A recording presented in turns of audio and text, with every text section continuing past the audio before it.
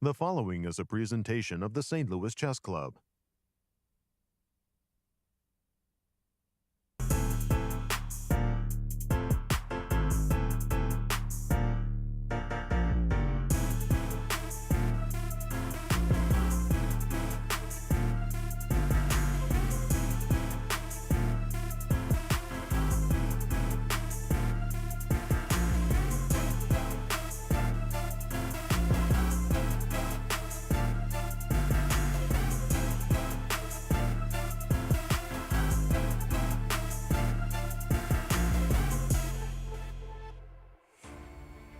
Hello everybody, it is beautiful Madrid that is hosting the long-awaited candidates tournament. It is finally time to determine who is going to be the challenger to the reigning world champion Magnus Carlsen. We have 8 of the best chess players in the world trying to fight for that coveted spot. To bring you all of the action from our studio in St. Louis, I am Grandmaster Alejandro Ramirez with my good friend Grandmaster Yasser Seirawan. Alejandro, as always, a great pleasure to be with you. And Christian to call all the action. It's going to be great. Oh, absolutely. We've been waiting for this tournament for what feels a very, very long time. As soon as, of course, the World Championship ended, we already started to think, who is going to be challenging Magnus next? Well, after this tournament, we're going to have our answer. Hello, everyone, and welcome to the Today in Chess show. And let's take a look at the roster of these 8 candidates. And what a great field we have for you. It's incredibly strong. This is one of the strongest candidates that I can remember. No outliers that I can think of when you have a minimum rating of 2750 in a tournament. Oof. That is just absolutely outstanding. Any of these players can realistically take home that coveted first place spot. To challenge Magnus Carlsen. This is going to be absolutely fantastic. Agreed wholeheartedly. And our format, Alejandro. It's a long tournament. We're going back to classical chess, old school chess, an 8-player double round robin. That means 14 rounds of chess. One of the longest tournaments still around in the circuit. Marathon. A marathon, absolutely. And a marathon time control as well. 120 minutes for the first 40 moves, 60 minutes for the next 20. And once you reach move 60, you get an additional 15 minutes, plus your 30-second increment start allowed before Black's 40th move. And we are playing for an amazing 500,000 euro prize pool, not to mention the first place prize, which is what everybody really cares about. To become challenger, and our schedule, Alejandro. It's a very long event, not just in the rounds and not just because it's 14 of them, but also because there's a lot of rest days. We have Friday, June 17th as the first round, second round tomorrow, third round finishing the weekend on Sunday, and immediately our first rest day, and it's going to be our pace for the tournament. 3 rounds and a rest day, 3 rounds and a rest day, all the way to rounds 13 and 14 to finish off the tournament. Marvelous. And we are, of course, joined by Cristian Chirila. Christian, good to see you, my friend. Drill down on our players. Good morning, Yasser. Good morning, Alejandro. And good morning or good evening, depending on where you are in the world, to every chess fan around the world. Because if you are not watching the candidates right now, you cannot call yourself a chess fan. But first, let's see who these players are and how did they get to the candidates. Well, we're going to start with a young Polish superstar, Jan Krzysztof Duda. He's aged 24. He is the best chess player in Poland. His FIDE rating stands at a whopping 2750. His world ranking, he's 16. He also was 5th in the world at one point. Right now, he qualified through the World Cup. He's the World Cup winner, and actually, he managed to beat Magnus Carlsen in a match in that particular World Cup. We're going to continue with Teimour Radjabov. He's the oldest player in this event. He's definitely going to be bringing the experience. He's aged 35, coming from Azerbaijan. His FIDE rating stands at a 2753 right now, 13th in the world. He got to the candidates by being nominated by FIDE. We're going to continue with one Hikaru Nakamura, the American superstar who has millions of fans around the world. He's aged 34, FIDE rating 2760. He's definitely surging right now through the rankings. Earlier this year, he was actually 2730, but he had an amazing performance at the FIDE Grand Prix. He won that event and qualified to the candidates. Richie Rapport, well, the young superstar from Hungary, age 64. He's currently 6th player in the world, and he qualified as the runner-up in that 2022 FIDE Grand Prix. And of course, representing FIDE right now, age 31, we have Jan Nepomniachtchi, the previous challenger to the World Cup, who unfortunately for him lost against Magnus Carlsen in November. He's sitting at 7th in the world. But of course, we have one Fabiano Caruana, the #1 player in the United States, 29 years of age, FIDE rating 2783. He's currently coming into this event as the 4th ranked player in the world, and he got here by through the 2022 FIDE Grand Swiss. He actually came in 2nd in that event. The player that actually won that event is Alireza Firouzja, the young superstar from France, aged only 18 years old, FIDE ranking 2793. He was actually above 2800 just a month ago. His world ranking, he's 3rd in the world. And he won Swiss, the 2021 Grand Swiss. And the rating favorite going into this event is the Chinese Ding Liren, 29 years of age. His FIDE rating stands at an astronomical 2806, 2nd best player in the world after Magnus Carlsen, and he qualified as the highest rated player in the event. Guys, we're going to have a fantastic event on our hands. Thank you, Christian. And indeed, Alejandro, do the honors, lay the table. What do you got for us for round 1? Round 1, let's see what we have in store for the pairings. Yasser Duda will be playing with white against Richard Rapport. Ding Liren, the highest rated player in the event, and Nepomniachtchi. Meanwhile, in the All-American matchup, Fabiano Caruana will be playing against Hikaru Nakamura. This is going to be one of the crucial games for me of this round. And Teimour Radjabov, white pieces, will be playing against Alireza Firouzja. No weak games in this tournament, none whatsoever. Not at all. And we know what the prize is all about, becoming the challenger, but there is plenty of money at stake, Alejandro. Yeah, not so bad. First place is 48,000 euros, second place is 36,000, all the way down to last, and you get 7,000 euros per point that you score. That is for every single player. So certainly an incentive to score as many points as you can, run away with the tournament. But no question about it. What are they playing for? The grand prize to become challenger. Absolutely. The winner of the 2022 Candidates Tournament will play Magnus Carlsen in the 2023 World Chess Championship. That's going to be a huge one. Location to be determined, and of course, still with rumors that Magnus might not play depending on who qualifies. But as we saw in the press conference in Spain, yes, a lot of these players don't believe in what Magnus says. Well, but Magnus did say, I'm looking forward to playing against Alireza Firouzja. We are going to determine ourselves our picks. But an article I read, but just by the numbers, yes, the top 3 players by rating have a 66% chance of becoming the challenger. Yeah, Interesting. Not just the mathematical models. I've also seen it reflected in what's the betting lines and what people are speaking about. But Gary Kasparov said it very clearly that he thought one of the 3 possibilities of winning this tournament would be the 3 highest rated players: Ding Liren, Alireza Firouzja, and Fabiano Caruana. Much higher in statistical chances than the others.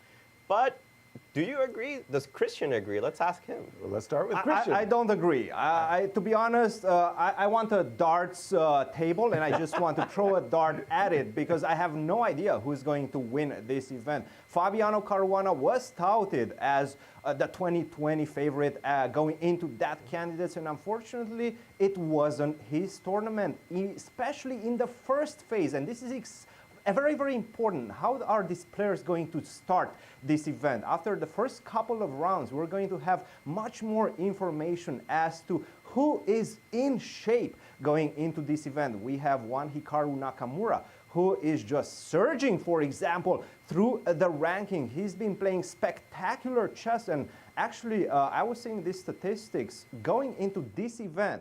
for the period 2020 to 2022, from the games that he has played and all the other candidates has played, he has the highest ELO performance, 28-30 something from the games that he has played so far in these 2 years. So he's definitely surging through the rankings. I know he had a difficult period. He went all the way down to like 27-30, but right now he's back and he's showing it with every single performance. And everybody else is just a superstar going into this event. It's going to be very, very difficult to determine without any information about who's in shape, who's going to win this event.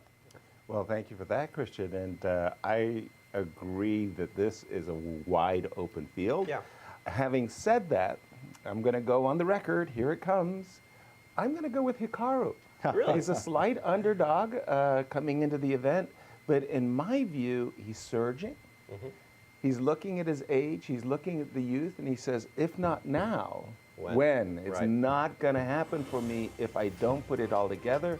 Of course, we know he's streaming, but guess what? When you're streaming, you're playing chess.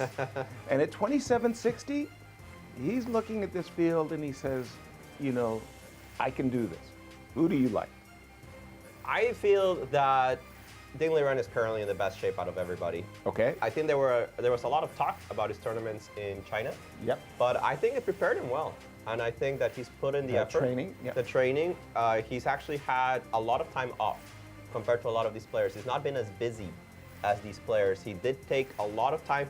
I don't know if it was necessarily because of his decision, partially, of course, because of the pandemic, a lot of travel restrictions going back to his home country. He did not play a lot of chess. He actually had to marathon. He actually had to marathon a bunch of games to make himself active. Exactly. To qualify to this tournament. But I still feel he's in great shape. I think Ding Liren is the front runner in this tournament. I like your pick of Hikaru Nakamura. To me, he's more of a wild card. Exactly. You just never know with Hikaru. He could be completely in shape, and he could be completely off shape, and everything will be determined in the first few rounds for him. No question. And Cristian, jump right in if you don't mind. Who do you like out of these top 8? Yasser, I definitely like your pick, Hikaru, but I don't like Alejandro's pick. Ding Liren hasn't played a 27 plus rated player in classical chess since the last candidates. He's been surging through the rankings. He has 2806, but he only beat 2650 players going into this event. I don't know if that goes to show how well he's going to perform in this one and how much of a shape he's in. Definitely, I'm going to go with Fabiano Caruana. I'm generally not picking Fabiano to win this type of events, but this year I feel like he feels also it might be one of his last chances. He's already 29 years of age. He has a lot of experience, but at some point, if you play too many of these candidates, I feel you lose some motivation. Right now, he's on his third one. I think he needs to win this one, and he knows that, so I'm going to go with Fabiano Caruana. Just to correct you. Yeah, This is fourth. So definitely the most experienced. We have 3 newcomers, Yes. Alejandro, including the teen sensation, Firouzja. How come you didn't pick Firouzja? We have to talk about it. The thing is that Candidates is a different breed of tournament. The Candidates is something that you prepare for months. The Candidates is not your usual tournament that you show up, you have all these ideas, you can be creative. We're talking about months and months of preparation. Fabiano Caruana and Alireza have known that this tournament was coming up for so many months. Yep. But Fabiano knows how to prepare for it. This is Alireza's first rodeo on something so strong. Yeah, and we have Firouzja Akobian picking Fabi as well. And the games are now underway, and I got to tell you, the Donnybrook between Fabi and Hikaru is going to be my marquee matchup. It's not just because it's the American player, but I think it really will set the tone for both of these players, very much so. Very much so. With Fabiano knowing that Hikaru was going to be in the tournament for so long, it's been already a few months, you're white. You know that you have to prepare against Hikaru. This is a chance. And this is important for Hikaru as well. Get into the tournament, not lose against Fabiano, not get an uncomfortable not get an uncomfortable position with the black pieces. Show that your preparation is up to par to somebody whose reputation has been openings for so long. Right. A little undeserved, actually very undeserved in my opinion, but that has been Fabi's reputation for a very long time. Agreed. And for Hikaru Nakamura, again, starting out with black against his countrymen, knowing that Fabi is probably a pre-tournament favorite, as we've been discussing. Getting off with a nice, easy draw without too much pressure would be an ideal way of opening up the event. We don't have a counter yet. Move to 1, E2, E4, but E7, E5. This could also be the ceremonial first move. Yeah, we'll be taking a little bit of a look. What about opening predictions for today, Yasser? I expect Fabi to open E4. It's been his bread and butter forever. Yep. But he did open D4 against Wesley So in the candidates that he won in 2018. So he's been adding. So he started with a victory over Wesley. The one that he won in 2018, yeah. He started with a victory against Wesley in this Catalanish position with, Slav Catalanish position with Queen B3. That was a crucial one because I felt that Wesley fell apart after his 2 consecutive losses to start that tournament. Right. So important for Hikaru to start well. No surprise here, in my opinion. The Berlin defense. This was the first thing I wanted to say when we got word of the ceremonial first move. Knight F6 has actually been Hikaru's go-to #1 defense against 1 E4. He can play just about everything. He's a virtuoso, but definitely the Berlin has been his go-to in the last few years, maybe even longer. Yeah, absolutely. Hikaru is one of those players that really transformed himself from being an incredibly aggressive, incredibly dynamic player that could play gambits against everybody, to a player that's actually very, very solid, especially with the black pieces. He has a repertoire that's very difficult to beat.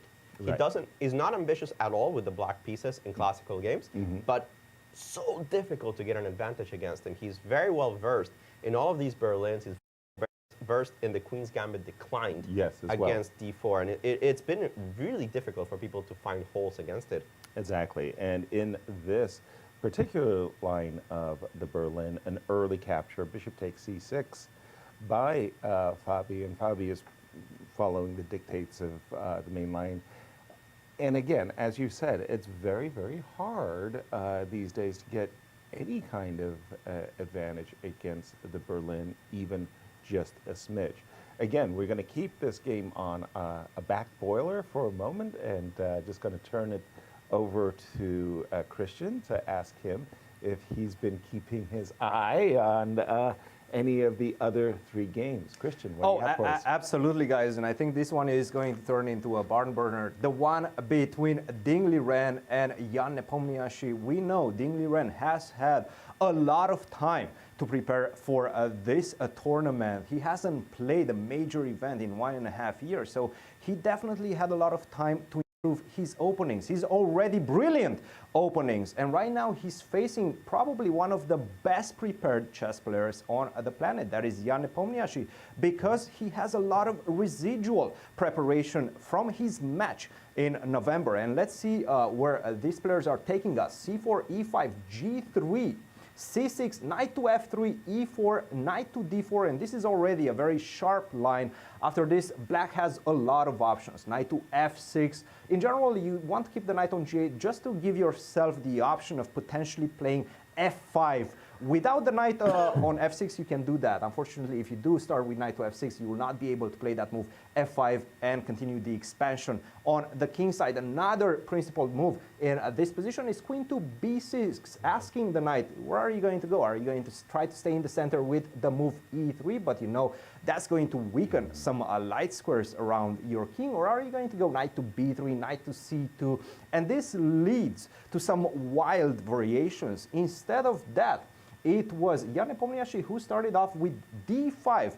Now, this is much more of a principled approach. You are taking the center, you're forcing white's hand, because at this point you can play the move D3, but that just simply doesn't look right. C takes D5 seems to be one of the main options, and now we have queen takes D5. If not knight, not the C takes D5, because if you do take with the C pawn, then unfortunately this knight is going to stay there on D4. I'm going to go knight to C3. This queen is going to be tied to the defense of the pawn on D5, so queen B6 is not going to come as easily. You're not going to be able to kick my knight away from the center, and after that, I will hook this pawn on E4. This overextended pawn on E4 with the move D3. After you take on D3, I'm going to take, and then I'm going to have a target. I'm going to play against your isolated queen's pawn on D5. So taking with the pawn is not a good idea. He instead took with the queen, and this is theory as we know it. Now you do have the option of playing e3, but unfortunately, if you do overextend with the move e3, of course, I'm not going to take on e3. My rook on h1 is hanging, be careful, but I will just simply go f3. We're going to exchange, and I just have a lot of pieces already developed. I do have a lot of interesting presence in the center later on. After we exchange either with the queen, either with the bishop, I'm going to go e4, and you're going to be in a deep danger. This one is going to be a very interesting one, guys. Back to you. Thank you very much for that. Indeed, Christian, keep a careful eye on that. By the way, we're going to be here a long time. We hope you stay with us for as long as you can. And to make our lives much more interesting, you can join the conversation.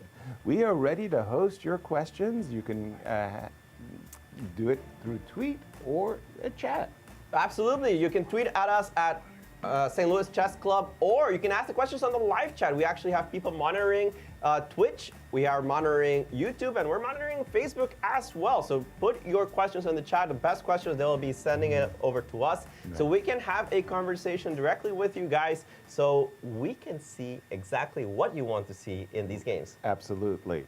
I'm looking at the game of Fabi. Fabi played the move knight b3, which I think is just still where in the standard dictates of theory, if you will, or is this a little bit off the beaten path? It's just Alejandro? a little bit off the beaten path. The knight normally doesn't go to b3 in this position. So I'm more familiar in this position with both the moves b3 and d4, because d4 ed is not really a move. Right. Because you just lose to e5. So, but I know this position very well. Knight d7 has been played tons of times. Exactly. Very common, and I think that Lanier Dominguez, a specialist of this variation, proved that this is equal beyond doubt. And knight b3 I am not as familiar with, and it seems to me that Hikaru isn't as well, because he hasn't replied. That was my question. Yeah, definitely knight b3 seems to have caught Hikaru a little bit. Yeah, the first little opening battle, it's not a huge deal, but it is nice to get that first surprise in. Okay, so with the move knight b3, you were mentioning that the d3, d4 expansion is on white's agenda. Possibilities of knight g5, f4 also to be considered? Or is that something you tend to shy away from? Not necessarily shy away from. It's a fascinating position, because based on the structure, you would think that white is the one looking for a break, either d4 or f4. The difficulty strategically of this position is that the more you open the position, the more the pair of bishops gains strength. Right. So it's a bit of a paradoxical position in which white both wants to open and doesn't want to open the position. And I feel the move knight b3 is a little bit more of the cagey type of ideas. Instead of trying to immediately blow up the position with d4 or knight g5, f4, I think white is going to maneuver around first. This knight on b3 probably headed to the a5 square just to put pressure on the queen side, maybe also just to prevent black from expanding himself. A lot of the times black, his idea is to play a5 and a4 in these positions, grab that space in the queen side. So I like the move knight b3 in the sense that it's not as committal, and it still keeps a lot of options open for both sides. Okay, interesting. But these two players are certainly no strangers to one another, having played in many U.S. championships. 7 wins for Fabi, 6 losses. But look at that, 33 draws. And they have a measure of one another. I mean, don't, that's just classical chess. Don't even get started. Rapid blitz. These guys have played each other so many times. Clearly very strong rivals. I mean, they're both from the same country. They've been playing U.S. championships for many years now, and they've produced some fascinating struggles. I think Hikaru had the upper hand for many years, and Fabiano came back and won a few games in a row before Hikaru caught up. And currently, even though Fabiano's up 1 game, I think it's a toss-up, absolute toss-up between these players. Let me throw it out there. I see the move knight b3, and I think to myself, you know what structure I don't mind having? I don't mind having a structure where it looks like I'm imprisoning and tombing my own bishop, but if I can take away the d3, d4 break by playing a move like c5, and maybe just on a very, very good day, threatening to undouble my pawns with the move c4, how could white possibly take advantage of this challenge? Well, it's a very sensible move, and I think that it really comes down to whether I can do something with my knight on b3 kind of quickly.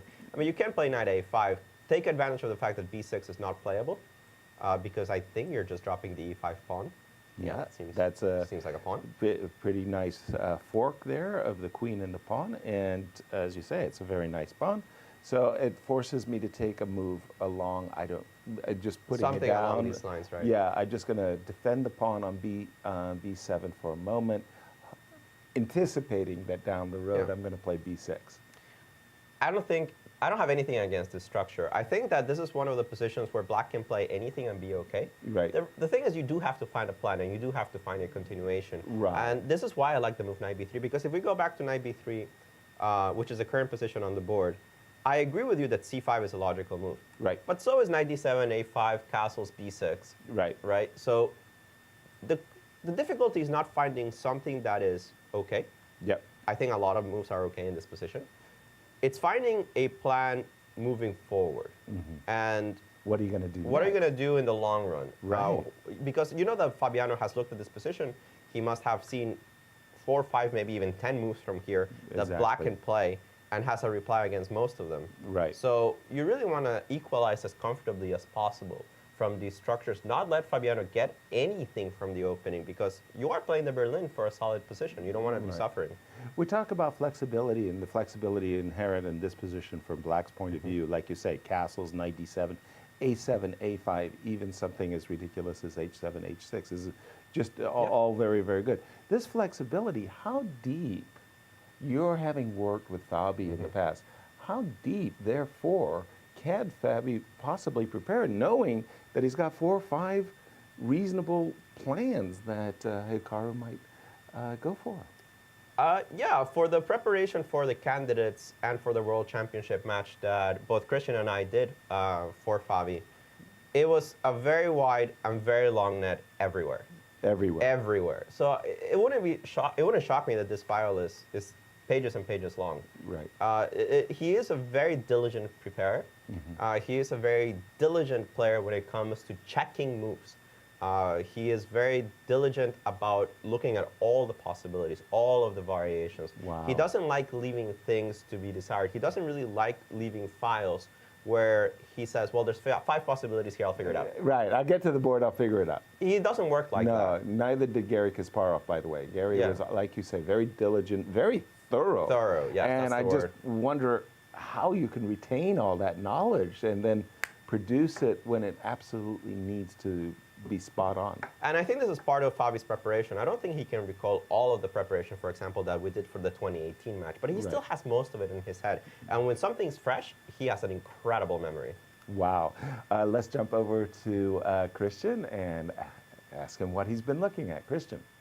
I do have to say regarding Fabiano's prep, I do think that for the candidates in general is a bit more shallow, his preparation. For a World Championship match, we have like 3, 4 training camps of 2 weeks, 3 weeks each. We have almost a full year going into the World Championship match. So we have a lot more time to cover all of this. For the candidates in general, you will get 1, maybe 2 max camps in preparation for this one. Nevertheless, going against Hikaru Nakamura, we know that Hikaru will probably try to stay tight in this event. He will not engage into his usual King's Indian defense, maybe some Sicilian, some crazy stuff. No, he's going to try to play more compact chess. And I assume Fabiano expected the Berlin and prepared diligently against the Berlin. Also, the Berlin is probably an opening that most of the other players will play, if not Fabiano himself as well. But I was taking a look at this game between Jan Krzysztof Duda and Rivalry Rapport, and this one is developing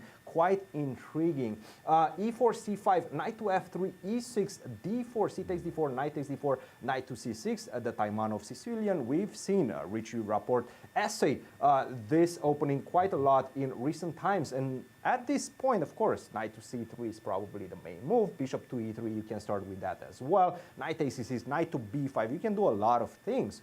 One move that we generally don't see, and after looking at it, bishop to f4 is the move that came on the board. And I was looking through the games that were played in this variation. By the way, only 16 games in existence.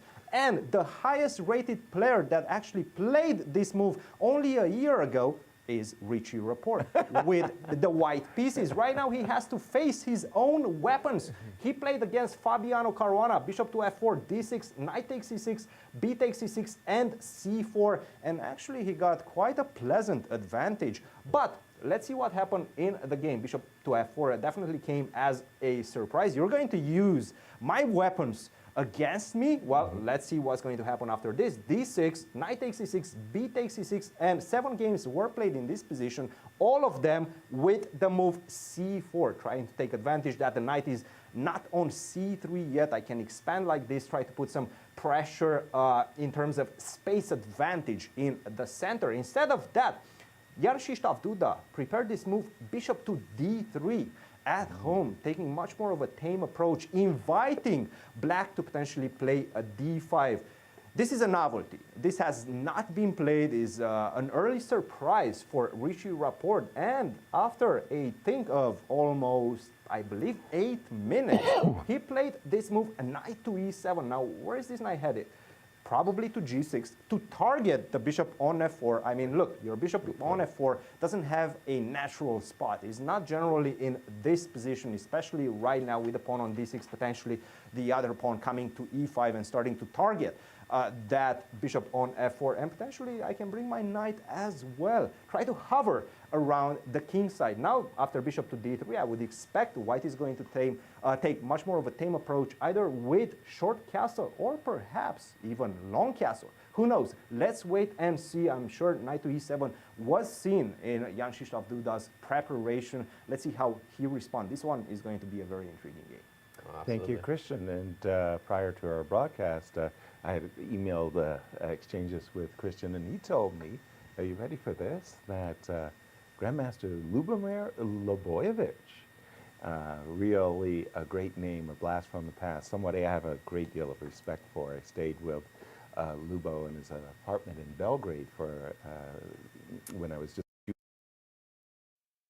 just in Yugoslavia, so I have a good experiences with Lubomir. And Lubomir, a very, very creative player. It will be very interesting to see if their work relationship really produces something special. So, right. Well, welcome back, Lubo. Right, he's working, well, allegedly working with Richard Rapport over there in Madrid. He was spotted with Richard in the same flight, so... Something to be said for that. Something to be said, but certainly an intriguing player, right? A legend of the chess world. Definitely. I think a lot of the young generation might not be as familiar right. With all of his accolades, but what an impressive career Lubo had, and now perhaps even adding to it, not as a player, but as a coach. Interesting. Just wanted to draw your attention to the game of Ding-Nepo against Nepo for just a moment. I'm an English player. I played this position. I didn't actually play a2, a3. My ideas had actually all been revolving around moves like queen c2 and or the very early b3 and bishop b2. Right.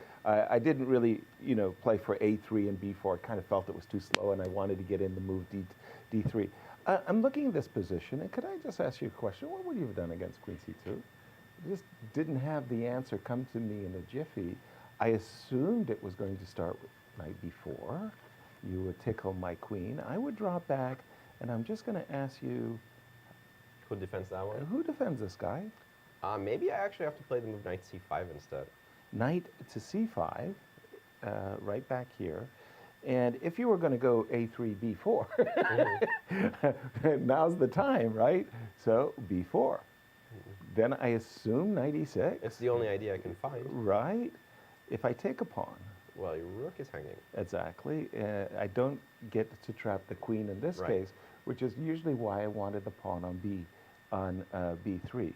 This isn't, you're not forced to take my rook. In fact, if the pawn was on b3, I'd be able to trap the queen.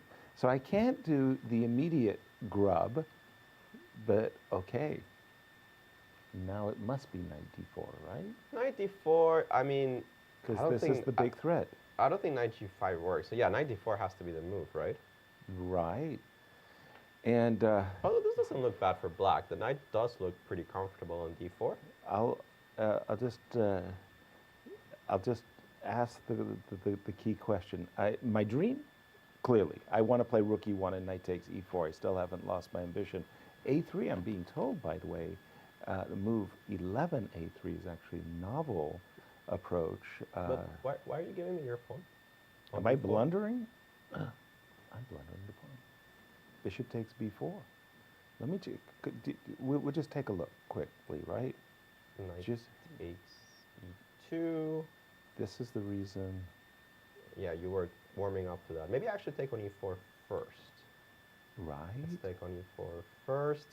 And that would force me. Bishop takes. But I have the feeling that black must have more than one move after that. Knight takes e2, queen h5 looks right. Yeah. So queen c2 was like kind of the first move. The other move, I played b3. I've also played d3. a2, a3. Wow, that's it's slow. Slow, right? It's slow, but in a way ambitious, because if you do get the move b4 and with the knight on a6, the knight will take a little bit of time to return to the game. I will get my bishop to b2 one day. Right. And if anything, it's taken Nepo a little bit out of his prep. He's finally played the move rook e8 after quite a think. And let's take a look at how these two match up, Alejandro. I actually don't know. 2 wins and 2 losses, so it's about even between them. Of course, the last game that they played, I believe that Ding-Nepo actually beat Nepomniachtchi in the final round of the candidates, even though that was irrelevant by that point. Yes, exactly. Nepo had clinched with 1 round to spare.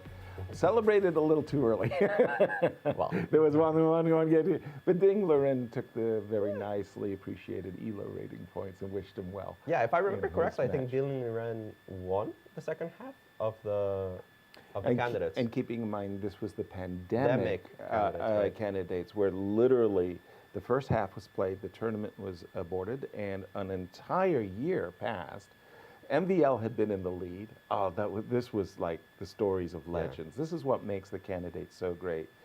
An entire year had passed. MVL was in the lead. They returned to the candidates round 8, the first game of the second half.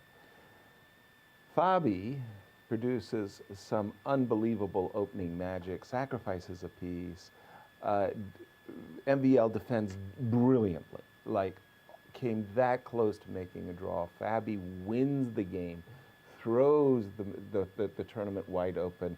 Nepo says, if you don't mind me, fellas, I'd like to take first place and become challenger, which is exactly what he did. He kind of ran away with it. A full round to spare for his victory. The results that he needed kind of fell in his lap. At the end, yeah. At the end, and he did have a great performance in that tournament, very cleanly winning against some of his main rivals, very cleanly winning against Alexenko, which I think was a very big difference between the previous candidate and this candidate. And even though Alexenko is a great player, a 2,700 player, it's hard to say that he was really ever in contention to match against Magnus Carlsen. No. And everybody kind of looked at him like, okay, this is the off guy. This is the mark. Yeah, unfortunately. No such thing in this tournament. Exactly. And if anything, you could say, well, like Teimour is coming in as the lowest rated player, but we know Teimour. Actually, Duda is lower rated than Teimour. Duda? Yeah. Oh, okay, I didn't realize that. I apologize. But the difference is so negligible. Right. You're looking more at current shape and current form than rating at this point. For example, 2760 for Hikaru. But nobody's really thinking, well, yeah, that means he's 3 points lower than somebody else. No. That has nothing to do. It doesn't matter. I mean, once you pass 2750, which everybody in this tournament has, they're all the same. Yeah, 2750 is just an incredible high watermark for these players. And like you said, Teimour Radjabov, 3 points higher rated, is not the lowest rated player in the field. I think that Teimour, people are saying, like, if anybody is the mark, it's Teimour. But don't take that, like, wait a minute, this guy is really, really dangerous. By the way, we do have to move after rook e8. b2, b4 came very quickly. If you say A, gotta say B. Right? Bishop b2 on white's edge and queen c2. Now, the move rook e8 obviously is designed that, one day you can move the bishop, maybe move the queen and play bishop h3. I think that's almost like the dream come true from Black's point of view, is that if he can maintain the pawn on e4 without necessarily messing up his natural flow of development and get in the move bishop h3, Black will have done well, equalized, or yeah, you start thinking about being better. Bishop h3, rook d8. Black is not only solid and well placed, but also is able to target a lot of white's position. Yeah. d2 is going to be a little bit loose. If you move the knight on e3, knight g4 becomes a little bit of an issue. So Black, with a lot of space and very active rooks starts to get the upper hand. So yeah, I agree with everything that you said before, and I think the move bishop f8 is so natural because you just played the move rook e8. I'm actually curious about this particular position because bishop f8, bishop b2 looks so normal. Queen h5, and I already like black. Well, again, the prep, how deep is the prep? Deep, yeah, okay. I mean, the first moves you like to look at are moves like Queen C2. Like a dream for me would be to sacrifice an exchange where I keep my E2 pawn. Yes. Like if I had some position like this where I'm not hanging my E2 pawn, here I think my bishops are working, I've got a nice center, but queen takes E2 really ends my joy. Something we'll keep an eye on, and let's jump to Cristian. And Cristian, tell us what's on your plate. Well, actually, fellas, I was looking at this game in particular, and let's take a look at how we got there, because I think it is quite interesting, and I have to say I'm mightily impressed by the preparation of Ding Ren, because he hasn't been spending a lot of time, and it is actually Nepomniachtchi who is spending and burning through his clock. Now, let's see, at this point after bishop to e7, generally we see the move d4 or d3, trying to simplify the situation in the center, especially regarding this pawn on e4. Instead of that, white played the move knight to e3, much more of a patient move. I'm going to wait for you to show your cards. Are you going to go castle, or are you going to try to launch an attack with the move h5? At this point, only 4 games have been played after knight to e3, and all of them were with the move h5. Nevertheless, I have to say, this move h5 doesn't impress me after going through the variations. For example, and I think this was definitely within Ding Ren's preparation, d4 now is asking a very pertinent question. What are you going to do? Are you going to abandon your attack on the king side with the move queen to c7 or queen to d6? We know that you want to play h4 followed by queen to h5 and checkmate me on the king side. The move d4, if you play the move queen to d6 or queen to c7, that queen is going too far away from the battle on the king side. Now you can take on d3, but this allows me to open up the avenue for another one of my defenders, one of the most powerful defenders, the queen on d1. Now queen to h5 unfortunately is not going to come as easily. Also, after this exchange and the opening of the light square bishop on the long diagonal, I have this extra option of continuing the attack in the center. You're attacking me on a flank on the king side. I'm going to counter you in the center. And for example, after the move h4, d4, this is already, the way I see it, problematic for black. You can go queen to h5, but this endgame is just going to be a pain to defend. Your attack is not going anywhere. You simply don't have enough pieces. Who knows who's going to be favored by the opening of the h5? Probably is going to be actually white. But also what I can do, open up this monster with the move d5, the monster on g2, and after that, all your pieces are discombobulated all over the place. This position is just not easy to play for black, a very, very difficult endgame. Of course, this is not something that Nepomniachtchi is looking for. If you go backwards to c7, once again, queen to h5 is not coming, queen anywhere around my king is not coming, and you're not going to be able to continue your attack. I do have an attack in the center with the move d5. Once again, if you open up, allow the knight to go to d5, centralize the knight, followed by rook to e1, putting a lot of pressure on the open central files. This would spell doom for black. So unfortunately, after h5, d4, you have to know this move. E takes d3, e takes d3, and queen to d4. Actually, what you're trying to do is stop me from playing the move d4, but also trying to redirect your queen to a much better square. That is actually d8, not c7. That is the place for the knight. You want to drop back with the knight to c7 and block my d-pawn on d5. So that's why you start with the move queen to d4, knight to e2. I'm trying to kick away your queen, queen to d8, followed by knight to c7 whenever you play the move d4. And we have a very, very tense strategical battle in this one. White has its trumps, black as well has its trumps, and this would be a very intriguing game to follow. Nevertheless, I have a feeling Ding Ren knows this position and knows it extensively and much longer. Now, he did not play the move h5, Nepomniachtchi that was. He played the move castle. He showed his cards. I'm not going to attack you on the king side. I'm not going to go h5 anytime in the future. So we're going to be discussing in the center as well as on the queen side. Definitely not on the king side. a3, starting with a move a3 followed by b4, opening up the avenue for the bishop and leaving the pawn on e4 as it is. Is this a strength or a liability for black? Well, who knows the answer? I think it's Ding-Liren who knows the answer, and I think he's betting that the pawn on e4 is a liability that's going to be attacked by my pieces. Rook to e8, b4, bishop to f8, bishop to b2, and right now, actually, after b4, never mind. No moves have been played, and I will let you guys take it over and tell me what your impression of this position is. And before we go there, Yasser, you mentioned Rivalry and Lubo. Check this out. There it is. This is the picture that you were discussing. Off to Madrid, Rivalry says.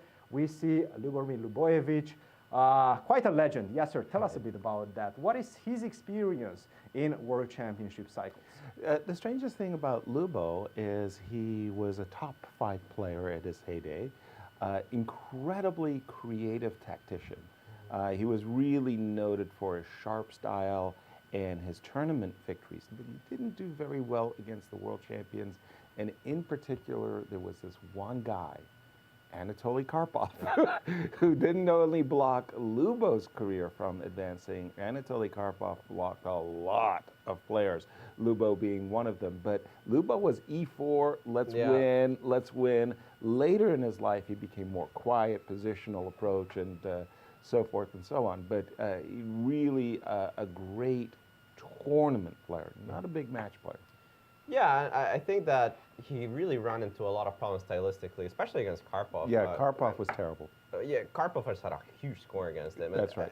It really does come down to the fact that he was such a creative player, and Karpov just loved playing against his creative players. He just loved being positionally better or taking the material, defending, squeezing you. Exactly. And Lubo was not about defense. No, no. I wanted to turn our attention to Teimour versus Ali Reza.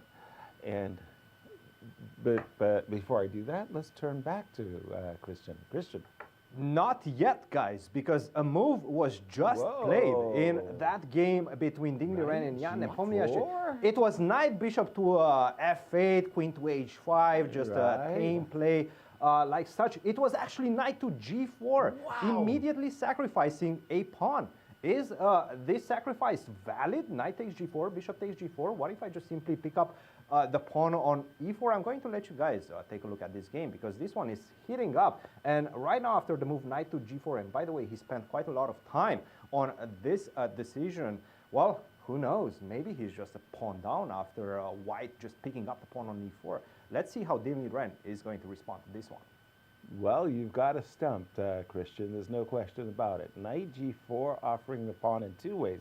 We can take immediately. You could even Bishop take takes e3 and invite you to open up the f file, or as you said, play knight takes g4 followed by bishop takes e4. So 2 choices for white. In this case, I can imagine I've doubled my pawn, but yeah, but wait a minute. This rook is going to be nicely placed on the half-open f file.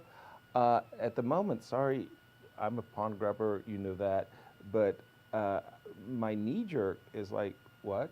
Do you see it? Because I don't. Bishop takes e4 for the moment. Queen h5? What? I don't get it. Good morning, St. Louis.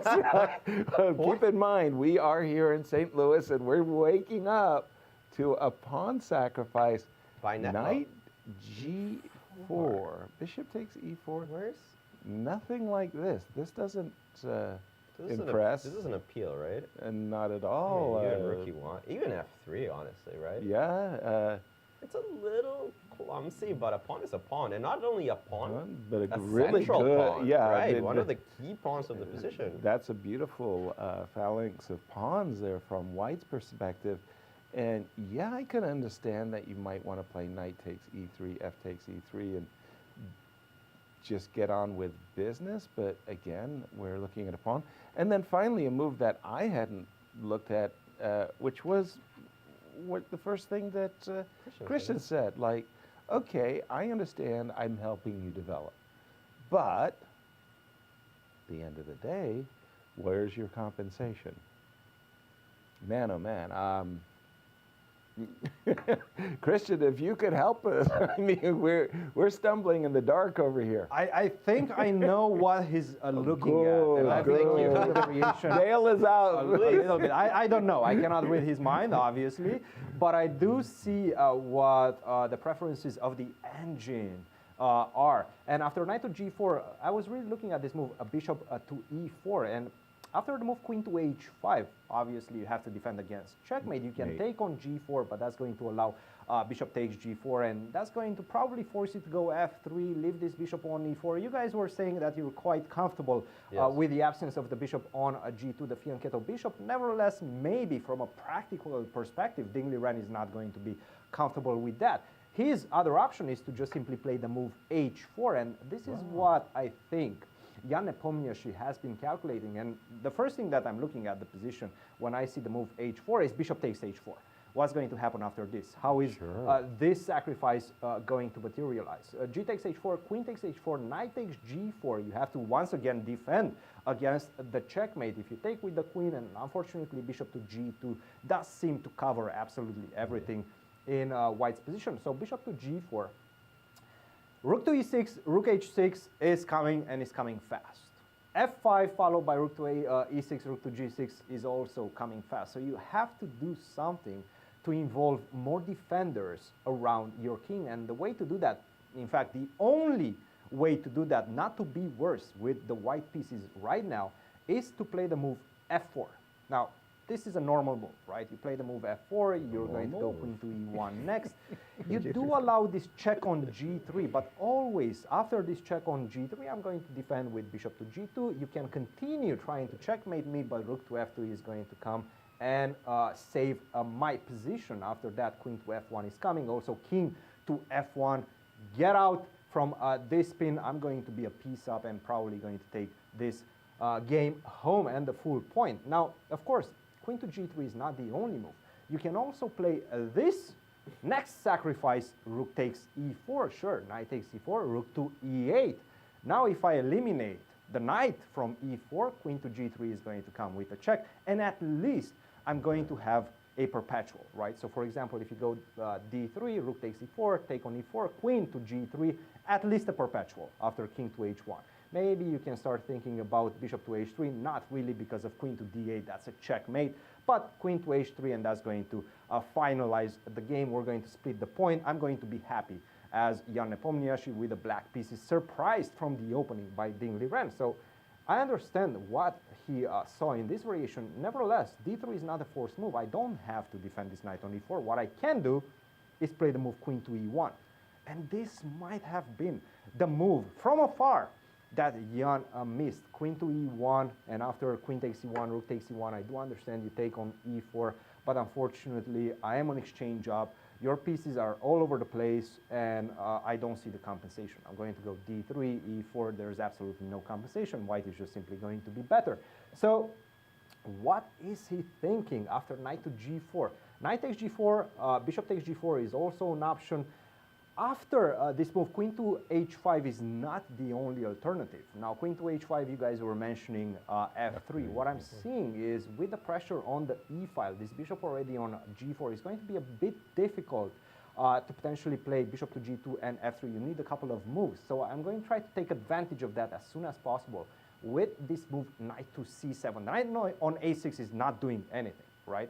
I have to involve this final piece into the game, and the way to do that is to try to target the knight on c3. The knight on c3 right now, first of all, is pinned. You cannot move it because you're going to lose the rook on a1, but also it's the defender of the beautiful bishop on e4. Centralized bishop, very nicely placed. Knight to b5 is a big threat, nevertheless. So for example, if you play something like bishop to g2, a very natural move, I'm going to go knight to b5, and it is actually black who has the dynamic in the position and the initiative and full compensation for the pawn. So perhaps this is what he's looking at, this type of ideas. I'm going to give you a pawn, but I'm going to be able to find dynamic play for all of my pieces. Let's see how the game is going to develop. Well, thank you, Christian, for that, because I needed that. I just didn't feel I saw the compensation at all, Alejandro. At least Christian is seeing I didn't see anything. I mean, he was showing some lines where black is at least causing Ding some discomfort. There's something I didn't understand about all of these lines. Yes. Why couldn't I do the same thing without giving up a pawn? Bingo. Right? You don't need to play knight g4. You don't need to play knight g4 to play knight c7 or to develop your bishop. Go knight c7. Go knight c7, right? Right. Wasn't knight c7 a legal move the last Very legal, very legal. We haven't mentioned it yet. Teimour, Yes, Radjabov versus Firouzja. Again, Firouzja, this unbelievable talent from Iran, now based in France. Zoomed out of nowhere to #2 in the world, fell off the pace just a little bit, but nonetheless, his play was so inspired that Magnus Carlsen said, "I want this guy." Yeah, and I think a lot of people do. Perhaps not this cycle, but definitely for the next one when he's a little bit more of a mature player. But everybody's looking at Alireza as a challenger at some point. Exactly. He's so talented, he's so resourceful, he's so hardworking, and he's really shined with his style of chess that is uncompromising. Right. He just plays every variation in every opening. Whether it's King's Indian, It Queen's doesn't Gambit, matter. It just does not matter. he's provocative. He's very provocative, and you can see it in today's game where he is playing a variation which I actually know quite a bit about. I actually did a video series on this Really? very recently, yes. A little plug Please, there. Yeah. please, everybody run out to the shop right now today and get, Well, the course is called? Well, this is just published on limitlesschess.com. Right. It's a venture by Chicago-based Grandmaster Mezgan Amano. And it's basically Netflix for chess. You pay a subscription, you get a bunch of videos. Brilliant. And it's a really nice way of studying chess. Eric Rosen, Varujan Akobian, Josh Fidel, many authors in the website. And I actually published a repertoire against d4, which was based around this Neo-Vienna. I dubbed it the Neo-Vienna. It didn't really have a name before it. I thought Neo-Vienna was very appropriate. It is a Vienna, but it is without the move bishop b4. And it's very new. It's a modern Neo-Vienna. I'll get behind that. Yeah, thank you. I appreciate it. I mean, I'm taking full credit of it. Right. Your marketing department gets 2 stars. There you go. Thank you. 2 out of 2, I guess. D takes c4. And we're going through something that's become popular recently, especially because of online chess, in which you want to get chances on both sides. Right. The first time I ever saw that was thanks to Fabiano Caruana. The very first camp that we did for the World Championship, he just sat me down in front of the computer and was like, take a look at this position. I had never, B5? Like, I had what? never That's seen this crazy. in my life. Right. And the engine immediately gives +1 back in 2018. Right. And as engines develop better and better and better, they understood the move b5 is actually quite good. Wow. White only really has one way of trying to exploit the move b5, and it's the move e5. If you don't play e5 here, you're basically transposing into all of these Botvinnik type of variations where black didn't play c6. Exactly, which is a very compromising tempo. Right. If you can keep this diagonal open, that's a totally different ballgame. You know, it's strange. I played my whole career Queen's Gambit accepted. Yes. And if my opponent somehow tricked me into this position, bishop b4 was an automatic. Because nobody would have ever, without the help of chess, you go b5, oh, that just totally ruins your pawn structure. Yes. And I remember, actually, I think it was Shaq who had played a game. And I went, wow, the dynamic possibilities for black, even though his pawn structure has been compromised, it's actually really decent. I find it shocking. I mean, and it's become, as I said, quite popular. I think everybody's given it a whirl. Caruana, Mamedyarov, Wesley has played this, Nepo has played this. Magnus has actually faced this with the white pieces with actually a very bad score.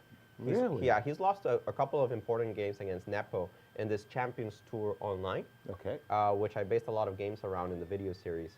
And this particular variation with the move a3, there's a lot of possibilities here. Queen c1 is very good. I think b3 is actually a very dangerous move as well. I've seen both, yes. Yes, rook c1 is a move as well. a3 is possible.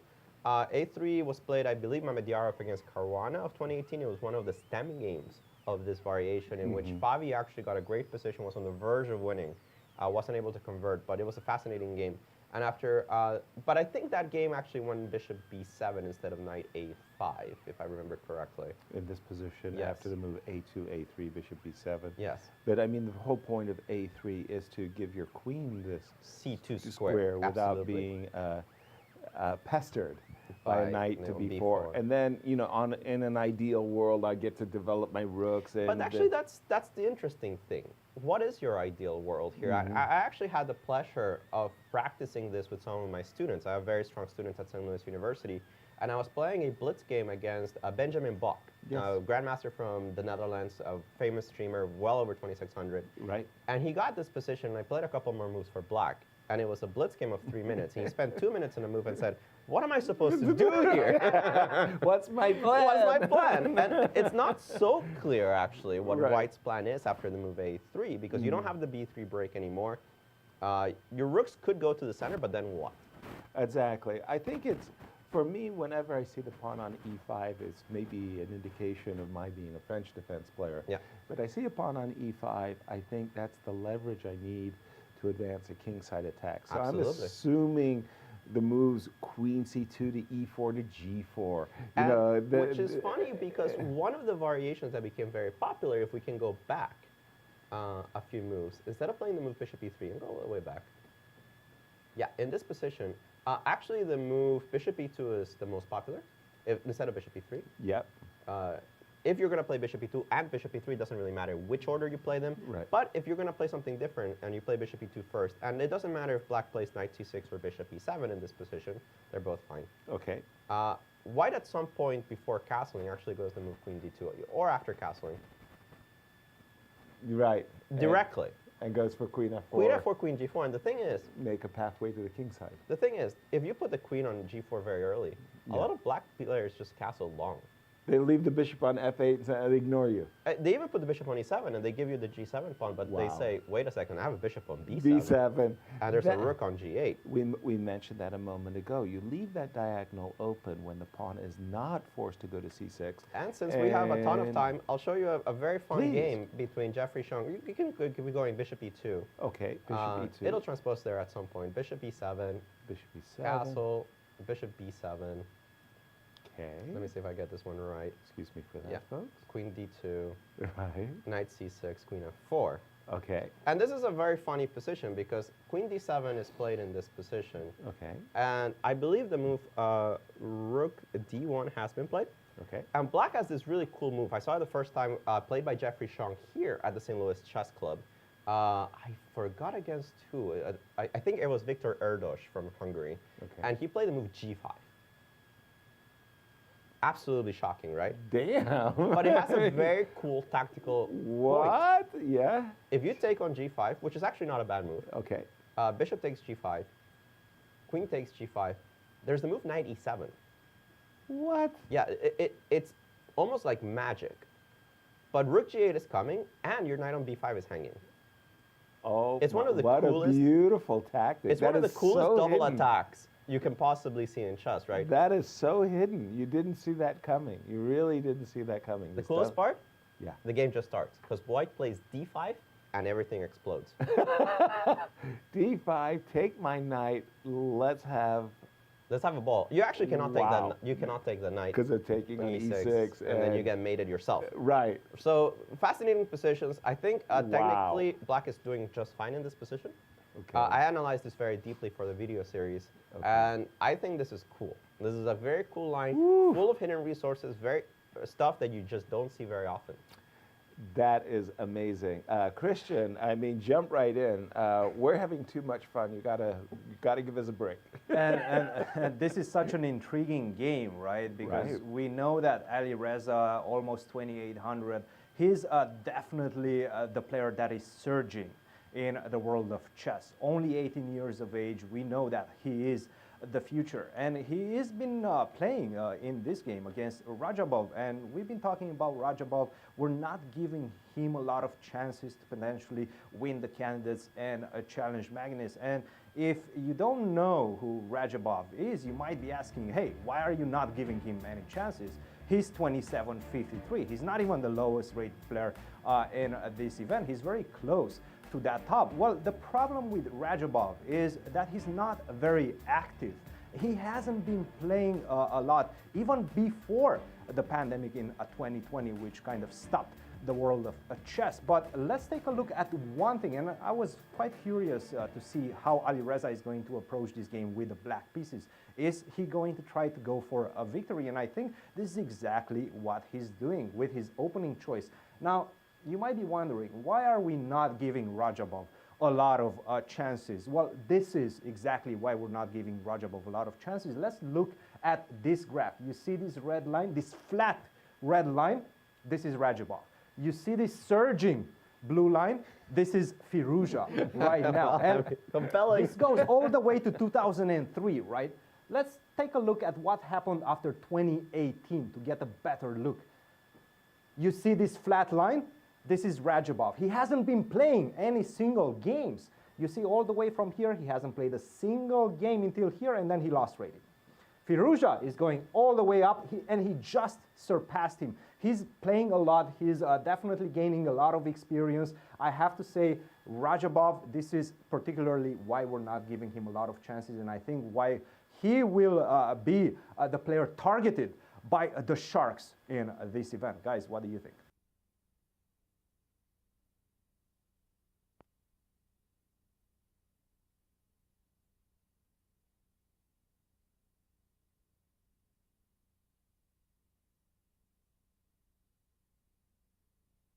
.2850 performance, and maybe even a greater performance than that. So you need to put together the event of your lifetime.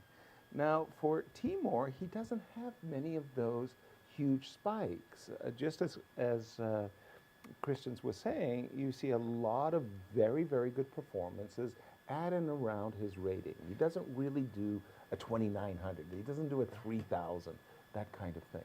He's earned a reputation.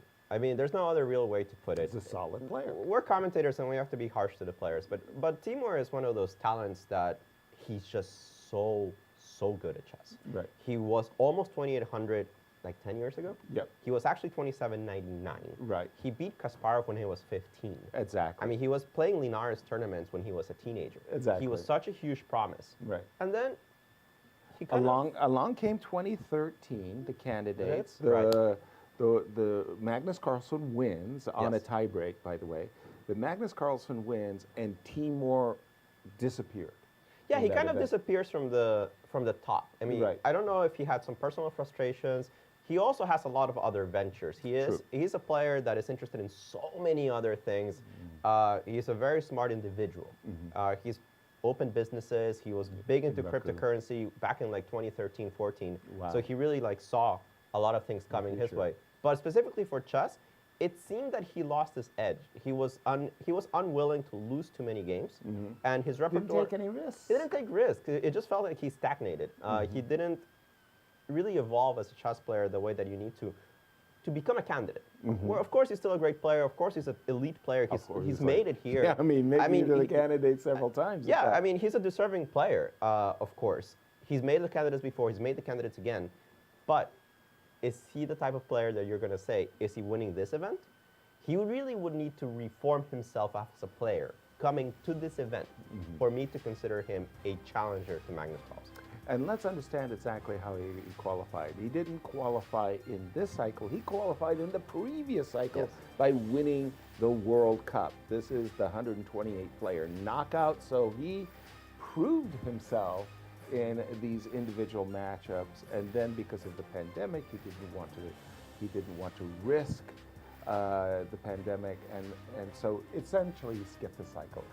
Cristian, back to you, and jump in with your thoughts.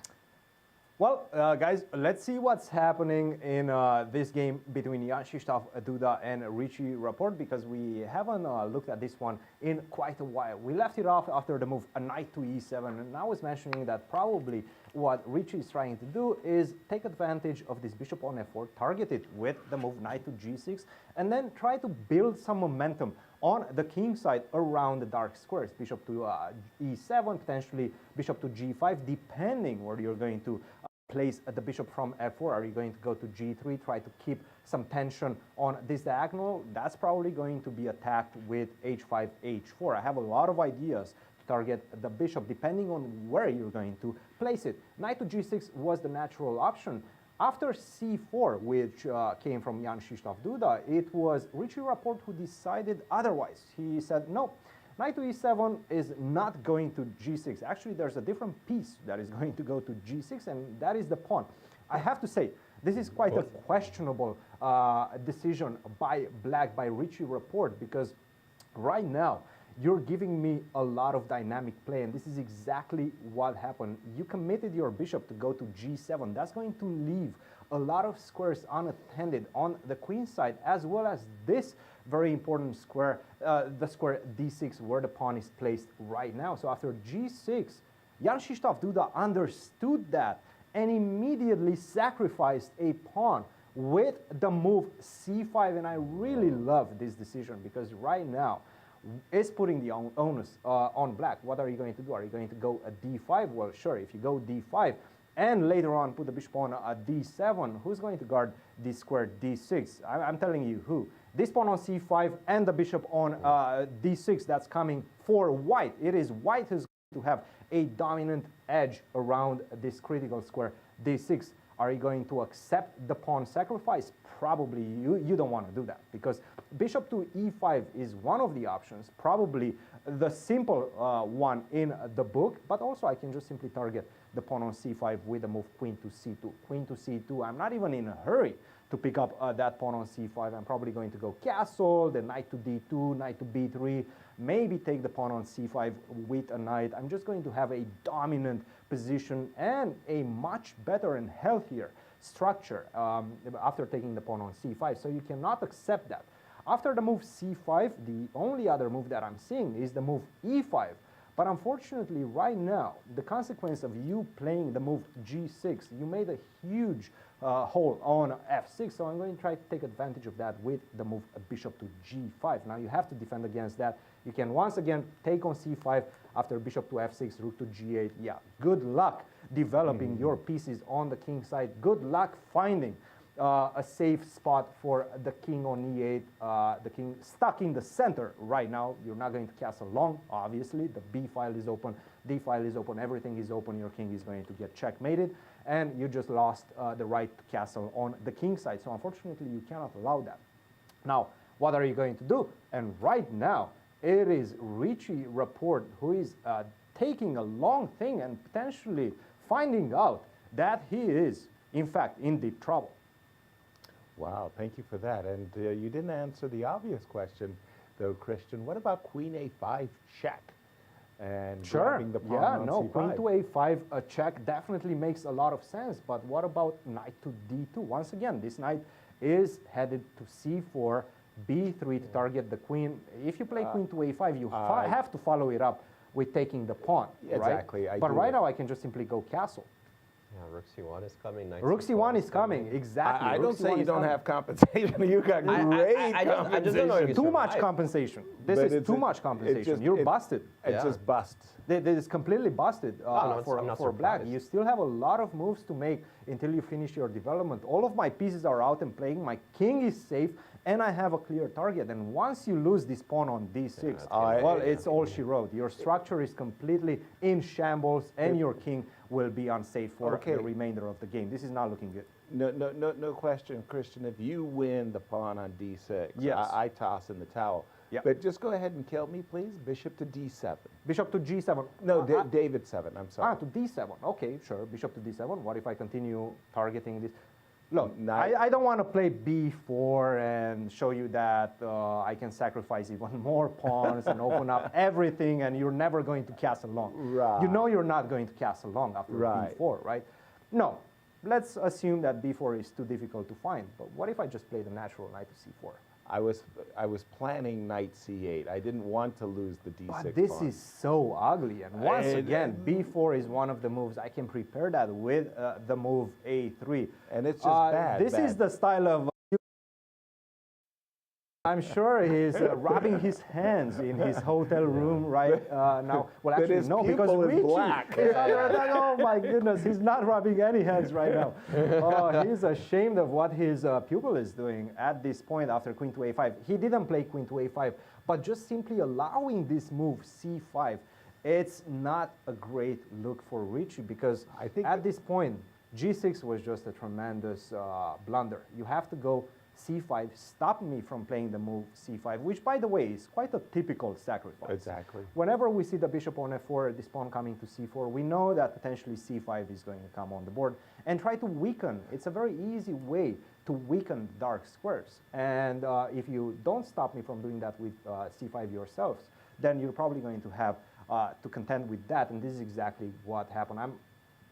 I don't like it. I don't like it for Richie Rapport. I'm definitely seeing Duda taking the full point in this one. I think g7, g6 is really an overreach. It really is, right? Overlooking the move c5. c5 is really coming with great force. Strength, right? We're going to get ready to take our first break of the day. Before we do that, we just want to inform you that if you like our broadcast, you would like to support all the great activities that are taking place here in St. Louis, go to Q Boutique, and we do have one of our beautiful vinyl chessboards featuring the St. Louis Chess Club and The Chess Capital. Chess Capital. QBoutiqueSTL.com will have some promotions throughout the event. And of course, today we have the vinyl board. It's very useful. You can always support us here. QBoutiqueSTL.com, all of your chess needs, you can find them there. Absolutely. We'll see you on the other side of our break. We all know St. Louis is a championship sports town, from the 11-time world champion Cardinals to the Stanley Cup champion Blues. But I bet you didn't know about all the championship places there are to get out and play here, like the World Chess Hall of Fame, Westport Social, and Topgolf, and now even our own MLS team. So whatever sports your team is into, you can always bring out your A game in St. Louis. Oops, sorry. St. Lou is always exploring.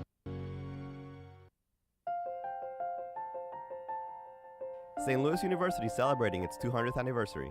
Offering world-class education in the heart of St. Louis, SLU attracts students and professors from around the globe. In 2015, SLU partnered with the St. Louis Chess Club to start a top-tiered collegiate chess team. On the very first year of the team's inception, SLU obtained second best university at the Pan American Intercollegiate Chess Championships. Higher purpose, greater good. St. Louis University.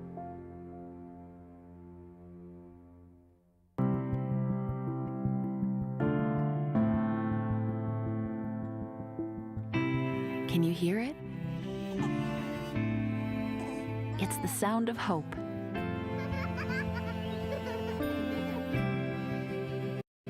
And health. And strength.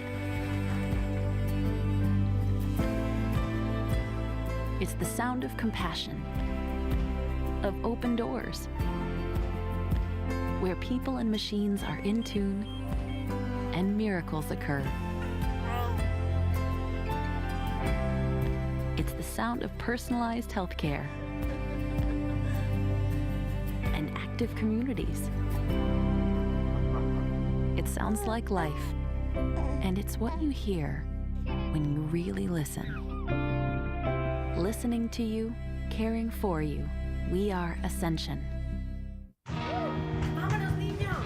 We're the Corey family. Welcome to our show.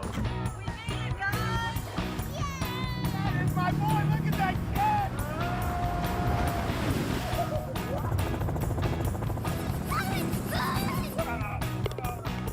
You guys gotta see this. That's our show. Now go start yours at visitmo.com. By now, you guys probably know there's a lot to see and do in St. Louis. But when it comes to the art scene, there's more here than meets the eye. From Laumeier Sculpture Park and the City Garden to the stunning Cathedral Basilica, one of the largest mosaic collections in the entire world. So if art is your thing, St. Louis is on display all year long. Ooh, now that's an exhibit. St. Lou is always exploring.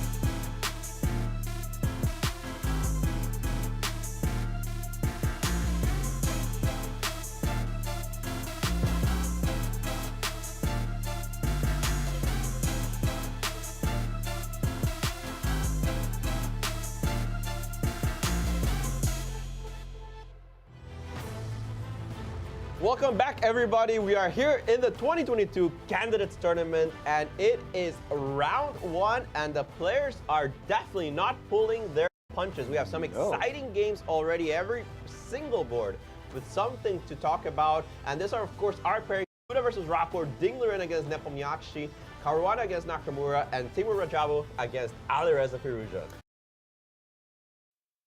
Sometime, but somehow the gods have conspired against us, and as fate would have it, exactly when we are going to turn to the game of Teimour, things have really heated up. Check this out.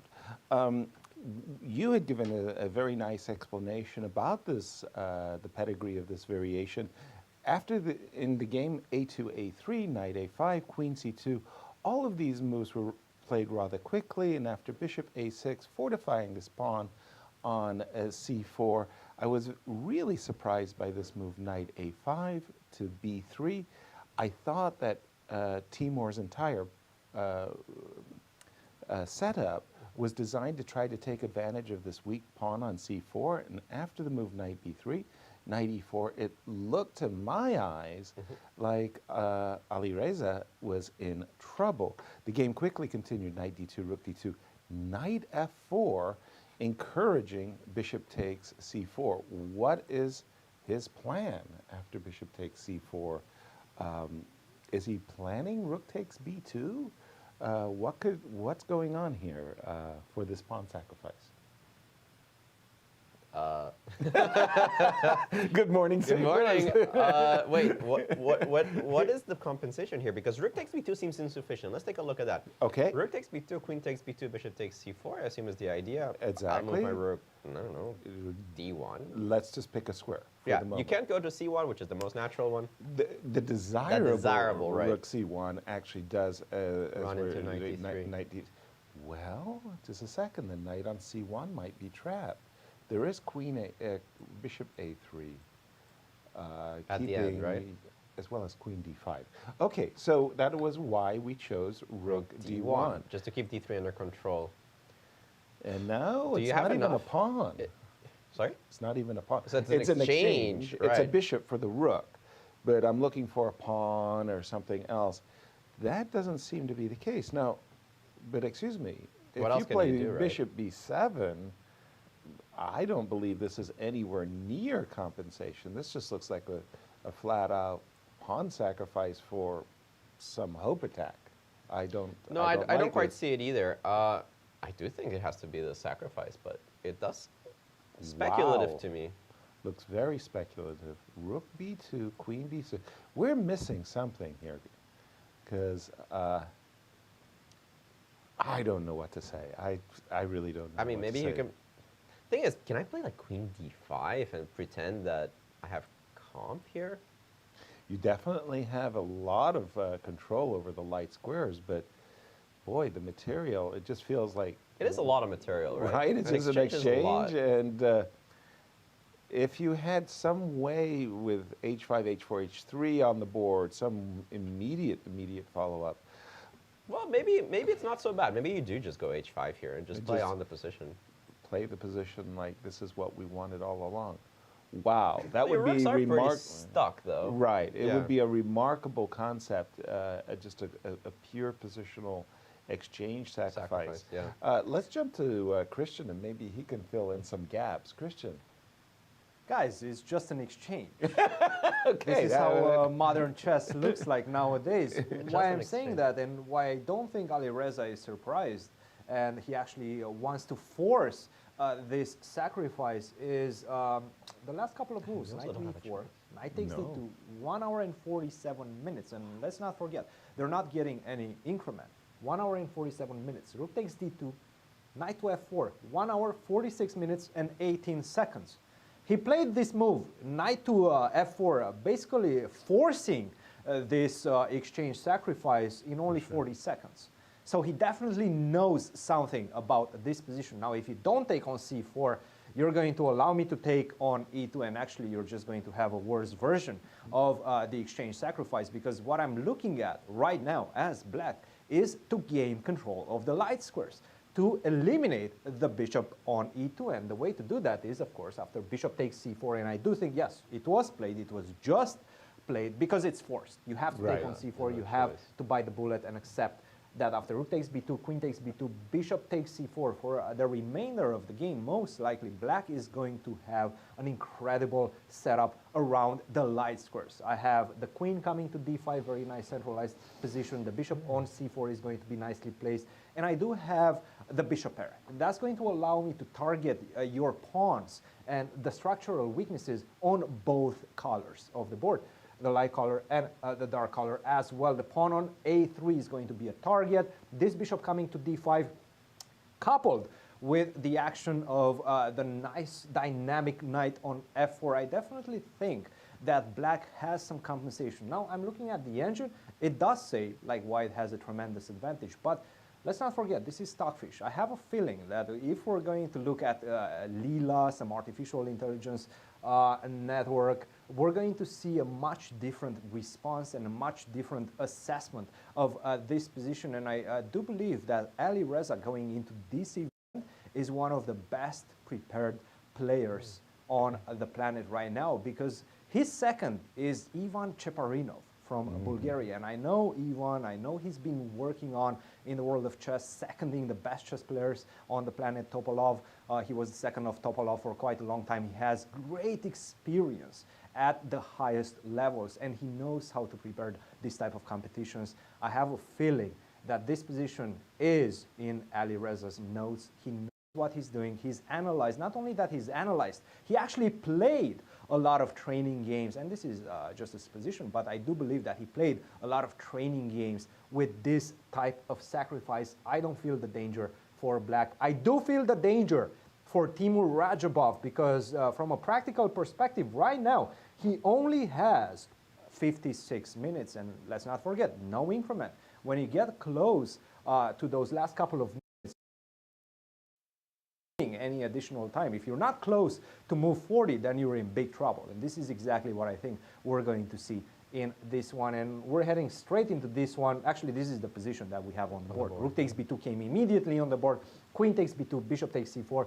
1 hour, 45 minutes for Ali Reza, 55 minutes for Teimour Radjabov, and I really like Ali Reza's chances. Now, another game that I was having my eyes on, of course, because this is a barn burner once again, is the game between Ding Liren and Jan Nepomniachtchi. And we were wondering, we had so many ways as white to gain that pawn on e4. Well, he decided not to take it. He decided to leave it there. And after this move, b4, knight to g4, which surprised us and everybody else, bishop to b2, including Ding Liren, he took a long thing, and he decided against taking the pawn on e4, queen to h4 game. And now, once again, the second alternative after the move h4, which was played in the game, was to take on g4 and grab the pawn on e4. Why not take the pawn on e4? The same problem. It allows black to build dynamic play due to the fact that you have to lose some time to get your pieces back.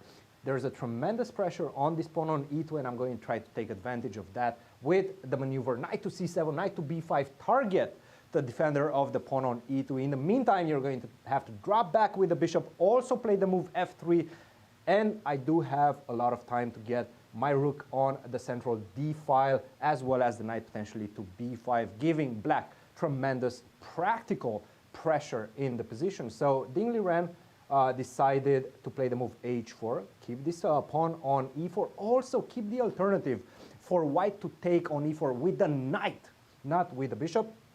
And after bishop to f6, queen to c2, knight takes e3, d takes e3, bishop to f5. This is the current position we have on the board. We haven't seen any sacrifices on h4, the ones that I was touting earlier on in the broadcast. Right now, we're seeing black taking a slow approach. Nevertheless, after rook to d1, I like the way this game is strategically developing in white's favor. I do like this compact block of pawns, solidifying the control in the center on the e file and forcing a lot of resources for black to defend the pawn on e4. I also see this queen kind of out of play on h5 because without the knight on the board, there's no more sacrifices. You're not going to take on h4. You don't have a tremendous attack anymore. You can try to go with g5, but there's nothing on the h file. Even if you somehow miraculously get the queen to h2, I'm just simply going to go king to f1 and escape.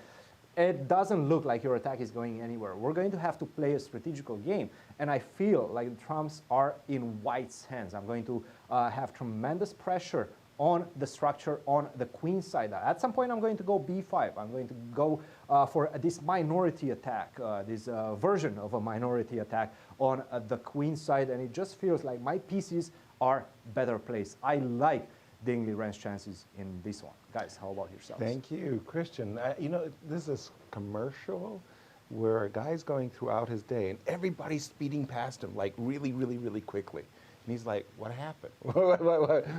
Did I drop off the world? I mean, I didn't understand the exchange sacrifice. I didn't understand why Ding Liren didn't take the pawn. But there's Christian making a strong case that with the pawns on e2 and e3, lots of squares are covered, and he's doing really, really well. A little history about the candidates. First of all, 60 years ago, Bobby Fischer complained the Soviets are cheating. The Soviets are cheating, and then they changed the candidate matches so that the Soviet players could not collude, even though Bobby was only 19 years old at the time and certainly not the world's best player. He changed the system, or rather FIDE changed the system. But 2013 is when they reintroduced the candidates, and it was the year of Magnus, the first time he was in the event. Alejandro. That's right. Well, actually, the second time that he was in the event. Because we've got eliminated the candidates match by Levonaronian in the previous cycle. That's correct. And he was the winner of the 2013, a very tumultuous and famous candidates tournament. It was, of course, his first appearance, but the way that he got to the finish line, it's like he stumbled there. His rival stumbled there as well. He actually lost his last round against Peter Svidler in a very, very famous game. And Kravnik, who had the exact same amount of points as Carlsen, but was worse on tiebreak, went all out against Ivanchuk with the black pieces, lost that game as well, and Magnus just edged him out on the tiebreaks. That was a great one. He defeated Vichy Anand in, of course. But Vichy came back. And I think this was one of the greatest returns of all time. Of all time, absolutely. It's amazing. Destroyed the 2014 candidates tournament. It wasn't even a close affair. Right. He really was head and shoulders above everybody else in that event. He eventually made it to the rematch against Magnus Carlsen. Managed to win one game in that match, but wasn't able to really come close to really fighting for the title. Meanwhile, in the next candidates. I'm sorry, I just have to mention it, but we're missing the 2016 Yeah, one. we jumped. We jumped, but I don't know why. Sergei Karyakin did win the 2016. Exactly. They played a match in New York. And they played a match in New York. Magnus Carlsen won that one. The next one was Fabiano Caruana winning in Berlin in 2018. That was also a very... nail biter. It was a nail biter, but he really clinched. And at the end, deserved. He won against Grischuk with black in a game that he just had to draw. Exactly. And he just kept saying no to the draw, no to the draw, won that game. That was very impressive. Very impressive, won a full point ahead of the field. And of course, the storied 2022-2021 candidates tournament between some of the best players in the world, but Jan Nepomniachtchi really, a lot of people think, was favored by the fact that this tournament was split in two. Right. He lost a crucial game in round 7 and didn't spiral the way that he spiraled in the World Championship match against Magnus Carlsen. He recovered. He got a year to recover. Got a year to recover, finished strong, definitely a serving challenger, but wasn't able to show his best chess in the match itself. Which brings us all up to today, and let's jump quickly to our marquee game before we don't get a chance. We left Fabi and Nakamura in the dust. This was the position we got to when the other games decided to explode and got all of our attention. You were mentioning exactly here, Alejandro, that black has an enormous flexible move, c5, a5, knight d7, castle short, and a move we didn't really even look at, queen e7. The game continued quickly, knight a5. Again, a question, do you want to castle long or not? Hikaru answered with the move rook b8, bishop g5, and this is where the fun started, can I put it like that? Or the troubles, what are we going to call it? Because Hikaru expanded on the king side, leaving us with a very difficult question. What is black going to do with his own king? He played knight d7, and after d4, f6, queen d3, h5, we have reached the current position, Yes. and Hikaru to play, but what is Hikaru going to do with his king? Let's assume he starts with takes. I guess the idea is e4. H4, pardon me. H4 to give myself, in case of g5, the square g4. It does look a little dubious for black. I don't like having to meet h4 with either gh or g4, but I have no option. I have to choose one of the two, and both of them kind of look a bit ugly for black, in my opinion.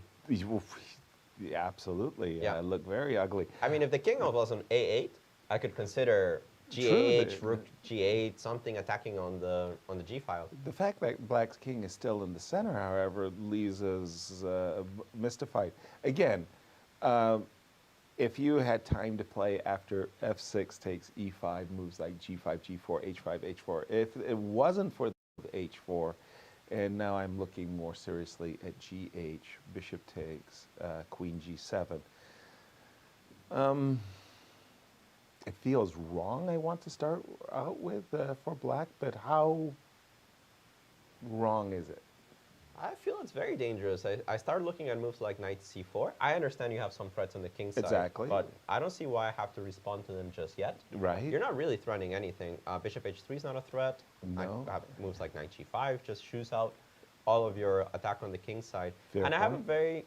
very straight away point. I'm attacking your bishop on d6. Your bishop on d6 is holding that pawn on e5. It truly is. And I'm not really sure how you respond to that. And I think that's why Hikaru has actually taken with the knight on e5 instead of taking with the pawn. Yeah, having to, again, h4 Yeah, so strong. loses the g5 square. So he's taking away one of these kingside pieces. So for example, if you take h4, I do have g5 takes h4, and you don't, thanks to the fact that your bishop is missing, you don't win the g5 square. So I can support the move knight takes e5. I feel like I've got a position I understand. Finally. After that last 30 minutes or so of like what's going on, bishop takes knight takes e5 is the current position. I don't think I want to give up the dark squared bishop that easily. Do I have a choice? Yeah, I mean, you could take with the knight. I don't think there's anything wrong with that. Okay, let's try that. Let's see what we could get if we do it This way. Bishop e8. No, bishop b4. I have queen takes e5, yes. Yeah, You could play h4, bishop takes e5, bishop b4, but at the end, the rook. your rook on h8 is hanging, so this is not... Any move by the bishop Queen. can be met with the move by the queen, and as you were just mentioning, the rook is hanging, absolutely. So you do have to defend this pawn, I feel. This bishop has to go somewhere on e6 to open up the queen. You could play queen f6, I guess. And I don't know, is it now time? Well, but here I take a go h4, right? Sorry, excuse me, h4 is... A big threat, yeah. Good morning. Good morning, St. Louis. Okay, knight takes e5. Challenge. A challenge, absolutely. And he's actually taking with the bishop on e5, which I assume the point of this move is that if you take on There's no e5, there's no... Yeah, and here I have... h4 to deal with. I have a very Yasser move in this position. Queen c3, knight c4. I have an even more Yasser move in this position. Can I take a pawn? Oh, double attack. Double attack. Oh, thank you very much. Whew. I was afraid the training we were going to... But yes, indeed. Queen takes a7. That's going to encourage castles short, sadly enough. But queen takes g5 is much more serious. Yes. That is a very, very... I'm taking away the attack. But then the question is... Yeah, g4, I don't think I have time to take on a7 because... That would really be asking for for the it. world, right? Yeah, and I think it actually loses tactically because rook 8 and rook takes a5 picks up a piece either on f3 or on a5.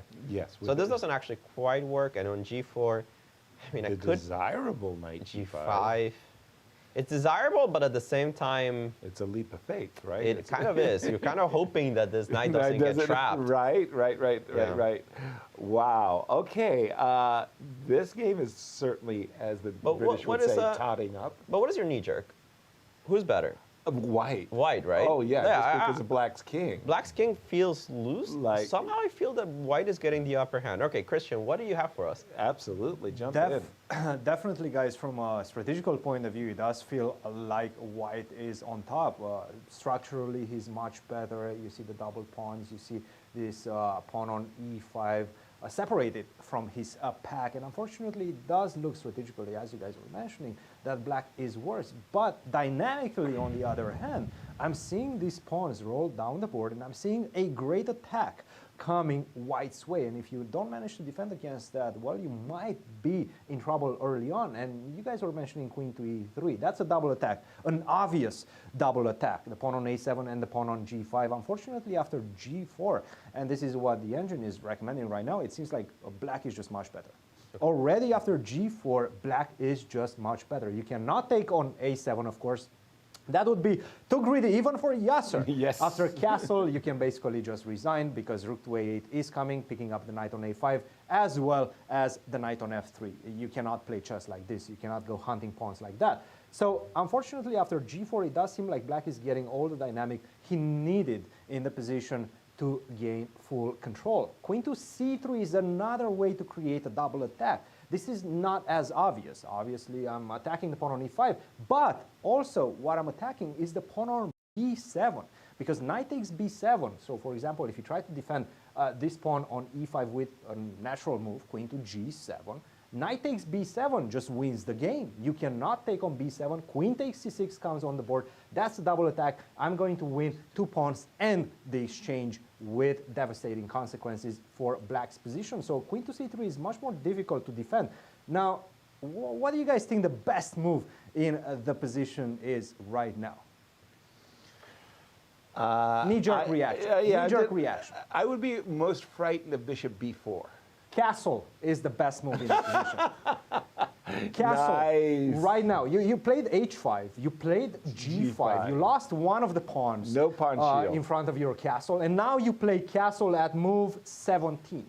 Yeah, good luck with that. So queen to c3 castle would have been probably the best move. Now I'm sure you can also play moves such as g4, give me the pawn on e5, and then try to weave some sort of dynamic play around that. Queen to c3 would have been a very difficult question to answer. Instead of that, Fabiano seems to have taken the immediate reaction of playing the move knight to c4, focusing once again on the pawn on e5, but in a different fashion. And at this point right now, black has a choice to make. You can play the move bishop takes c4, but strategically after that, you know that you're going to be in trouble if white manages to stabilize the position and avoid your attack on the king side. So bishop takes c4 is one of the ways you can defend the pawn on e5. You can also just drop back with bishop to f7, and I do like this move a bit better because, sure, you can take one of my bishops, but when you take one of my bishops, at least I'm going to improve my structure. I'm going to take with the c-pawn, connect my pawns, defend my weakness on e5, and then I will have a lot of time to focus on my attack on the king side. Definitely liking what's happening in this game. I'm not 100% sure who's better. You guys said white is better. Sure, maybe from a strategical point of view, but from a practical point of view, with these pawns and this pawn storm coming on the king side, it might actually be the type of position Nakamura enjoys playing. Let's just take a look at what happened in the other games. Duda versus Radjabov. After c5, this is where we left it off. Long thing, e5 came on the board, and we discussed this variation. e5 is going to be met with bishop to g5, and you're going to have to defend the dark squares around your king. Exactly what happened. Unfortunately for black, this allows me to take on d6, and your structure is going to be damaged for the remaining of the game. And unfortunately, this does give white quite a significant advantage right now. Bishop to e6, 1 hour and 3 minutes for Radjabov, 1 hour and 20 minutes for Duda. Definitely looking like Duda is in pole position to take the full point home. Now, nothing happened, almost nothing happened in Radjabov versus Ali Reza. After bishop takes c4, he did spend a lot of time on this move, 15 minutes to be more precise on this move, rook to c1. Only 42 minutes left for Teimour and 20 moves to go. That's not a good sign. And bishop to d5, by the way, came once again in only a couple of minutes. And right now it does feel like black is building up quite a nice advantage. And But Cristian, yes, sure. Yes, why not knight d3? We went over this variation with Yasser on the board, right? And we thought you can't play rook c1. He doesn't want to bail out. He wants to actually keep a dynamic position, an imbalanced position. Because after rook takes d3, bishop takes d3, maybe I can go knight to c5, and this does feel like it eliminates too many pieces from the board. Because after knight to c5, what are you going to do? Are you going to keep? You don't have a good way to get the bishop back on the long diagonal. That's a problem, right? Wow. Are you going to take on c5? Sure, you can take on c5, but you almost sense that Teimour is getting closer to equality, and this is what I think he wants out of the position right now. Closer to equality. About everything. I'm up the exchange. Why am I looking for equality? You're not up the exchange, right? Oh, you mean before that? Before that. Why? Because you're 42 minutes on the clock for the next 20 moves, and because your opponent is blitzing out his moves. I'm the guy in the You know commercial. that you're in I'm danger. confused. Wow. You know that you're in danger. He spent 15 minutes on the clock. He took the decision to allow black to potentially recapture the exchange and at least equalize the game. He did not take it.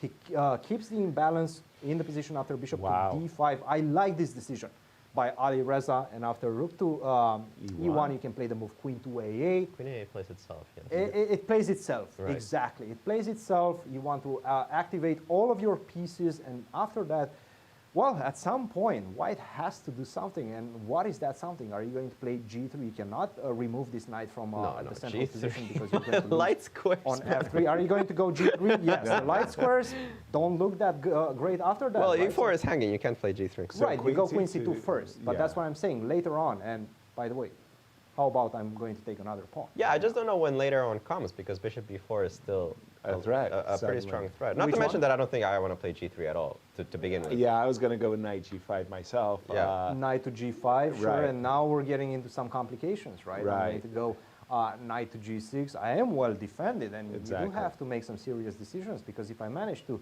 drop back bishop to e7 and then start pushing the a pawn, you might be in trouble. But it's a very specific position there in that final moment, Cristian. That's a h4. h4 seems to be the best move. Because and now bishop got to b4. You have to calculate a lot, right? Yeah, h5, how does it go? h5 already, bishop takes e4. It does seem like it's the best move. Yeah, you have to take with a take, knight. and then I go knight to h4. Wow. This is just alien. It's a mess. It's a mess. It is a mess. None of these moves made any sense. Complete mess, exactly. Wow. It's not practical to play like this. No. And who knows, maybe Ali Reza actually has seen this position in his notes. We don't know that, right? But you have to start thinking about this type of scenarios. Right. If you're Teimour Radjabov and you're spending all of your time remind and your me opponent how is much just time he has? blitzing out his moves. Not only that he's blitzing out his moves, he's not making the obvious move knight to d3. Right. The guys that the move that you guys mentioned. And the time, the clock times for the players, Cristian? After rook to e1, 40 minutes for Teimour, 1 hour and 40 minutes for Wow, that's Ali a Reza. huge time difference. An extra hour for Ali Reza right now. That's a very big time discrepancy. I mean, the marvelous things about candidates tournaments is you almost feel like the players are bringing a different knowledge to chess. Yeah. It's like, you know, we evolve, we improve ourselves. And round one is, you know, regardless of what happens, I'm already getting the impression that we're seeing this play where they're maximizing. Yeah. Like everybody's going, you know, big. Big, right? Yeah, it really Right? does feel like it. I mean, look at the 4 games that we have, and they're all a fight. Every single Exactly. one of them is a fight. You might be arguing that perhaps it's a fight that's going wrong for one of the players. Yeah, That's a different matter. That's a different matter. Yeah. Everybody's playing ambitiously. Exactly. Now, Yeah, sorry, I just wanted to jump to the game of Fabi for just a moment. Yes. Because one of the things that I always enjoyed was messing up in the opening and then castling by hand, right? Okay. And I got this idea. Okay, here's the idea. Fabi has just played the move knight c4, attacking the pawn on e5. I'm going to try to defend the pawn tactically with the move rook d8. Now, I was hoping you'd play queen c3 just for a moment. And I know it's going to look a little ugly to your eyes, but takes, g4. Now it's knight versus bishop, and I'm assuming you're going to play knight to e1. Yeah, knight e1 looks much better than knight d2, just because I'm going to the stable square d3.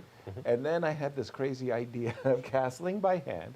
If I could tuck my king away. Yeah, I'm going to have to disagree, Yasser. It's not crazy. I think it's logical. Right? Yeah, I think the king belongs on the queen side. You have to get it there somehow. I like this move, king d7. And then at the end of the day, what I've got are these two pawns over on the king side, and maybe h4, g3. Yeah, on a good day. Can blow up with bishop c5 as well. And to my eyes, it's a mess, but it's a 3-result mess. Absolutely, a 3-result mess. I think I'd probably take white, but that I would say is a personal opinion more than an objective opinion. I like the stability of the structure. True. And the knight on d3. And the knight on d3, very nice. But I also think that dynamically, black has a great position. The king is going to be very safe behind all its 4-pawn phalanx on the queen side, and you're starting to rip me apart with g4 and h4. I do really have to take care of that at some point. Dynamic position, everything to play for, exactly what we want to look at. I wanted to go to the Duda game and see exactly how bad Richard stands. We have a few moves being played. Queen takes d6, castles, bishop e6. Right. I expected the move queen c2 because I thought rook d1 was such a crushing idea. Queen c2, rook d1, very sensible. Knight a3 also sensible, taking the square c4 under control. Yeah, rook d8, bishop e2, and we're actually going into an endgame. Yeah. If I was I would want to deprive black of his best minor. Bishop e2, queen d1, rook d1. Rook f takes d1. And we're here. We're here. It still looks ugly, very ugly for black. The pawns on c6 and a7 are very easily targetable, and this bishop on g7 is just bad. True that. Everything I can see that the split pawns, easy to attack them. Black's chances lie with his two bishops. Now the question is, he doesn't. How does he work? How does he work the magic? But he doesn't have two bishops. Oh, white also has two bishops. Excuse me. Let me tear up my speech here. Just a second. I was working on something. Well, it's about to get going. Rook takes d1. Never mind. Rook takes d1. Bishop takes a2 might allow black just to bail out. So for the moment, I know it's a stretch. But for guys, no, you're just lost. Guys, no, you take with the rook here. We're headed towards that variation. And Radjabov is expeditiously going there because after rook takes d1, bishop takes a2. But b3, right? It's over. The game is over. Knight to b5. Ooh. Check this move. This is a very easy move to miss. Oh my gosh. You might take on d1 and you immediately take on a2. You're saying, okay, I see that you're probably going to drop back with the bishop, take the pawn on a7, and then maybe you have an advantage. Maybe you can go knight to c4. You completely miss the move knight to b5. And after this move, you're almost in resignation time territory. Right. Because you have to deal with things like knight to d6, king to d7, and good luck defending this one. I can take the exchange after knight to f7. I can even go moves such as knight to b7. Check this move out. This knight on b7 actually is just going to stay there. After this, I'm just simply going bishop to e3. You blocked your own pieces. Are playing an amazing role in the position, and I'm just going to drop back, knight to c5, followed by rook to a1, focus on the pawn on a7. You're completely busted, and this is just the complicated way out, right? I can just simply go knight to f7, pick up the exchange, and then be in a better position. None of this will happen. He did take with the bishop. It's fine. That's the thing. He took you didn't. Everybody missed knight He b5. has seen that bishop takes a2 was a problem. Right. He should have stopped. He should have understood that after bishop takes a2, knight to b5 is an option, and then that would have given him a much superior position to this one. After bishop to d1, this allows black to get the king to d7 and maybe involve the rook into play. So I'm not liking black's position by any stretch of the imagination. I'm just saying that rook takes d1 would have given a white a decisive advantage objectively, and even more of a decisive advantage from a practical perspective. Wow, sometimes I hear you loud and clear. Sometimes you do have this little tunnel vision. Yes. And in this position where I wanted to play bishop takes d1, not only because in my mind I wanted to keep the pawn defended, I really wanted to play bishop b3, invite you to trade bishops on so that I could go a takes b3, and then my rook would swoop down on a good day, and I would get to play knight to c4. I must say the move knight b5 is hidden, but once you see that move, I'm just wondering, could black mix things up by playing f7, f5? And the idea is that I give myself the f7 square, so knight b5 isn't playable in this position. Bishop c4 might even be game over, right? Oh, because my desired king f7 walks into rook d7. Rook d7 is one of many issues. I could take and go knight c4, but I think rook d7 rook is good d7 enough. is more than good enough. Then in that case, it's not even disputable. Rook takes d1. d1 was just far better than bishop takes d1. Yeah, bishop takes d1 and bishop b3. Let's jump quickly to Ding Liren's game, because that game, our #1 seed, has been refusing to take a pawn for some time. He played the move knight a4. I always thought that he was aspiring for b5. But knight a4 is a little surprise. Bishop takes b2. We're caught up with the players. I was thinking what to take back with. I'm assuming the queen, wanting to keep control over the c5 square for the moment. Still like white. It's funny, those double pawns don't make a big impression, but they do cover so many squares. Right? Yeah? Wow. Yeah, you have this long-term problem with this bishop on g2. You really need to make sure it gets back in the game. If it stays imprisoned, we're playing a piece down for the rest of the game. Now, the game between Teimour, also to me, sorry, I mean, I appreciate everything Cristian is trying to teach me and bring me into higher consciousness. And I don't get it. I refuse your higher consciousness. I don't get it. I mean, but okay, he did play rook e1, and we are expecting queen a8 with quite some dynamic double-edged things taking Interestingly, place. this is Firouzja's first long think of the position, which comes at a point where I think he finally has an obvious move. And he's stuck. And he's stuck, right? Because I thought between bishop d5 and knight d3, you could take a long think and decide, all right, I'm not going to go for knight d3 because X, Y, and Z. Right. But you think about it. But he didn't. He just played bishop d5. A la tempo? Like in a minute and 50 seconds. Like, no thinking at all. Knight d3 wasn't really high on the agenda. And after rook e1, he's on a 12-minute think on a position which, in a bullet game, yeah, go queen a8. Right. And then I think later, right? Exactly. But no, queen a8 is so compelling because you're creating this fantastic battery on this diagonal. Your knight on f4 is really, you're hoping just to get this knight to move. And anywhere it moves is terrible because knight takes g2 and or bishop takes f3 is going to end the game, which is why Cristian, ourselves, went down this whole queen c2, bishop takes, knight g5 pathway where complicated pathway, right? Yeah, I'm playing for knight f6 check. Our actual analysis went to somewhere about these parts where we broke it off and said, we don't know. We don't get it. We don't get it. Crazy, crazy game. And finally, and lastly, we're coming back to our marquee matchup game. Rook d8 on the board. He didn't go for that queen c3 variation. Pardon me, Fabi did not. He took immediately. He took immediately. You definitely don't want to take with the rook or the queen, as that leaves a completely shattered structure. No, I'm not taking with the queen ever. Because, well, g5 is g5. And rook takes d6 looks silly. Because of the queen c3, and now there's nothing that can possibly prevent me from capturing the pawn. So it leaves this. And are we back to our double attack? I think so, because if you don't double attack with queen e3 in position, I don't really know. You better put some immediate pressure, right? because The bishop will actually, over time, become better than the knight. And in the meanwhile, g5, g4, h4, h3 Yeah. or will compel something. And with c takes d6, this king on e8, I think, feels safer. Even on e8. Uh-huh. Yeah, like there's no real way to get to it. It's just going to stay there. So we'll just play a few more moves for a moment. I want to play knight d3 and or f3. Do you really want to play f3, though? I said it just because I wanted to throw you off. But yeah, my rook on f1 is kind of ugly, so maybe I do want to play f3. Right, but I'll be happy to take. Isolate your e4 pawn, which is on a light square, by the way. By the way, you're going to give me the a pawn? Huh. No, I probably should play something like b6. Okay, b6, great.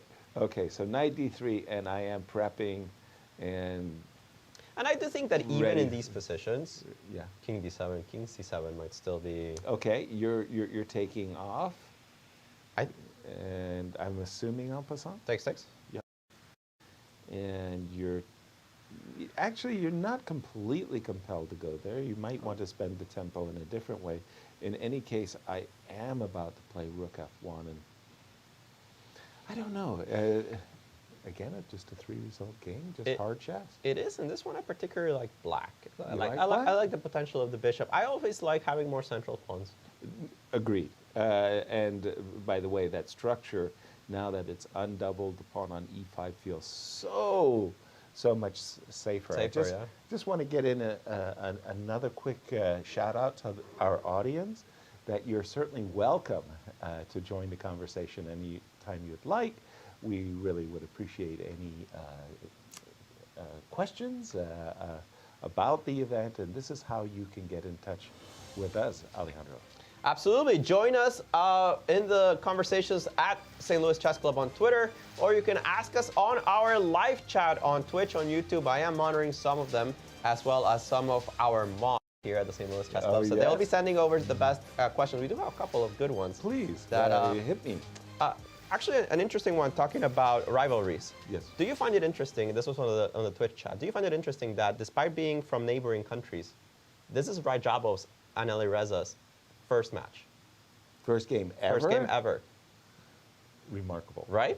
Wow. But then on the other hand, as Cristian was mentioning at the opening of the show, Teimour has not been a busy guy. He has not played a lot of games. Au contraire, he is a very busy guy, but not in the chess world.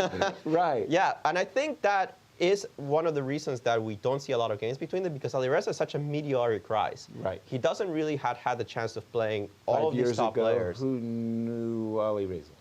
We knew him coming, right? Yeah. We saw him as a big talent. On the Olympic. On the Olympic team. I mean, he's been playing in the Olympic team for many years now for Iran, before he switched federation. So he was obviously upcoming. Yeah. But, you know, Teimour wasn't very active back then.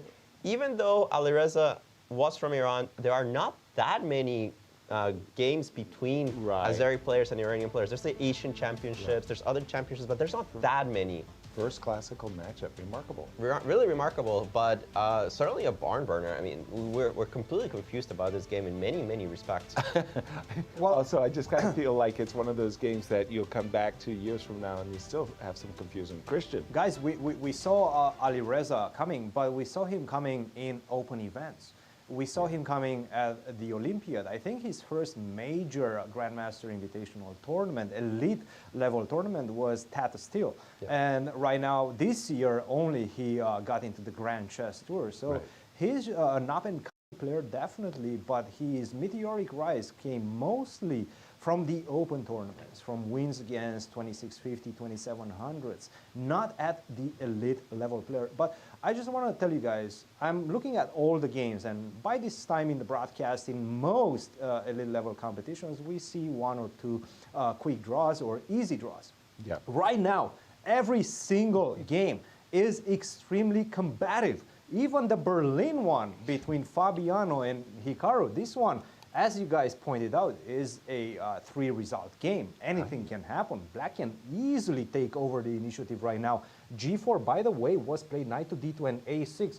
And I like the fact that Hikaru is not spending a lot of time. He's just making the most practical decisions. Defend the pawn, you attack the pawn, sure, I'm going to defend it. I'm not going to be spending 30 minutes on how to defend the pawn, if I go B6 or A6. No, I'm just going to go a6. I feel like my bishop, my light square bishop, is nicely covering any sort of entry squares for your knight towards my weaknesses on the dark squares on the queen side. So I have that covered.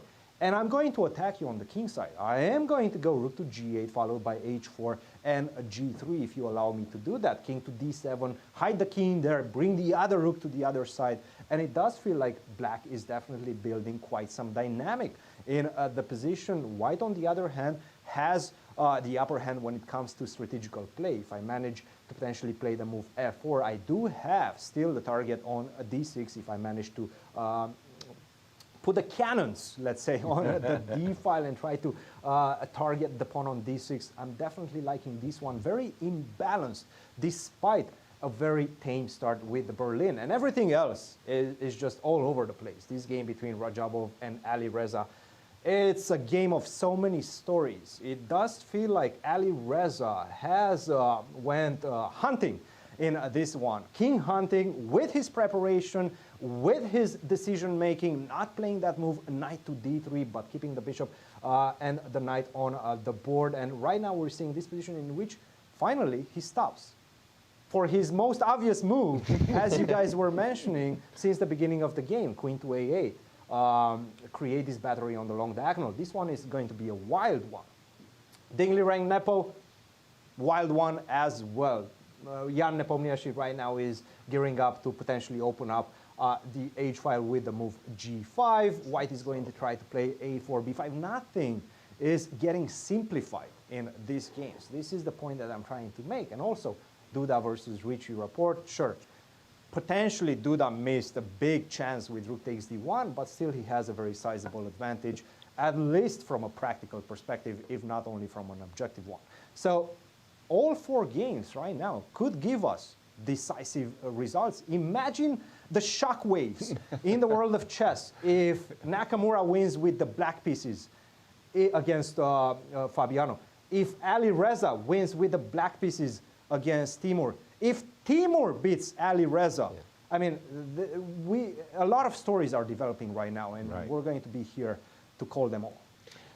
Well, yeah, I have to agree with you, Christian. I think that we were honestly a little worried coming into the show that 2 or 3 hours into the show, a couple of the games would be over. We'd be left with not so interesting games. One. But my God, they have brought in the heat, and you couldn't ask for a better start to these candidates. No question about it. I wanted to say that as we were developing the show, opening the show, marathon. Yeah. We were talking about these 14 games played over these 2 weeks, 3 weeks, and how it's exhausting for the players. And yet at the same time, starting with a win, how incredibly important that is. Even though there's 13 games to go, it sounds like hyperbole, but it's not the case. It really isn't. A victory in the candidates it's can really humongous. light the pyre. Yeah, and it's such a stress relief. Yeah. It's such a stress relief. Get that game in, get that point in, because you feel that you need to win somewhere. Right. And you have this pressure from the beginning of the tournament that you have to win somewhere. If you do it early, you already put that pressure on your opponents, that you started well, you're the one that needs to be caught. Your draws are always going to get you closer to the end. Let's remember the way that a lot of these candidates won this event. Right. Fabi started with a win against Wesley So. In the candidates that he won, he got a lucky break against Kramnik in round 3. Right. And then he kind of squeezed himself towards the end. He did lose that game against Karyakin, but he had already built up the little bit of a springboard that he could fall back into. And I think he closed out fantastically. Right. Well, and let's not forget, this is also a physical endurance test. Right. 14 games played over 3 weeks. It's true. It really is exhausting. I mean, really exhausting. If you can maintain some energy just by not putting pressure on yourself that you have to win a game, that also helps. And we do, as we see our schedule, we see 3 games in a row followed by a rest day, 3 games in a row as a rest day. That is our mojo throughout the whole tournament. Those rest days, how important are they, Alejandro? Players do get exhausted. Oh, absolutely. And the way that they spend it really varies by player, right? face plant in the bed is the way I spent my candidates. I mean, a lot of players do that. I know a lot of players like to keep sharp. They actually prepare during the rest day. A lot of them like to adjust their strategies going into the rest day, following up the event. So rest days actually play a huge role in tournaments, and the fact that we have so many of them in this event changes the dynamics of a lot of these rounds. It gives a break to a lot of these players. The momentum shifts. A couple of questions that I want to present to yourself and to Cristian as well, and they go like this. In our modern candidates, going back to 2013, so we've played 5 candidates, only one time has the rating favorite won. Magnus 2013, right? 2013. And he did it backing across the finish line, right, by losing the last. So the #1 seed doesn't win these candidates, at least by modern standards, which means players like Nepo, who were kind of counted out after the first half with MVL, but then he had this gorgeous return, which is why Hikaru is not such an outlandish pick.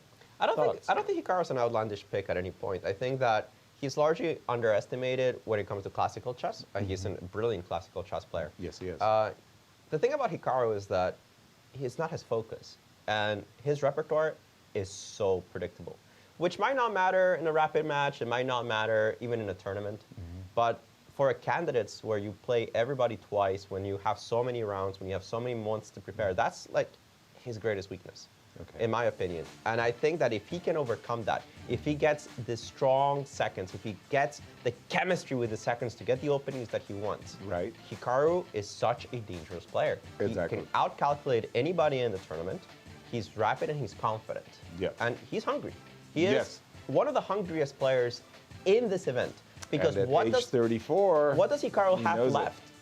He has not played a World Championship match. He hasn't even come close to playing a World Championship match. The one candidate he played in 2016, I think he finished last. With Peter Lako, that their Queen's Indian that they prepared just didn't work. Did not work, No, it never flowered. So he's looking at this like saying, I've done everything in the chess world.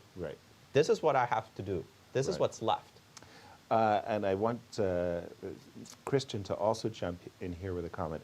My thought is to win this tournament, the TPR is going to be 2850 and above. It usually is, right? 2850 and above. 2850 is a high TPR. Exactly. You got to go +3. +3 won the last couple of candidates, I think. And those were 2850 results, Cristian. 2020 and 2018 and 2016, it was Sergey who won, I think, with +4, if I'm not It was +4. Because he had to beat... Because Fabi had to beat Sergey, and he went all out, and Sergey actually demolished him. Exactly. So Sergey had a better than 2850 result, thanks to the +4. So then you look at the field, and you go, okay, one of these guys will do something crazy and perform the 2850. But this is exactly what we discussed at the beginning of the broadcast, guys. Indeed. Going into this event, Hikaru, in the span of the last 2 years, 2020 to 2022, is the only player in the field that has a 28+ rating performance. And this tells me that Hikaru is probably the most in shape player in this field. Now, whether he did those 2800+ performances against top elite level players or in the Grand Prix, now that's a different story. And of course, we know that in the Grand Prix, he probably uses different type of openings as well, much more aggressive because he needs to win a lot of games. In this one, out of 13, you only need to win 3 games. But will he be able to do that? That is the big question. And it does seem like Fabiano also in 2018, he scored +4. Also with +3, he would have won that event, but he scored a final round victory against Grishchuk with the black pieces, totally unexpected. Yeah, exactly. We discussed that. So again, coming into the event, who are the players, a very streaky player. And when things go right, boy, he looks like a world champion challenger. Yeah, but when things go wrong, we see Dubai. We see Dubai. And it was not a pretty sight. It wasn't. I think Nepo is one of those players that you can never count out. He's just so dangerous. He's so fast. Right. He's so creative, and he's not afraid of playing things like knight g4. I mean, knight g4 today is just such a Nepo move. It's just such a Nepo move. He is an uncompromising chess player, and that's what makes him so difficult to play against. Dangerous. Yeah, very maybe dangerous. a little bit to himself as well. And it's been his downfall in many tournaments. I remember a tournament in Zagreb where yes, he was +3. he was +3, and if you just beat Fabi with black, and everything was going his way. You give that tournament result to Wesley So. Yeah. He makes a draw here, makes a draw there, finishes the event +3, cruises to first place. Right. But no. Yeah. He ended up what, on +1, 50%, something like this. Yeah. And I remember very famously, I think it was Christian who was interviewing Gary, and Gary says, "Well, has Nepo played Magnus yet?" And that was the door closer right there. Yeah. He didn't get past Magnus, and then he kind of just soured a great start. Great start. So we're looking for the player who's going to win this game and who's going to win this tournament, become challenger, is somebody who's going to rack up at least a +3 score, a 2850 TPR, tournament performance rating, or better to be challenger. And Firouzja, I think, is a player who can do it. Fabi has proven it several times. He can play a 3,000 clip. And of course, Nepo is now Richie. See, the thing about Capable. Richie, capable, but it's not, again, consistent. It's not about his chess strength. It's about consistency, and it's about mentality. When you think about strong players mentally, Richie is not the first player that comes to mind. He's very self-critical. Yes, he is. Oh, we saw that so much. In the Grand Chess Tour. In the Grand Chess Tour, and he is prone of making a mistake and destroying his fortitude for the rest of the tournament. Right. I mean, for example, what happened to him in Bucharest, where he blunders a move 40 against Dak. Right. And he just never recovered. That's true. We never saw him again. Right. And I'm worried about that about Richard. Great player, great tactician. When things are going when well. When things are going well, kind of like Nepo, things are going amazing. Right. But can he keep that up? That's what's going to be his biggest concern, I think. And that is the reason that it really matters who his team is. And if he can find a team that brings him the support, that is able to pick him up from the inevitable something goes wrong in this tournament, because from 14 games, something will eventually go wrong. Exactly. Can you pick yourself back up, recover, and do well anyway? And that's where I think Richard needs to work on. Can he bring it to the candidates? That's his weakness. And finally, my last questions to ourselves before we get into the audience questions. A defense wins championships. And what I mean specifically by that is you don't lose. Yeah, you don't lose. You just go through the event undefeated, maybe honest fury, but throw in a few wins, not just all draws, but you don't lose games. Yeah. Is that what it takes? You can lose one. You can lose one. Yeah, and to win the candidates by losing 2 games, that's a big ask, because It's then you've got to win 5. Yeah, I don't recall anybody that's won the candidates recently with 2 losses, except for, did Magnus lose 2? I was going to say he lost to Peter in the last round. That was I had the impression that he might have. He might have, right? I'll just double check. I'll double check in a second. But besides that, I have to agree with you. You have the right to lose 1 out of 14. That's not a big margin. No. Christian, is that true? 1 out of 14 and no more? I think so, yes. You can lose 1, but if you lose 2, I think you're completely out, because it's so difficult to win games in this type of events, and you do need to win a lot of them. You need to win 3, maybe 4 of them. If you have to win 5 of them, you already lost 2, and we know that historically +3 probably will win you, maybe will take you to a tie breaks. And let's not forget, for this particular candidates, it's the first time that we use a playing tiebreak. So for example, if the players finish equal points, they will have to play a match to determine who's going to be the challenger. Before that, there were all sorts of other tiebreaks, direct victories and so on. But right now, they will play a match if they finish with equal points. So right now, you're probably going to have to be looking at the +3, maybe +4. to win this event outright. If you lose 2 already and you have to win 6 more, that's probably not going to happen. You have to win 5 more, that's probably not going to happen. So I don't see it. You can lose 1 game and that's it. After that, you have to start get back on your winning path. And I was looking, by the way, at this graphic of Fabiano Caruana. And why did I pick him?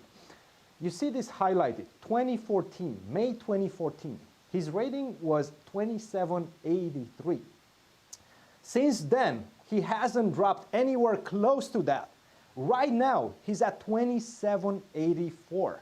But unfortunately, in May 2014, his trend was trending positively upwards. Right now, he's trending downwards. Check this out. 2020, rating 2835. Since then, it's a down slope. And right now, he's at 2784. Why I'm saying I'm going to pick Fabiano is that every time he reaches anywhere close to this level, it's like lava for his rating. He just jumps up. He goes back to 2800. He has a monstrous performance. I remember in Tata Steel, he actually won 26 rating points a couple of years ago with the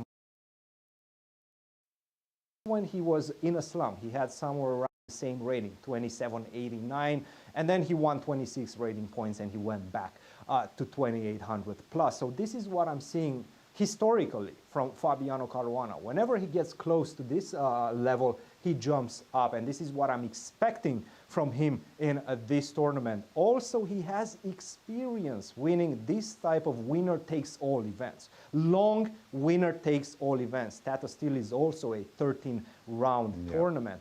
Candidates, we know he has plenty of experience in that one, and he tends to get, if not winning them, gets close to that winning spot. Generally, okay, second position potentially. Nevertheless, he gets close to that. I'm expecting a monstrous performance from him in this event and to win it all. Bouncing off this floor, but let's take some tweets. Let's take some tweets. A quick note that Magnus did lose to Ivanchuk as well in 2013, now that I remember. So he actually won 5 games. Wow. And lost 2. But besides that, I don't recall anybody else that's lost 2 games and taken the candidates. But let's take a look at our tweet. Thank you, everybody that's joining our conversation here. Actually from YouTube. Question for Yasser. Who was harder to face, Ljubojevic or Gligoric? Well, first of all, you're talking about 2 of the greatest Yugoslavian players of all time. And I remember the first time I played Gligoric, the audience was practically cheering the moment he walked in. I was like, look, what am I, a potted plant? I mean, I walk in, there's no applause. You know, I mean, he walks in, everybody prays on their knees. It was just really rather hilarious. I won that game, by the way. Ljubojevic by far. Lubo at the board. There's just certain players, you know, that have this toughness. Like at the board, Lubo was beastly. He really, really played incredibly hard. I played more often with Lubo than I did with Svetozar. Svetozar also got his licks in against me. And with Lubo, I don't know what it is. We brought out the worst, maybe the best in one another, as very few of our games were drawn. And we were just clobbering each other, taking big bites out of one another's hides. Yeah, and Lubo is a great competitor. Again, both players were great. But thank you for the question and That's actually memories. A great question. Yeah, right. 2 very sound players when you think about Yugoslavian chess. I mean, sure. And what great culture you have over there in all of the Yugoslavian countries, former Yugoslavian countries. Right. It's just amazing. You They're see the Olympic applause, teams. the Olympic team, they're supported. Everybody's competitive in the Olympics. When they have matches, stadiums fill. Oh, yeah. They have auditoriums full of people watching this game, still up to today. Yes. It is really a great chess culture over there. Right. And happy to be returning, not specifically to where they're from, but we'll be going with the Grand Chess Tour to a former Yugoslavian, with Zagreb coming up in July. We have more tweets. Let's take a look at what else the internet is bringing for us. What's your hair routine, Christian? Now, Demanding viewers want to know. How do you do it? How do you do it? I mean, it's not that complicated. It's not that complicated. You have a sea salt spray, you have a spray, you have the gel, you have the... Right. No, I'm joking. I'm joking. Right. The three types I just of scissors. wash my hair every single morning. I Washes his I hair. use Very the hair good. dryer. I put some Gel? some product in it, and that's it. That's all. Very Is it, easy. is it Brill cream?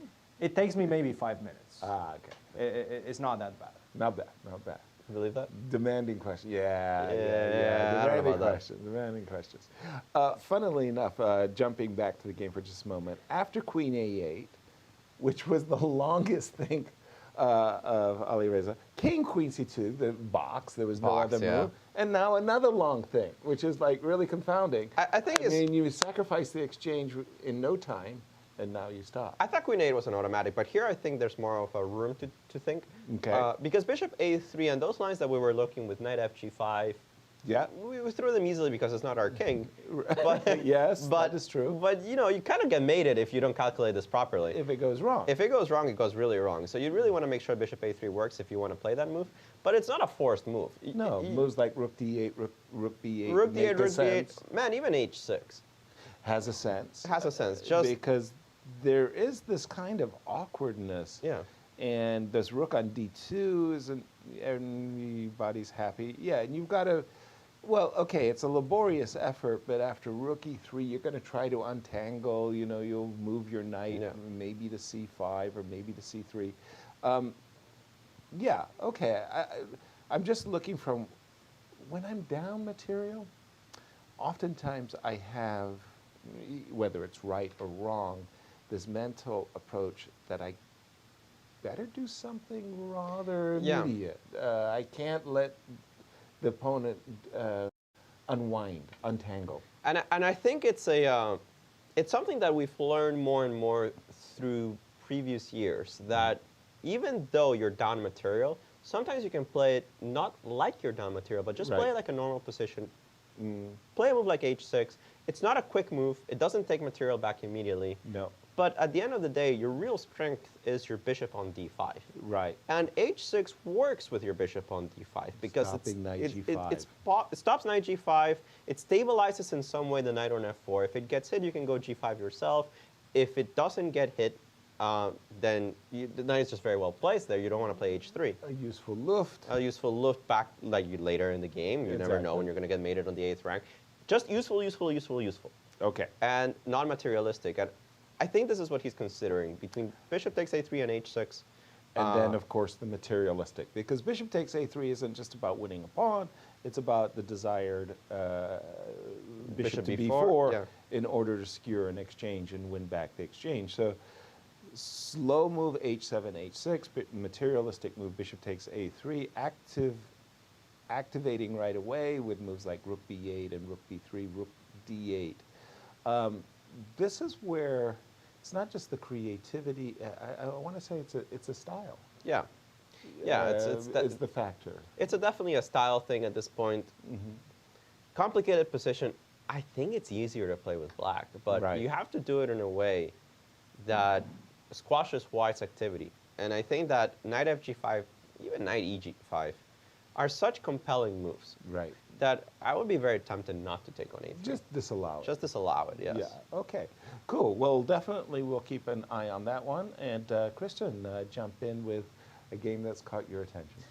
I was looking at this game between the two Americans, Fabiano versus Hikaru, and Fabiano played this very intriguing move, B3. What does he want with this move, B3? Does he want to jump with the knight to C4, force the exchange, and potentially try to pressure on the B file? The problem with that, you're also giving yourself another huge weakness in the position, the pawn on C4, the double pawns on the C file. So I'm not 100% sure what white wanted with this move B3. So I think what black should have done at this point is continue his attack on the king side with the move rook to G8. Now rook to G8, not only that it prepares the move H4, H4 followed by H3 and potentially, if you're not paying attention, H3 as well. But also, for example, if you try to play the move F3, and we've seen this move from Fabiano in the game, and we will see that in just a second, The difference with the rook on g8 already is that you have this extra move, queen to g5, and this almost forces the trade of the queens. Queen takes g5. Have better position as black. Why? Because my king is already in the center, nicely placed in the center, ready to defend the pawn on d6, but also open up the avenue the rook on d8 to double up on the g file and once again put tremendous pressure on white's king side. So I do think that this position is favorable for black. Also, we know that the cooperation between the rooks and the bishop is much better than the rooks and the knight. We know that queen and knight is usually better, at least considered to be better than queen and bishop. Rooks and bishop is considered to be better than rooks and knight. So this is what he was supposed to be looking for in terms of exchanges, black that is. Rook to g8 was not played on the board. Actually, a completely different approach for from Hikaru. He played the move castle. At move 21, with all his pawns already out in the open, castle was played, and immediately Fabiano took advantage of that with the move f3. You get your king to the king side. I'm going to open the king side, and I'm actually the one that right now is going to be looking for an attack against your king. Queen to g7, f takes g4. This is the current position we have on the board. If you do take with the bishop, I'm going to be able to jump with the knight to c4. Finally, give this knight a job attacking that pawn on d6, trying to target the weaknesses in black's position. If you do take with the h pawn, the problem is right now without the rook on the h file, you no longer have an attack on the h file. So I'm going to be able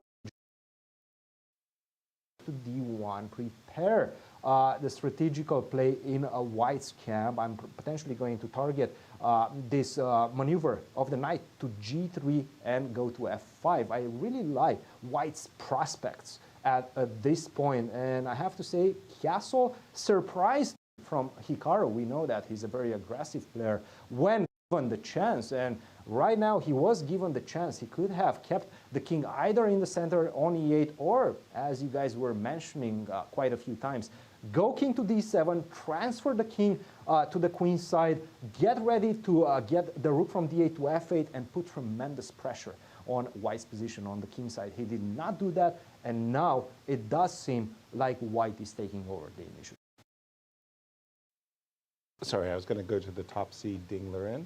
Yeah, before that, I wanted to say that one of the biggest lies I was ever told, in my opinion, as a chess amateur, learning chess, 8, 9 years old, queen and knight better than queen and bishop. Right. I think John Watson convincingly refuted that. Yeah, I think that was just like some myth that went around since the age of Capablanca. And I think it was precisely that guy. That it was actually that guy, yeah. He won some games and he convinced everybody because he just won them so very easily. So very easily, but I do think bishop and queen are actually better pieces than bishop and... They work well. Yeah. Let's just jump to the Ding-Lerin for a quick second. Yeah, because a lot happened. Right. And it doesn't seem to be going well for the Chinese player because Nepo has consolidated his position. Precisely. That's exactly right. This knight coming to d5. d5. It was ugly on a6. Right. Pretty on d5. Very pretty. And now what we've seen from Nepo, he's basically mobilized everybody. Everything. Yeah, and the knight is good. The rooks are really good. This pawn on e4, we mentioned that. It's imprisoning this bishop on g2. And much more importantly, this queen on h5 is hovering. Just kind of saying, you know what, one day I'm going to play g5. Let's make a bad move for white. I'm not sure how bad or good a move like a4 is.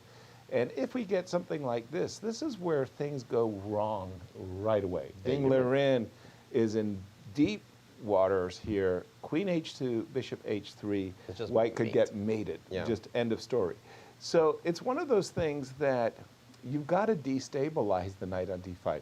Yes, you could even consider sacrificing an exchange, but I think things have become a little bit critical here. Yeah. You better rush whatever it is you're doing with white. Sorry. No, I agree. It's important that white does something very quickly. The moment the g5 appears on the board, you better have a response. You might want to have a response before the pawn actually arrives on g5. This is a very quick attack. Yes. I'm actually a little surprised, if we can go back one move. If the move rook... No, queen d2 is fine.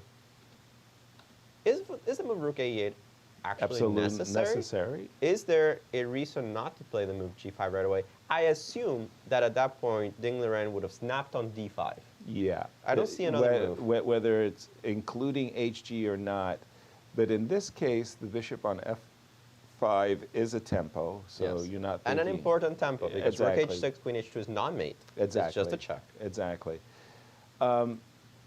Now it gets a little bit messy, yeah. And I'm thinking 96. Right. Resources, right? But if you 95, then you'd think to yourself, golly, I would just like to have my rook on E8. Yes, and maybe that's why we have the move rook A8 on the board. Preparing in some way the move G5, it mobilizes everybody. It's not a committal move. Okay. It's one of those moves that allows you to have all of your ideas still on the board without putting your pieces in awkward squares. So I really like this one. Yep. And one of the things also about our #1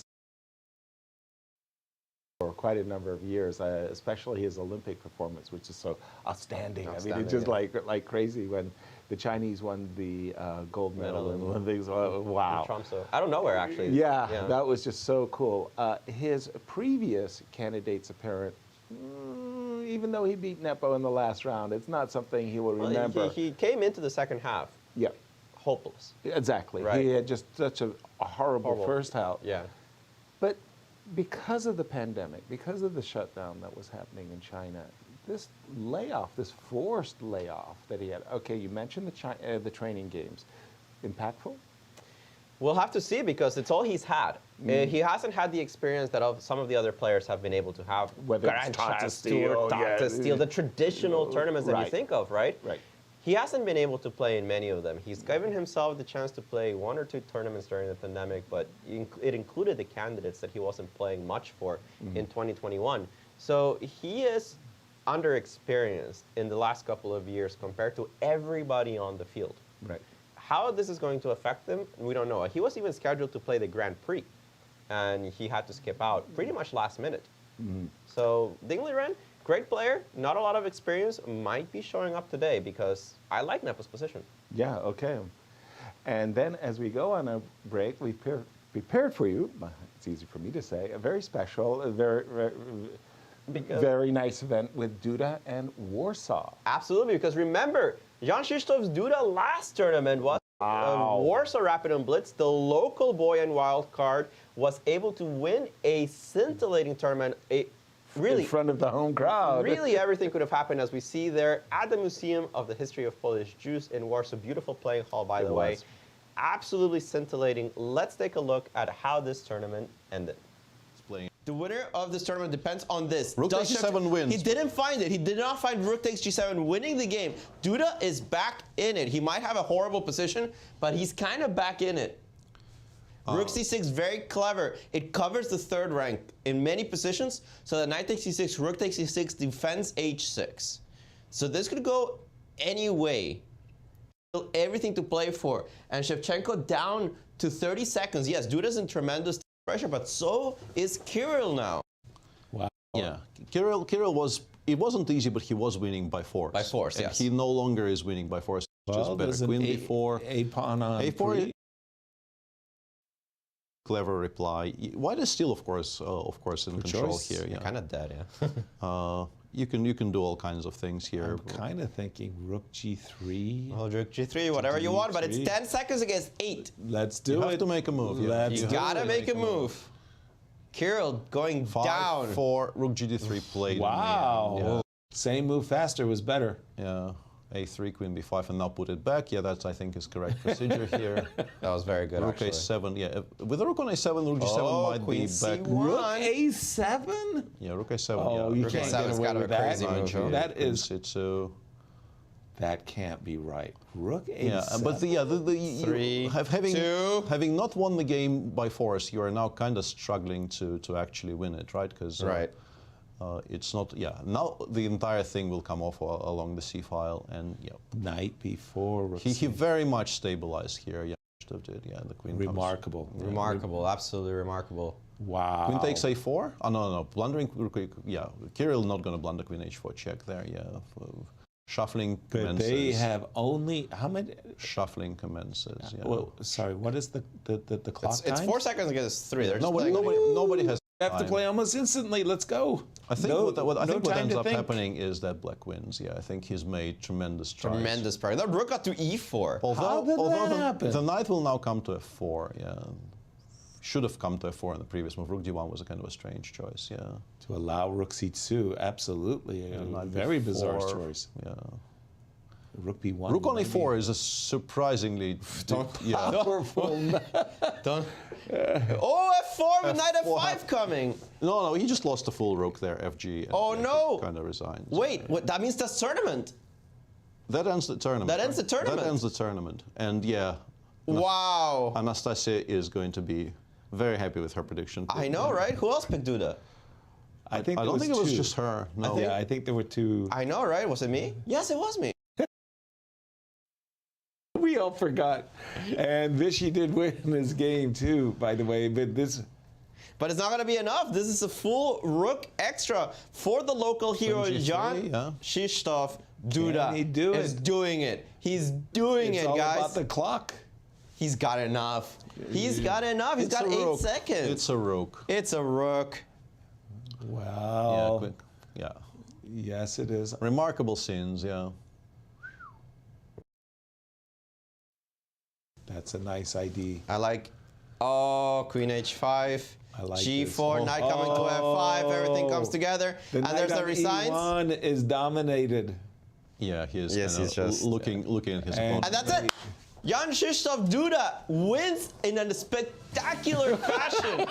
The final round gives him the victory in Poland because Shevchenko could not finish him off when the time came to draw the sword, give the final blow to his opponent. He was unable to do so. Jan Krzysztof Duda, first place in Poland, the local hero, $40,000 down to the wire. Nice. But what a tournament, what an incredible...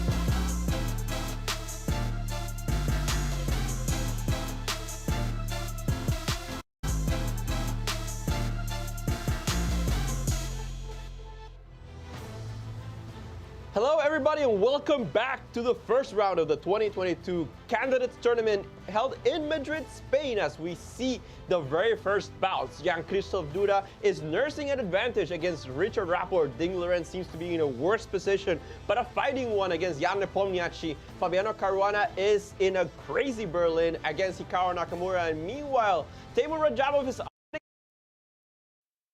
against Alireza Firouzja, which means that we have 4 exciting games, everything to play for in every single one of them, Yasser. We're having a real Donnybrook, as you like to say, right off the get-go. And it's wonderful. I mean, I'm telling you, we've waited so long for the candidates to start. Almost from the time Dubai match ended, we say, okay, when's the next one? And it's coming up, folks. We're seeking a challenger, and we'll start we'll resume our coverage of round 1 with the game of Ding-Nepo, because during our break, we're looking at the position a little bit more deeper, and we're beginning to understand that although it doesn't look anything special or anything terrible, Nepo has a very dangerous advantage. Yeah. It's one of those positions that could very, very easily just drift away from you. If you allow Black to just continue his kingside attack with the move g7, g5, this rook is poised to jump across to the h file, and anything where when there's a pawn on h2 and a queen is landing on h2, it's just mate. Yeah, you're going to get mated as long as his bishop on f5 survives. And I think, by the way, on a 22-minute thing. And it's just kind of, you know, the waking up to the realization is baking, is frying. And I think the main problem for Ding in this position is that the moment the g5 lands, and I think this is why rook a e8 was such a clever move. Let's make any move for the rook. Rook a e8, no, for white. Rook a e8, rook, I don't know. d1. Whatever. Yeah. And we go g5. Yes.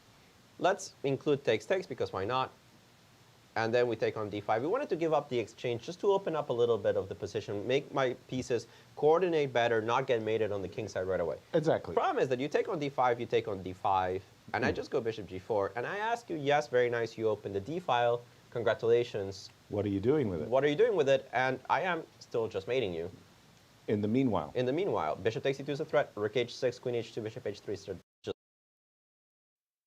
to defend against things that rook takes d5 did not help you with. Right. The knight, although nice, is not directly participating in the attack. Exactly. And you really didn't open that many avenues for your own plays. So what is white to do in this position? And I think that's why Ding is in such a deep thought. As he was realizing what's going on. Yeah. And let's just remind everybody that this is I want to say, an old-timers time control. It really is. So this predates the Bobby Fischer chess clock, where Bobby Fischer said, well, let's give the players increment for each move they make. No! In this time control, each player can get 120 minutes for their first 40 moves. They're welcome to use that 120 minutes any way they would like. If they would like to spend 10 minutes on move 1 and 2 and 3, eventually you have to make all your moves within 40 minutes, 40 moves within 120 minutes, or you lose the game. Yeah, there's no increments. At the moment, Ding doesn't have the luxury of that much time. No, that's what he's been sitting. Yeah, he's sitting, he's burning the clock. But okay, let's go to Cristian as he has updates on another game. Well, guys, speaking of long things, do you guys remember when Alireza was up 1 hour on the clock? I think you do. It wasn't a long time ago. Just a couple of moves ago, actually, in that game. Queen to a8. He spent 23 minutes on this one. That's not it. Queen to c2. Bishop takes a3. A very obvious pawn grabbing situation right now. Bishop takes a3. Just grab the pawn and think later, right? You don't have to worry about checkmates or anything of that nature. He spent 36 minutes on that move. Right now, his time advantage is down to only 15 minutes, and that is because Teimour Radjabov has been thinking for the last 10 minutes after bishop takes a3. A big moment right now in this game. Queen to c3 is one way to stop the move. Bishop to b4, it makes a lot of sense. Bishop to b4 is a threat. After all, you are gaining an exchange back, and also you will be left with an extra pawn. Now, that is one option. The other option is to just simply go knight to g5, and this is what I believe is calculated right now, and I think was played by Teimour Radjabov. He just played the move knight to g5. Bite the bullet and think later, of course.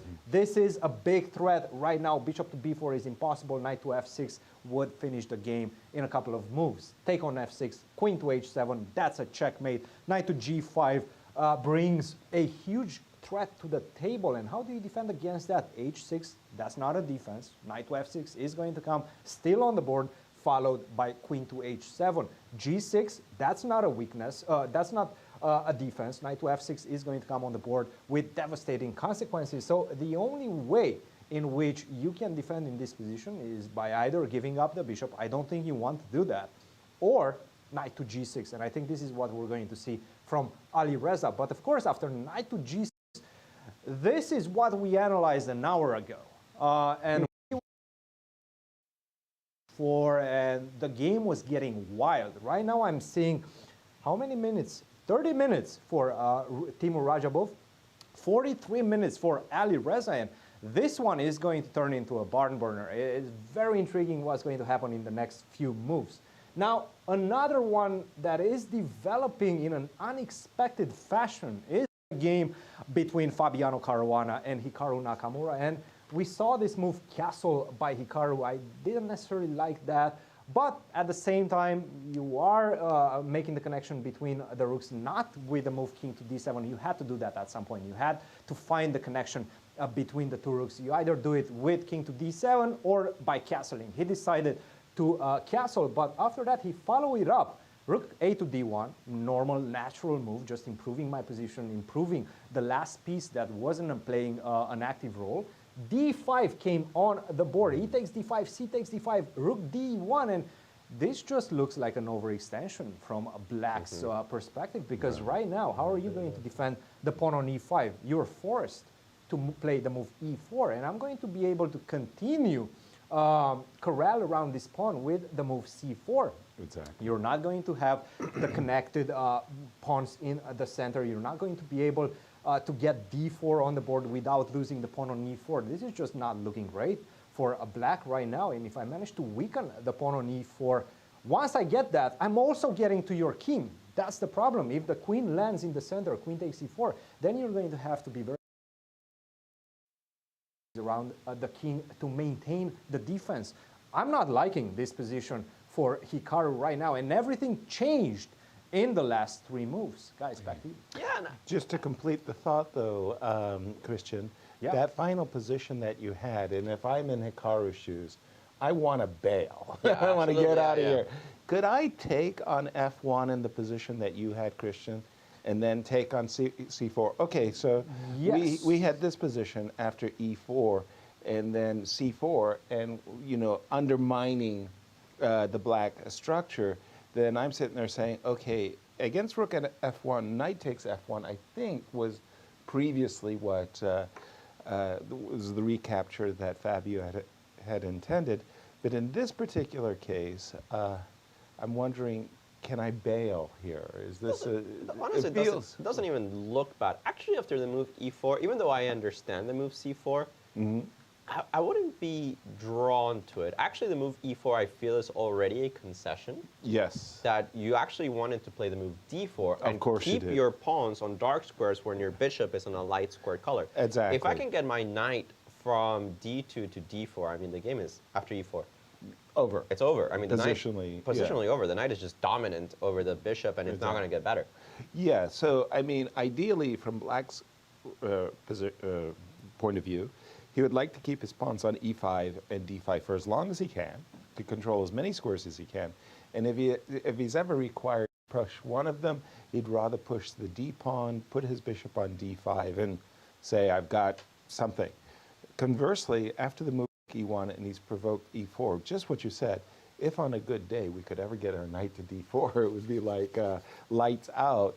And for those reasons, you start to think, well, can I play the Maybe, move yeah, maybe something like before. Maybe And- you take on f8 first, something along these lines. Secure the dark squares before I commit to c4. That I'll play eventually. Yeah, I'll break that maybe structure even eventually. in a better version Right. when your knight is already out there. So when I saw the move c4, I like undermining the structure, but I did see a bailout here for Hikaru, which I'd grab with both hands, actually. Yeah, absolutely. There. But we do have e4 on the move, e4 on the board. No, the rook d e1 is on the board, but not e4.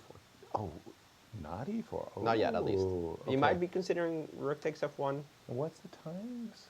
We have 30 minutes for Hikaru and 38 for Fabi, so still quite Pretty even. even, yeah. With not that many moves to make, 14 for each. Still very manageable. We showed this highlight earlier, but in their individual games, that it's like 7-6 with It's 33, 7-6, 33 draws. That's right. What? These guys play each other a lot. They know each other. Wow. And you were saying that Hikaru actually got the best of Fabi early. Yeah. And then Fabi started catching up. Yeah, I remember when Hikaru, he was kind of the top rated. He was number 2, number 3 in the world. And he had this terrible score against Magnus. Yes, he did. He was And like he said, 0-10 or something. Yeah, that's true, but look at my score against Fabi. And Fabi actually turned that around. Ooh. Because Hikaru did have a crushing advantage Like against 4-1 or something. something along like the that. lines, 4-1, 5-1, and it Right. just flipped. Fabi did get the better of Hikaru in the last previous games. Some crushing defeats for Hikaru, and I think that has become a real rivalry in what is American chess. Of course, two of the top players. Yep. They've split, along with Wesley, most of the U.S. championships, except for the one that Sam Shankland won. Right. In the past, what, like 10 years? Right. Like they split almost all of them. There's a great quote by Fabiano. So 3 rounds to go in the U.S. Championship, and he scored 2.5 points, and he was thinking, okay, give me the first place check. And then Sam goes 3 out of 3 to finish the tournament. It was like, what? Yeah. And he had a great score, but our congratulations to Sam. We never get tired of those U.S. championships. They're just such great events. I do keep monitoring the chat, and they're telling us to go to the Ding-Nepo Endgame. Because things are breaking? Because things are going south, even further for the Chinese. Whoa. When we left it, we just left it, what? King H2? King What? H2. Rook AE8 was, and we saw King H2. Whoa, I mean. With the idea of Rook H1?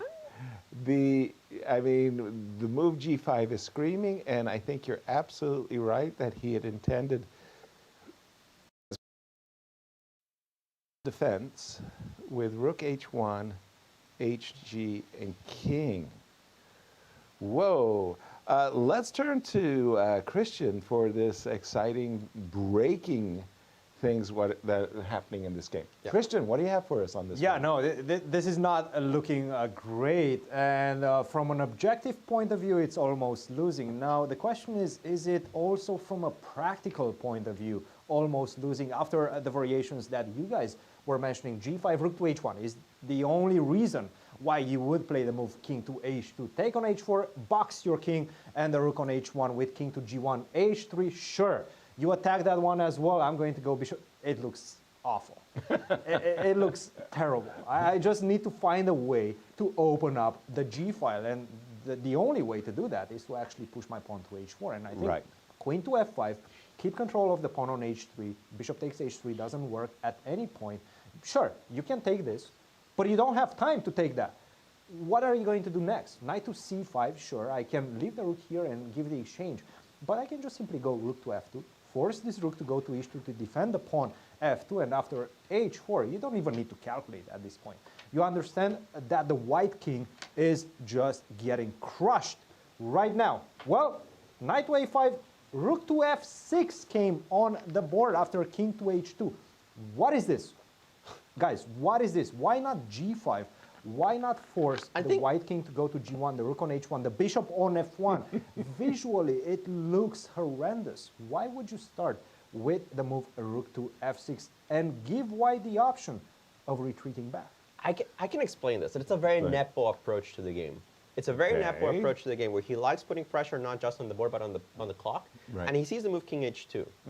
And he says, if I play Rook F6, your only move is King G1. Do you really want to do that? Right. Because it is sometimes hard for chess players to do that, to play Take King your H2 move back. and immediately take it back. It's not something you want to do. But what else? But what else, right? And I Right. think Nepo's taking advantage of that right now, that psychologically he's telling Ding Liren, hey man, you know you messed up. Do you Right. really want to admit it? Right.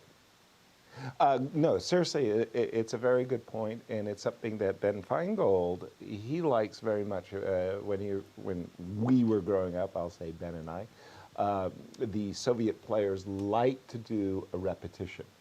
And after King H2, they would like this move Rook F6. Oops, excuse me. It's like Knight A5. They would like this move Rook F6, King G1. Like, how am I getting this repetition? But Rook E6. Rook E6, and then it's sort of like they're saying, "I'm Yeah. the one," Yeah. you know, pressing the action. And now, having said just that, to though, build up G5. on your Yeah, idea, G5 was Alejandro. really compelling, to be honest. Sorry, Christian. But just to build up on your point, and I'm starting to understand Nepo's point quite well right now, because after King to G1, which by the way was played, and G5 most likely is going to come on the board finally, the only way to not lose badly right now, to not get checkmated in the next few moves, is to play the move B5, which is not an easy move to see. Of course, it makes a lot of sense.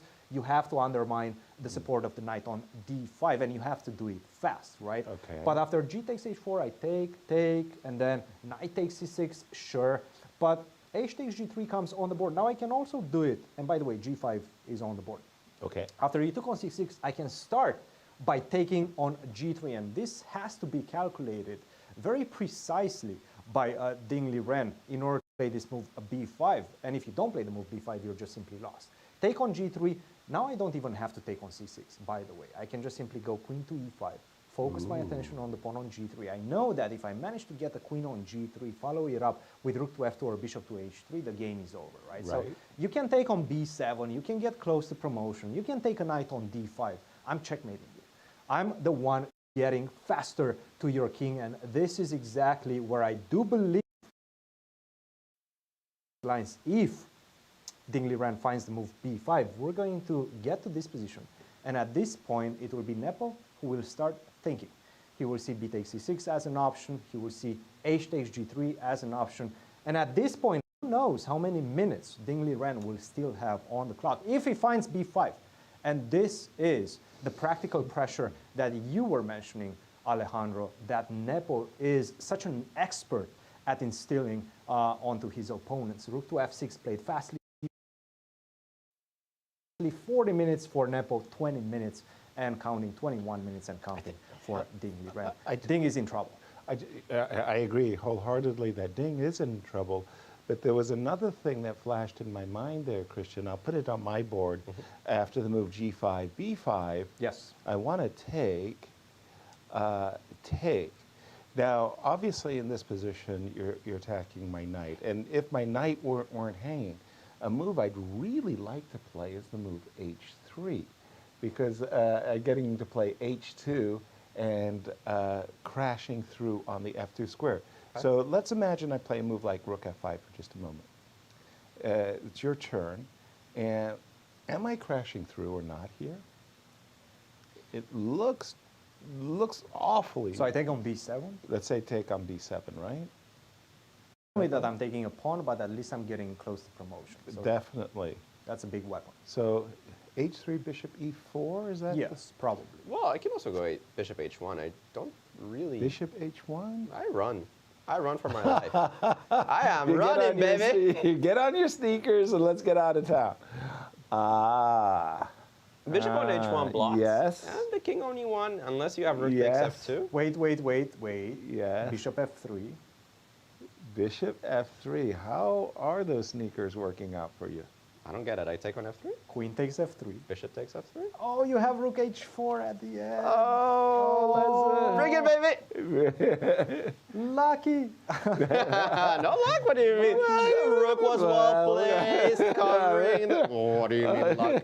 You put it was all part of the script. Part of the Nice, nice. Okay, so there's dangers there, and unfortunately, b5 box. I mean, just because it really is box because it creates threats. I exactly. mean, white needs to create counterplay. If you take on b7, you might be wondering why not just take on b7? It is a pawn.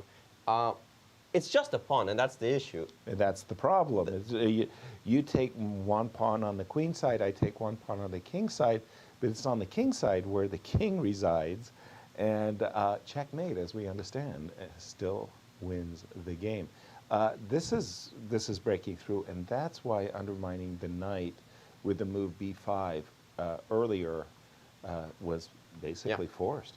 Yeah, and I think b5 will be found by Ding-Learn out of necessity. Yes. There's just no other move. Exactly. You're just getting mated. But how did you not get mated? After b5, pawn takes c6. I understand you're destabilizing me for such a small amount of time, but what if I like take on g3, take on g3 and go... Well, this is the threat of mate. This is a big threat, that's mate. So nothing. And then there was this queen g3 that posting up. Right, that one. That was pretty scary. That was very scary. How did you defend it? I'm not sure.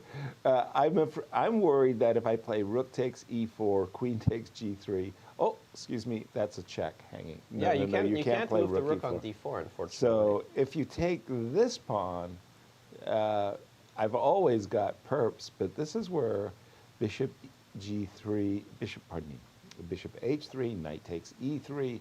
Rook f2, I mean, rook f2, we're all winning the game. Right? All winning the game for black. Wow, which is why... what is the defense? Because this is what we're recommending, right? No, excuse me. This was the moment where we were taking on g3, queen e5. I guess you could play queen e1. Queen e1, knight e3. No, rook e4. No, the rook is defended. Okay. Did we blunder into it? We blundered into it. What do you mean? It was part of the plan. Yeah. Rook e4 is the issue.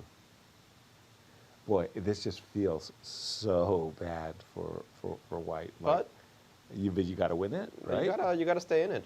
This is still bad after like b takes c6, rook takes. Actually, is it? So let's continue. Queen, knight to c3 right now? What? Is that the move? What? I'm just trying. And at the same time, move. you're hitting the knight on a5. I think it forces you to take, right? Not only knight takes c2 is a big problem. Yeah, I don't see any. Have to go back to e1, loses queen e3 check, and you pick up my rook. Right. Rook f2 is a threat. Queen f2 is a threat. Bishop h3 is a bigger threat. How big of a threat is rook queen takes, to f2? Can I go rook takes? No, rook takes e4. Bishop h3 immediately. That's the problem. That's checkmate. It's just checkmate. You just don't defend. I'm not able to defend. So rook takes e4. Everything is hanging, but you're just pointing out that after bishop h3, rook takes... Actually, you do have a defense. Where King g7, queen takes f6, huh? Queen takes f6, followed by rook f1 and rook f2. Rook f1, rook f2. Ah. Wait a minute. And what about king h7? Rook h8. But then queen d3, rook h8. Yeah, rook h8 is. But rook h8, king g7. Right. Takes, rook f1, king g7 hits the rook. That's so nice. What? You lure the rook to h8 so that in this variation... I still have my pawn close to pawn promotion, so I'm not 100% sure how that position is. So we were laughing that we got to this position, but somehow because we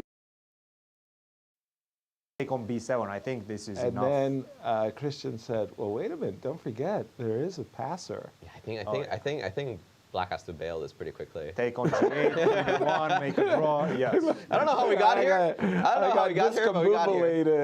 In that hole. By the way, because of the very, very forcing nature of this line and the fact that these guys are much of what we just saw is going through their minds. It's going through right? their minds because exactly this moment. And perhaps you don't see knight c3 from afar, but you realize that this is all about tactics anymore. Strategy is gone out the window.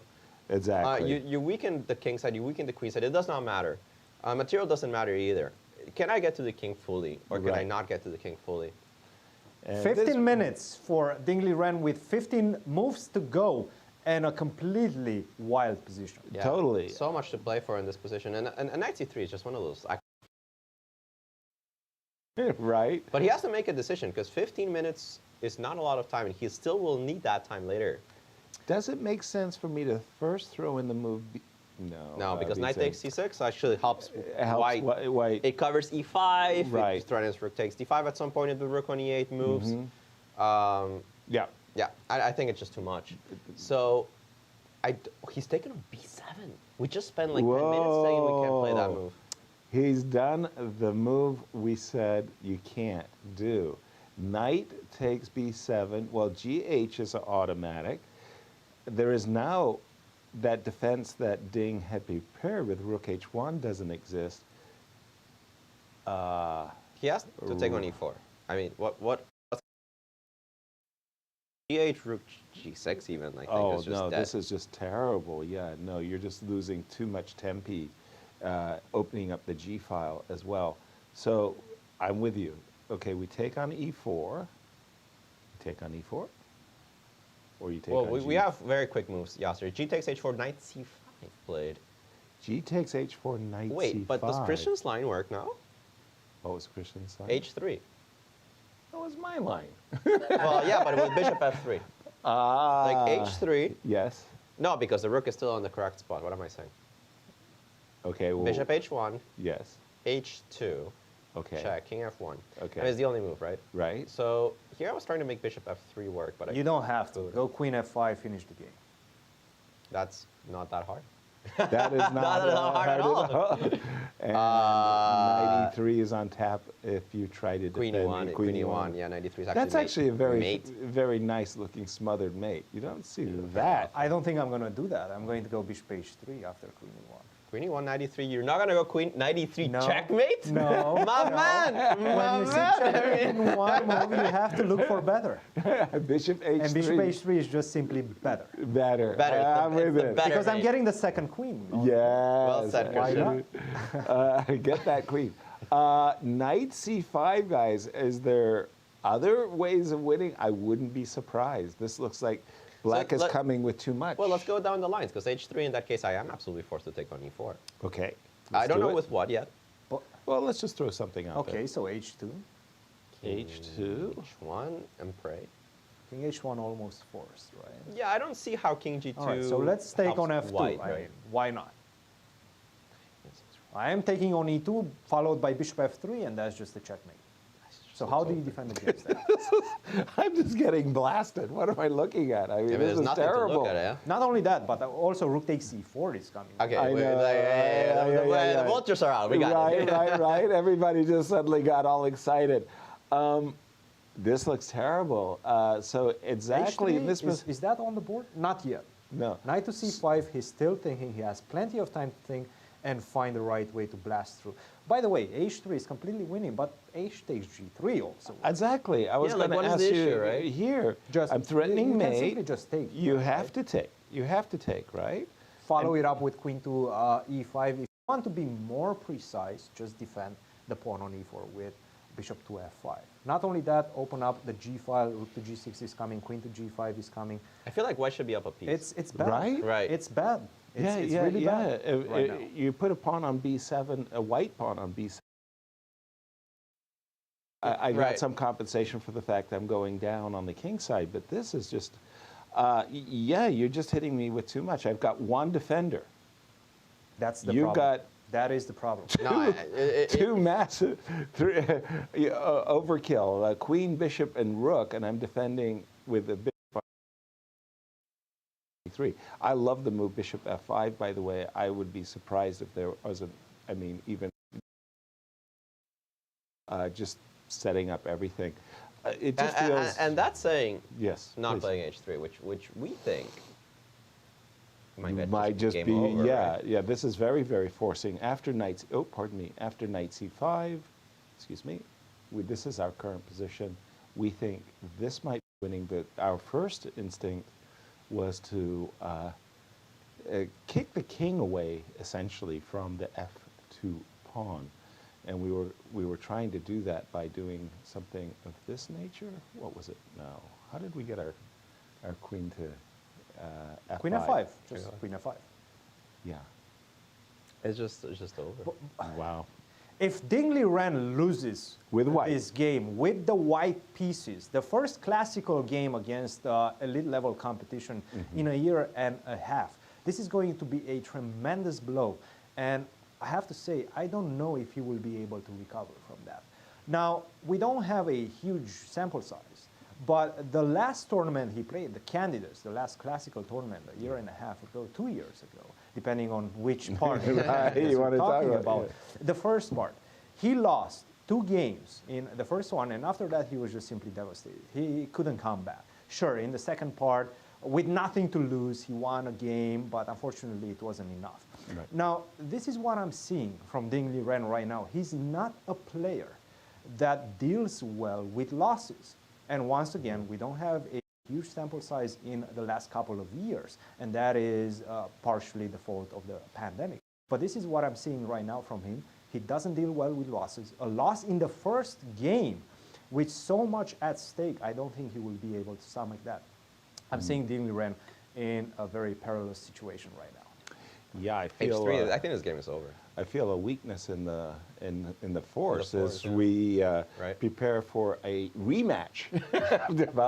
And we have some tweets, Alejandro. Well, let's take a look. We have a question from YouTube. Question to Yasser. Tilburg, California. Question to Yasser. What happened in Tilburg, circa, I hope, in 1975? GM Radjabov, shout out to the newest in New York Times columnist. Yes, we're proud of you, Dania. Go. Yeah, very good. I'm very proud of him. This is amazing for chess. Such a great ambassador for chess. Shout out to Dania Naroditsky. I mentioned you had a story from back then, Yasser. Is this fake news? Yeah, I think so. Tilburg, California. I don't know what. California. Well, first of all, Tilburg, of course, Tilburg, Holland, was the site of many great events. The Interpolis insurance company sponsored each and every year one of the world's premier events that everybody looked forward to. We called it Tilburg. But 1975 California? No, it might be circa. Like, it might be close to 1975, like around that age. What did I do? What happened? No, guys, this is just a trick question. Dania is a great impersonator. He does great impressions of Gary. He does great impressions of yourself as well. And whenever he starts a story in your voice, Yasser, he's like, when I was in Tilburg, 1975. California. That's the question. I see. So no great fake news. Fake news. Fake news. So but Dania did it. Dania strikes again. With fake news, and now he's writing for New York Times. And that's all it takes, man. Do impersonations, and you're good to go. All right. Nice. H3 played on the board here between Ding-Liren and Jan Nepomniachtchi. This might be the first decisive result of the candidates. Wow, it just looks devastating. Really I just don't see it. Well, once again, if we move, the bishop has to move. If we move it to h1, check. We can't go to g2. That's the easiest mate we've ever found. And if we go to f1, queen f5 is devastation. We're threatening mate. We're simply crashing through, which leaves us only with the move bishop takes e4. Then after bishop takes e4, we've played h2 check. Again, king up only invites queen. So we've been moving king over, and we've been looking at rook f2, and then we're pulling our hair out, looking for a defense to rook takes e4 and bishop f3, and finding no defense, we gave it a rest. Yeah, we give it up, but we just think it's winning. And we do. That's exactly it. And, well, they lose no time at all here. Boy, you got some haters in the truck, man. Look at what did I do to them? I mean, the guy hasn't even resigned. It's over for you, Alejandro. It's over for you. Out. You see, all it takes is for you to win one world championship, and then you've got a mark on your back. What's going on, right? You know, your team wins a world championship, and they got to bring you down. You know, It's okay. It's a nice ego check. Thanks, guys. Right. Well, Ding not starting great with the white pieces. Of course, it's a double round robin and it's a long tournament, but you waste a white.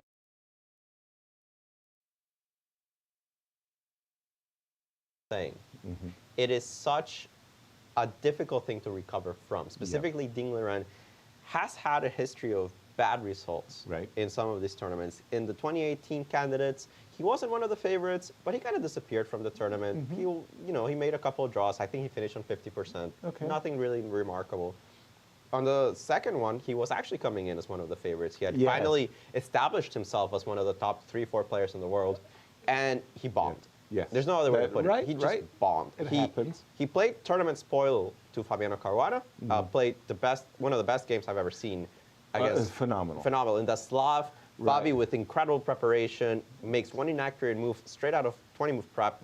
Ding Liren under time pressure recovers, wins in an amazing game, but it's the only game that he wins in the first half, and just does not recover enough in the second to even come close to challenging for the first places. Does he start bad and just disappear again? Yeah. Well, before I answer that question, I just have to echo your thoughts, especially in a sense. Ding played an absolutely marvelous game to destroy Fabi's chances in that candidates. And players, for me, Nepo, along with Hikaru, two incredibly streaky players.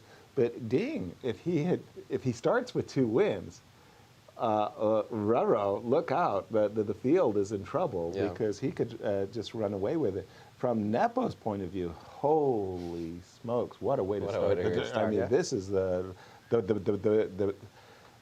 best start he could possibly hope for. Firouzja is Magnus's hope for opponent. Should we jump in? Because this one looks lost in my eyes. And let's not forget, Ding was one of those guys that actually broke the record of no losses in more than 95 games, which was, I think even closer to 100, Michael Tiles, and then he broke that. And that was in 2018. After that, his results, once he got that loss, and that's why I'm saying he doesn't really like losing, and he doesn't recover well from losses. He got so used to not losing during that historical stretch that right now, maybe, also since the fact that he's not playing a lot of games, maybe he's just not used to losing. Well, there you have it. There you have it. And Ding, 8 minutes on the clock, no increment, remember, he's on move 27. Against 34 minutes. Against 34, we don't really expect this to last very long. No, I mean, we don't. And how did Ding Liren start his 2020 candidates? Losing with the white pieces against Wang Hao. Completely shocking to the chess world. Right, Wang Hao sacrificed an exchange, and he rolled his pawns on the king side. Boy, I totally forgot. Yeah. It was a huge upset, right. and it was a huge blow to Ding Liren, just didn't recover. Right. What is he doing in this candidates? Losing with the white pieces against Nepomniachtchi. Right. Not the way you want to start. He's played the move rook takes e4. Let's see how this works out tactically for him. Is it forced mate is the question, right? Exactly. We're looking at takes. We take with a check, of course. It looks like mate to me. We've got a threat of mate in 1. That you have to take on g2. It sure feels that way. I'm stopping F3, F4, but okay, go ahead and show me the forced mate. Rook F2 is mate. Rook F2 is just mate. Yeah, king takes, queen H2.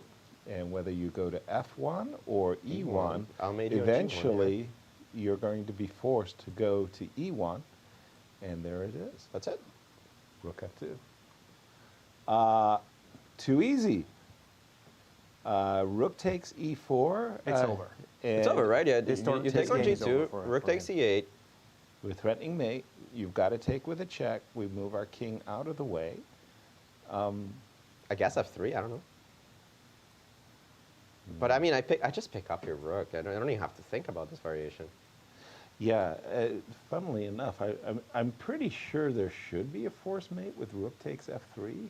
Yeah, like something stronger, right? Yeah, right. Like, but yeah, winning the rook, of course, is it's good enough. It'll force resignation. Well, not only that you're winning the rook, you also threaten to get another queen on the board. That's so exactly that comes it. with a big threat. So you have to take on g2 after queen takes a1, and let's finish that line. So you take on a1, you take on g2, and is there a checkmate, like bishop to h3 maybe? I think bishop h3 is actually mate. Because you cannot take, I mean, you can take on h3, but after queen h1, king g4, that probably is checkmate. Yeah, you don't have to calculate it, you just kind of assume, right? You just assume, yeah. And this is mate. And mates. This is mates, yeah. There's no way out. Yeah. You're not getting out. No, that's it. No, that's it. It's actually force mate. It's the force mate, yeah. I don't... Wow. And Quickly, did he let's take play on- catch up on some of the He other did not games. take on g2 yet. We expect him to take on g2. Nepo usually does. I don't think anybody Guys, does. take a look at what's happening Please. in the game between Fabiano and Hikaru, because this one has stabilized and has stabilized with quite a nice advantage for white, I have to say. A strategical nice advantage. The king is very weak on g8. Now, I managed to put my pieces on their probably ideal squares. Right now, this knight coming to g3. I have options. I can get the knight to g3, target this pawn on e4 and put a lot of pressure like that. Or I can use this knight as a blockading piece on e3, and that's going to target another weakness in your position. The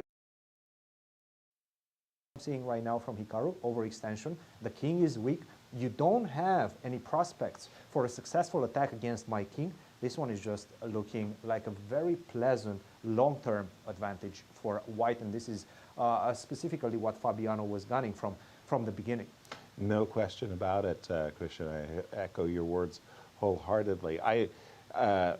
In terms of a knight that attacks the pawn on e4 or a knight that blockades the pawn on e4, I just love the blockade. Don't ask me why, but you put this knight on e3, this king is tender, the rook will come to f1, the pawn on g4. We've always got queen g6. You know what the sad part is? What's that? Some endgames are just lost. Yeah. Like, even if you manage... Your king is very weak on g8. Yeah, you trade queens. You trade queens and you say, oh, what a relief. I got into the endgame. And then you get to this and you realize... like, king this f2, is no relief at all. Knight e3, king g3 might be straight up mathematically lost. You might just lose the g4 pawn and lose the endgame. Exactly. So, I'm not saying it is, but... I'll say it. All right, there you go. It feels like a win to me. It really does. And it just seems so easy. The knight on e3, blockading everything and hitting that pawn on g4. And what is your bishop doing the rest of the game? Yep. It's controlled by the a2 and b3 pawns. It's a target for the pieces because it doesn't have a good anchor square. The only good anchor square it has is on c6, where it does literally nothing. Other than defend the pawn on e4. Absolutely right. For all of these reasons, it really feels like Hikaru got wrong-footed in this, and he put all of his pawns on light squares, and he's suffering and may just be lost.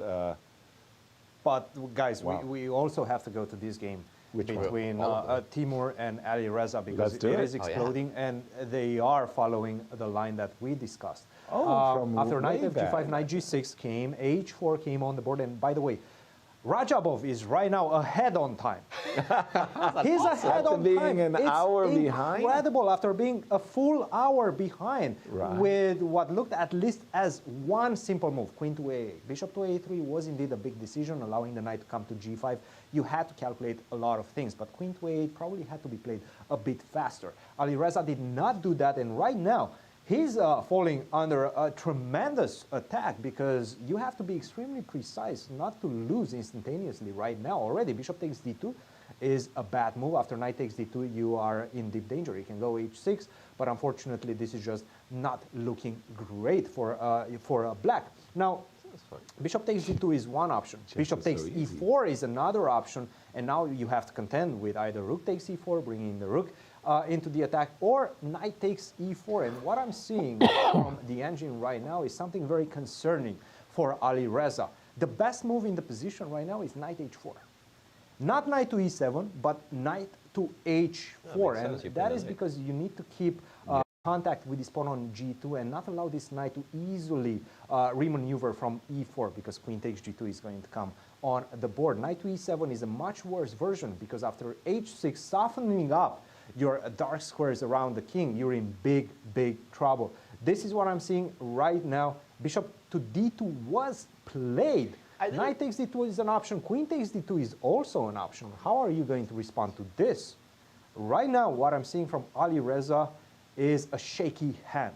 He has less time than Teimour Radjabov with still 15 moves to go and a position that is simply exploding right now. Knight f6 is on the board. h6, softening up your dark squares, is on the board. And by the way, how do you defend against that? Do you go knight to e7? I think after h6, you might be just completely losing. Now the queen on d2 is even better placed because I'm ready to target your dark squares. What are you going to do? There was after the simple queen takes d2. Is h6, right? Is h6? It has to be h6. Great move. But what if I just take? With what? Rook? What do you mean with what? Who asked this question? Rook. With the rook, thank you. King takes f7 is by far the better move. I mean, okay, but I don't have an engine, right? I would never consider this move. Why? Because the king has to run. You have to run away to e8. Your king on G8 got on your sneakers, so you got to run. That's okay. crazy. You got I would never have gotten Guys, that. you get to this position. Get you out of see here. white playing the move f3 next, closing up the bishop. You see this knight hovering around your king. You understand that you're already worse. You know, I really wouldn't have thought that. I really would have thought that after the move rook f5, I'm not really doing so poorly. But then you see your queen and bishop is a kind what of if a I play this one-dimensional. this simple move? I go f3. I understand, but which is not the best move. I don't get what it. if I play? I just don't get it, guys. I understand everything that you're saying, but I think I have a bishop on d5. I have a rook on f5. Yes. How are you mating me? I have a pass pawn. I'm going to push it. Where is your? Not with somebody this explain move. this to me. Not with the move f3. I will mate you with the move g4. But let's assume what? White. What? I have a bishop on d5, I have a queen on 8, and you play the move g. I get it. From a practical perspective, this doesn't make any sense. I mean, how's rook g5, bishop h1 not winning? Somebody explain chess to me. Take bishop to h1, f3, and actually you're losing. If you take, I have this nice check, queen takes h1. Get out of here. Don't shoot the messenger out. After queen takes this is what I'm h1. seeing right now. By the way, queen takes d2 is on the board. Rook, you know? Yeah. Even at the end, I'm like queen g3, but I'm surprised. Queen I wouldn't takes have d2 is on the expected board. this. Let's see how Ali Reza deals with this, because right now 15 minutes and counting, and he needs to calculate all of these variations. So does Teimour Radjabov, and he only has 18 minutes. A wild position, anything can happen, and the assessment of the position can change at every turn. Yeah, it could change dramatically. This is also one of the things that happens in these marathon events, is you're going to get tested. Oh, yeah. You're going to get positions where you're better and you're going to cruise and hopefully you smash the guy and you win very easily. But then you're going to get these positions where you started with an initiative, it backfired, suddenly you're on the back foot as this position goes, and white's the one attacking and doing the exclamation mark moves, and you've got to find some nasty defensive reactions. So it's a challenge. The outrage. Here we go. I'm confused. What? This is our Good Morning St. Louis look. I can read the lips. I can read the lips. I can't give up. I mean, what? I hate engines. That's all I'm gonna say. What does Magnus had this great line? Do you play against engines, and how do you do when you? What do you feel about playing against them? And he goes depressing. Depressing. By the way, we played f3. We tried f3. It wasn't working. Ding tried f4. I don't see the difference. I got news. It's not working. It's not different, yeah. It's not working. I mean, king takes g2, bishop h3 is the exact same thing, right? Well, except the pawn was on f3 in that other variation, but we're looking at bishop h3 once more, and we're expecting that somehow this king is not long for this world. Yeah, I mean, this looks like mate after h. It's just like you've got to walk the plank. Yeah, rook g6 is kind of good, but queen h3 I think might be faster. I like queen h3. Mate. It's over, guys. It's over. It's over, guys. Don't play with your prey. Come on. I mean, it's over. He's dead. He's resigned. He's Bishop done. h3 check, and he has resigned. Our First first result. It's a decisive result. Wow. Jan Nepomniachtchi, the challenger of the 2021 World Chess Championship, has defeated Ding Liren in an amazing game. Ding Liren not found today. Yeah, he was kind of missing in action Right. there, and it was like this move knight g4 that, well, it confounded him. It actually. discombobulated him. He Right. did not know how to react. He was given a pawn on e4. He very meekly decided not to take this pawn, and it cost him Exactly. It because did. he was not able to organize his position. And as we just go, and again, it's hindsight, so we understand that. But somehow, when this pawn on e4 simply survived, Yeah. Black's idea all along had been to cement his knight on d5 and then do something on the king side. And somehow this whole maneuver with bringing the knight to c4 versus bringing the knight to d5 was very favorable for the second player. Black's knight on d5 is doing great, the rook on e6. And all along, I mean, it was But just... King h2 also. What is King this one? h2, very strange. You talk about getting on your tracks suit. Yeah. You know, getting out of dodge might have been, but King h2, that was really a bad game to start for. It's a Ding, test. It's a test and- for the Chinese player mentally. Yeah. He failed it last time. Failed it pretty miserably last time. He did not recover from his loss to Wang. Because, wow, what a way to start. Nowhere to be Wow. found, just got rolled over. No question about it. That was a really one-sided match. Let's just check in on a game that kind of just like faded from view for a moment, but we'll get right back to it. Duda versus Richie. First look, holy smokes, it looks like Duda is killing it. He's got the two bishops. Oh, I agree. I just wonder if he was killing it more before. Oh, it was that bad. I've just caught up to it now. I don't know what really happened. No, I mean prior. from the opening, right? When you could Yeah, take on D1. from the Yeah. well, more or less, I thought maybe just around these parts that Richie might have Not righted so the bad, ship. right? You know, I'm not sure about the move a5, by the way, but okay. Somehow around here, it doesn't look terrible, but it's soon what we've got. I'm not sure it's so bad because takes, it really, I think, hinges on the next move. Because if I can get my bishop to d4 right now, maybe this is not so bad. By the way, I didn't realize that bishop e. I was under the impression that White was playing Bishop to f2, right. Right. Yeah, and if you it get was bishop f2, this game's kind of over because Right. b4 is just winning a very crucial exactly, but bishop to bishop e3 could be defensible. Well, think about it. Christian, you have something for us. Absolutely. Well, another position that is crumbling right now is Hikaru's position. Wow. We were looking at this game and we were mentioning knight to g3. Also the idea that you liked a lot to blockade this pawn on e4 with the knight. Get the knight to e3 and think later. Not only that, but it also attacks an undefended weakness, the pawn on a g4. If you manage to get that, you're going to get two connected passers. That's going to be all she wrote. And this is exactly the thought process of Fabiano Caruana with the following moves. Queen to h6, queen to g7, queen to d6. This is what Hikaru right now is staring at incredulously because he cannot believe what happened to his position in the last few moves. It's just crumbling. There's no way to defend the pawn on g4. I'm going to go knight to e3 next move, followed by queen to f4. Whatever you do, at some point you will, by the way, have to defend knight to f5 jumps as well, with devastating consequences. First, with the bishop. Are you going to go to c6? Sure, simple move. Knight to e3. How are you going to continue defending this pawn on g4? Over. You can go rook to f8. You can try to sacrifice. And by the way, after g3, I can even consider playing moves such as h3. Leave the pawn on g3, take it later, and keep the connected passers. But of course, taking on g3 also makes a lot of sense. Not only that, but right now, I can also focus on your weak king. I can get the rook to f1. All my pieces are involved into the attack. And any sort of endgame, knight versus bishop, with a pass pawn on this side, is lost for you. So you are staring at so many losing scenarios right now with the black pieces and only 12 minutes to go. 12 minutes to go, 9 more moves to make for Hikaru, and the next few moves might see him in a completely losing position. Right now, the computer is saying plus 1.5. From a practical perspective, I think and I feel it's much worse than that. Yeah.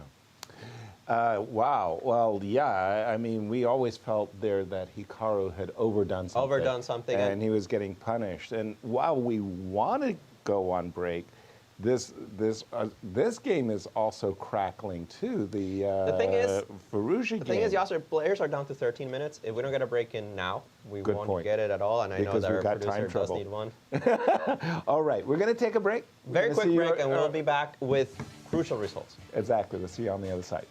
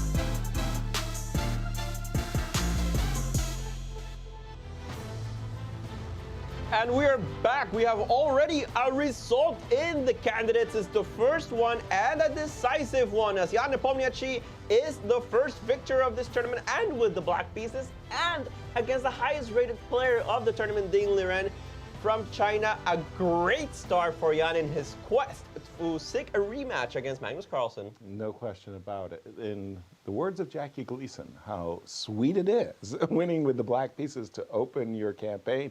Yeah, and I'm seeing across the boards a lot of decisive positions. Are these potential decisive positions? Let's go straight into the action as we go a little bit around the horn to see what's going on. We're in time pressure in every single board. Okay. So we have to go a little bit quickly. Fabi-Hikaru, we left it off here. Right at this moment. Yes. It was queen d6, knight, bishop c6, knight e3, rook f1, and knight f5, and it's lights out. That's all she wrote. That will be a winning kingside attack. g3, and let's jump to Cristian. Well, Alejandro, I'll take you around the horn on this one. This is the position, by the way, that was seen in the game between Radjabov and Firouzja. 20 seconds later, 20 seconds. he took with the king on f7. This better was than the me. move that you thought will never come on the board. King takes f7. I just wanted to point that out. Nice. Knight takes g5, king to e8, f3, king to d7, knight to e4, bishop takes e4. This is the position we currently have on the board. I have to say that this one might actually peter out into some sort of an equality position, maybe a draw. Let's see what happens in this one. I'll give it back to you guys. Well, I mean, continue, Cristian, by all means, please. Rook takes e4. Was that completely convincing to you that it was going to peter out? Sure, I'll put a queen on d5 maybe. Queen or on maybe d5? I will start my pawn march. Let's go a5. Let's go a5. It's true. You're the one with the passer, and I've got to get at your king. Yeah, this king's actually not so bad on d7. That's why he took with the king on f7. Well, he got on his running shoes, and boy, did he zip right off the king's side. It does. It does.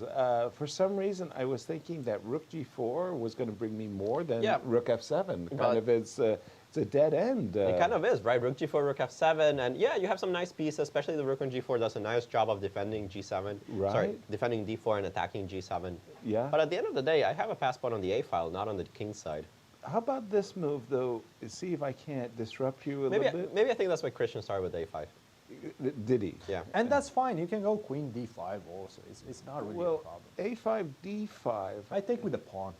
I have to take with the pawn. Yes, you have to take with the pawn. Taking with the queen, I'd hurt your feelings with the move rook d4.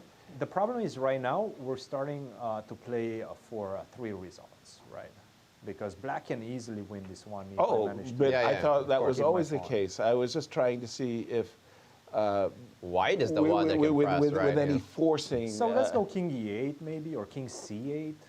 Even though king c8, e7 does feel like you're getting very close. I'm one square away Rook from e8. the promised land. Yeah, that doesn't feel like a 3-result game. There are still chances. By the way, queen d5 was played. Okay. Queen d5. Okay, Yeah. but in that case, I was just kind of warming up to the moment. Immediately responded. Queen Queen b4. b4. Cristian, what's the time situation?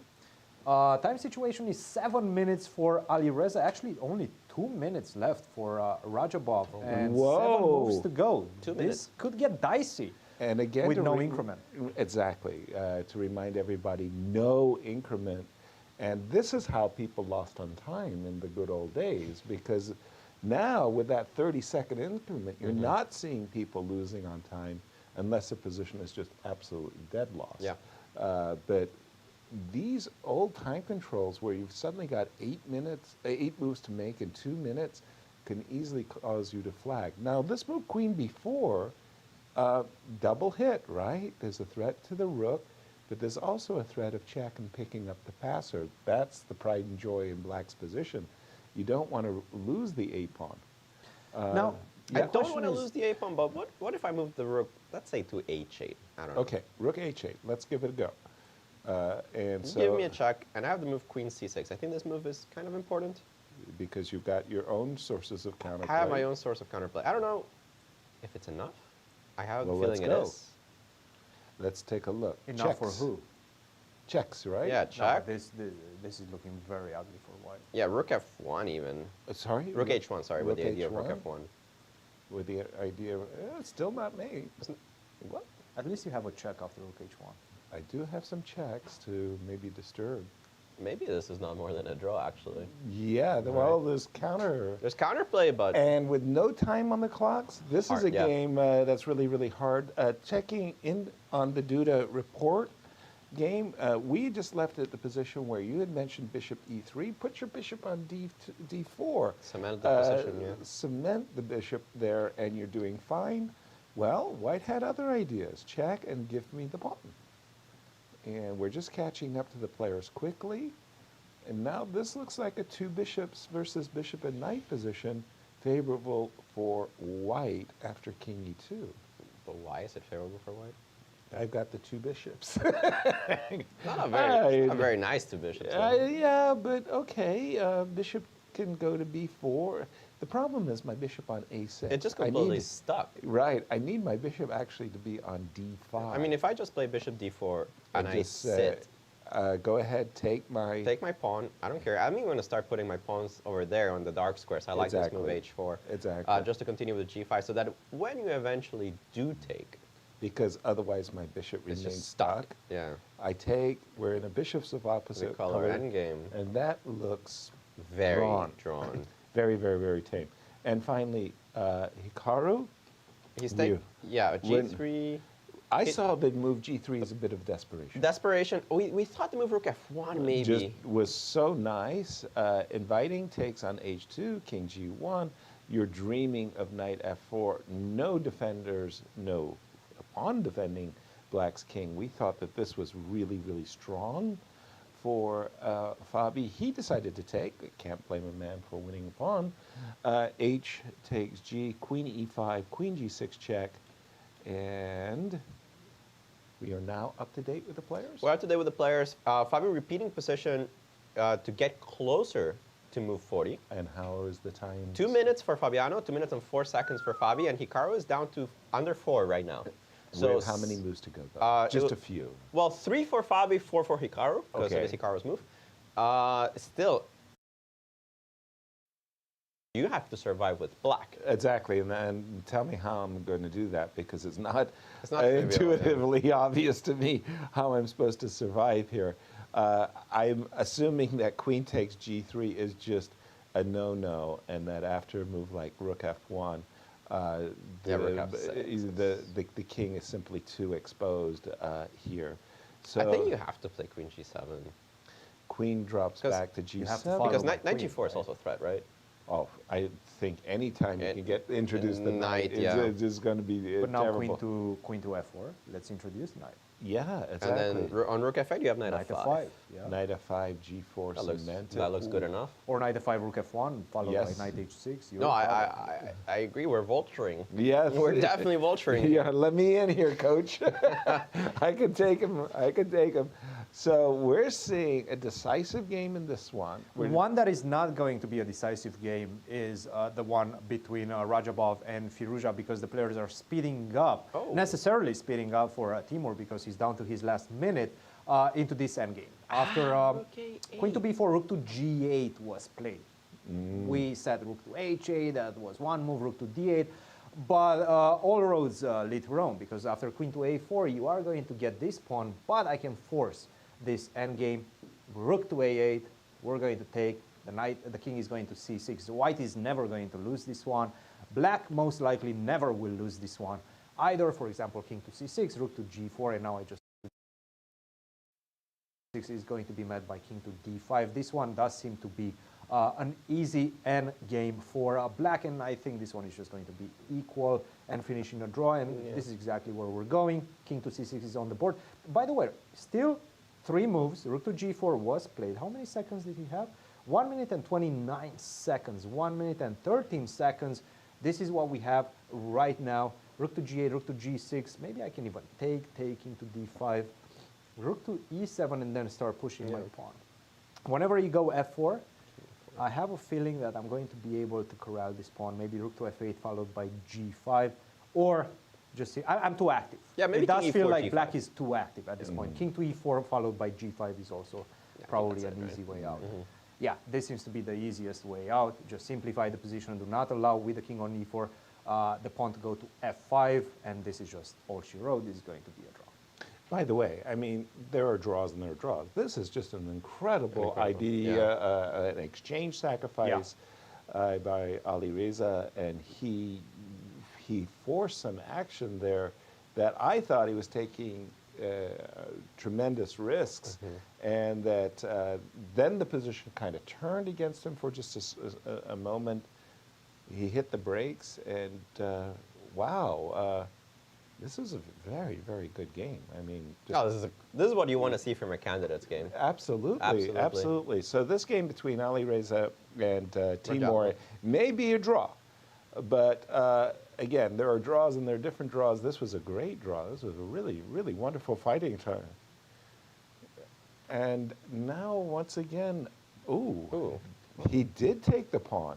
I thought that was how do you say, a taboo? You can't do that. Queen takes g3, rook f1, queen g7, queen h4, and that is a very, very exposed black king. White is setting up for moves like rook f5 and rook g5, I am assuming? But then he may move 40. Oh, he's made move 40. He's made move 40, which is extra crucial. hour. That's a lot of time. What is the thinking knight g4? What is knight to g4, right?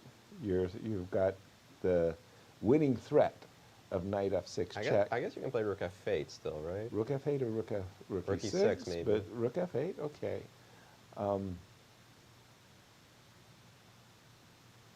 I don't see a killing blow yet. If I take the rook and I go into a queen and knight versus queen and bishop, if I go into the minor piece endgame? The minor piece endgame everything looks bad. I just want to kill you directly. I understood, yeah. How can we kill directly? Maybe we can, or maybe we cannot. You have options, right? Knight h6, knight f5, for example? Well, this was the ending that I was actually contemplating. This one, right here. I take, and then I put my king, I hope, on f4,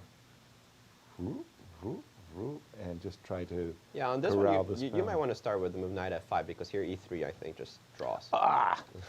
You are so right. e3 is a beautiful tactic that, on the spot. On the spot, yeah. You know, like no discussions. No, I mean, no. No, there has to be something better, right? Yeah, exactly. Wait a minute. What are we doing? What are we doing? We're cashing up our pieces, chips, right? Yeah, we're cashing up our chips too soon. Let's just keep the girls on the board. How about queen h3? If anticipating rook f8, queen e6 check, hoping that you'll get into trouble. All right, I'll keep chasing. Queen h7 seems kind of forced. Okay. And of course, when the queen was on h4, Hikaru did play the move queen h7. So as a kind of indication. Can I ladder my way into the position? Ladder it where, though? Like, where is it going, right? I got here, and you got here. It doesn't seem like a lot of progress. True. I don't want to put my queen on c5, but it's... on the other hand, all I need is to introduce the rook, right? Yeah, and that will be curtains for the black king. Maybe this is actually very strong because you don't have rook f8. No, which is a crucial detail, right? Exactly. Now you could go queen e7 and somehow do that same harassing. Yeah, but in this one I have queen c4 and then rook comes in, or knight f5. I've got queen c4, queen e6. You're still alive that. Christian, put us out of our misery for us, will you? Could you tell us how Fabi should be cashing his check? Well, just a side note for the connoisseurs of internet culture, the world champion did throw his hat in the mix. He said, literally does not care about king's safety after this move d5 for Hikaru. Poking Hikaru a little bit. Very nice little tweet there by the world champion. Right now we have queen to g3, queen to g7. It does feel like queen to d6 has to be played on the board. Now, there's a dance going between these two queens, right? You give me one more move, by the way, with black, and I'm going to go knight to f5, and the game is over, right? Knight to f5 or rook to f4 and try to invade via the g5. So you have to always keep attacking my queen. Queen to e7. How do I get away from it? Queen to g6, queen to g7. How do I get away from it? I'm trying to understand. Queen to h7, queen to... This guy is going around circles as well. Yeah, no, it's not that easy to get away from this. No, but like, I thought you were leading us to the promised one. Queen d6, I think, right? Yes, yes. Well, yeah, we actually ended up... The best move right now is queen d6 back, so this is what I'm trying to understand. And this is no, but queen f4, queen I think. To f4, Queen f4 because rook f8, knight f5. Ah, this is it. That was the dream. Yeah, that's the dream. So you... And if you defend the f5 square with bishop to d7, I have a feeling probably just knight to d5. Queen but no, knight d5, queen check. c5. So this is what we're seeing, and obviously you have to drop back to e3. You don't want that. You have to prepare the move knight to d5 with rook to d1. An interesting dance of all the pieces, actually, not only the queens. I'm attacking this knight to f5, then you defend it, then I go to the d5 square. Now you have two threats to defend against knight to d5, as well as, if you try to defend that, rook to d6. So for example, if you go bishop to c6, rook to d6, now my rook invades. You have two attackers to deal with, not only the queen, you're in trouble. Exactly. So we know that as soon as white gets another attacker involved into the game is over. So this is what Hikaru is trying to limit right now, the inclusion of another attacker. Very, very nice. And that's what that dance was all about, is giving white the opportunity to gain a tempo so that he can play rook to a rover, rook up the board and over to the king side. Just picking up on the game of Teimour for just a moment, we do have a 2 versus 1 rook and pawn endings, as they say. All rook and pawn endgames are a draw. This one is a little bit tricky to my eyes in the sense that, okay, the rook is kind of cutting the king away from f6, and we do have a passed pawn. I must say that for myself, I've never had this 2 versus 1. I've had like everything, you know, like really like every kind of rook ending. I don't recall this at all. And although, you know, you would like to just say draw and, you know, let's go on to the next game, I think there's still some work that Ali Reza is going to have to do. It still feels like suffering in this position. Yeah. I mean, white has a pretty clear plan. Right. Just bring up your king, slowly advance your pawn, and wrong foot the black king so that if you could ever get your king to f2, your pawn to g4, your king to g3, and you get in the move g5, I think it's gone. It's gone. At that point, I think you're winning. Yeah. Right. Exactly. So that's what's on Teimour's side of the table. Once again, we were kind of giving Richie a little easy draw. We were thinking that black is going to put his pawn on d4. He's going to put his bishop on d4. He's going to sit with his king back and forth between c6 and d7, and he's going to say to white, do your best. What are you going to do? You can put your pawn on a5, but you can't move your bishop. The knight dominates. We said draw. I don't see. And actually, we don't have the game on the main screen right now. We have Ali Reza versus Teimour. The game that you guys are analyzing. Yeah, we're looking looking one at between just Ricci and Duda. Yeah, this looks. I mean, this looks that drawn to me. So we're as black. We're putting our bishop on d4. We're putting our pawn on g5. We're putting our king back and forth between the two squares, d7, c6, and we're saying to white, the best that you can ever do is capture the knight and capture the pawn. And we think that bishops of opposite color, where this bishop is patrolling the a7 square, is a draw. It's a very easy draw. Well said. It's actually a very easy draw. You just put the king on a7, you put the pawn on g5, you attack the pawn on h2 with bishop to g1. Yep. And then you can even forget about the pawn on f6. Because whenever you take on f6, I keep the bishop on f4 and I just move my king. Exactly. And that's it. You don't even get my pawn. Yeah, I'm not giving you my pawn.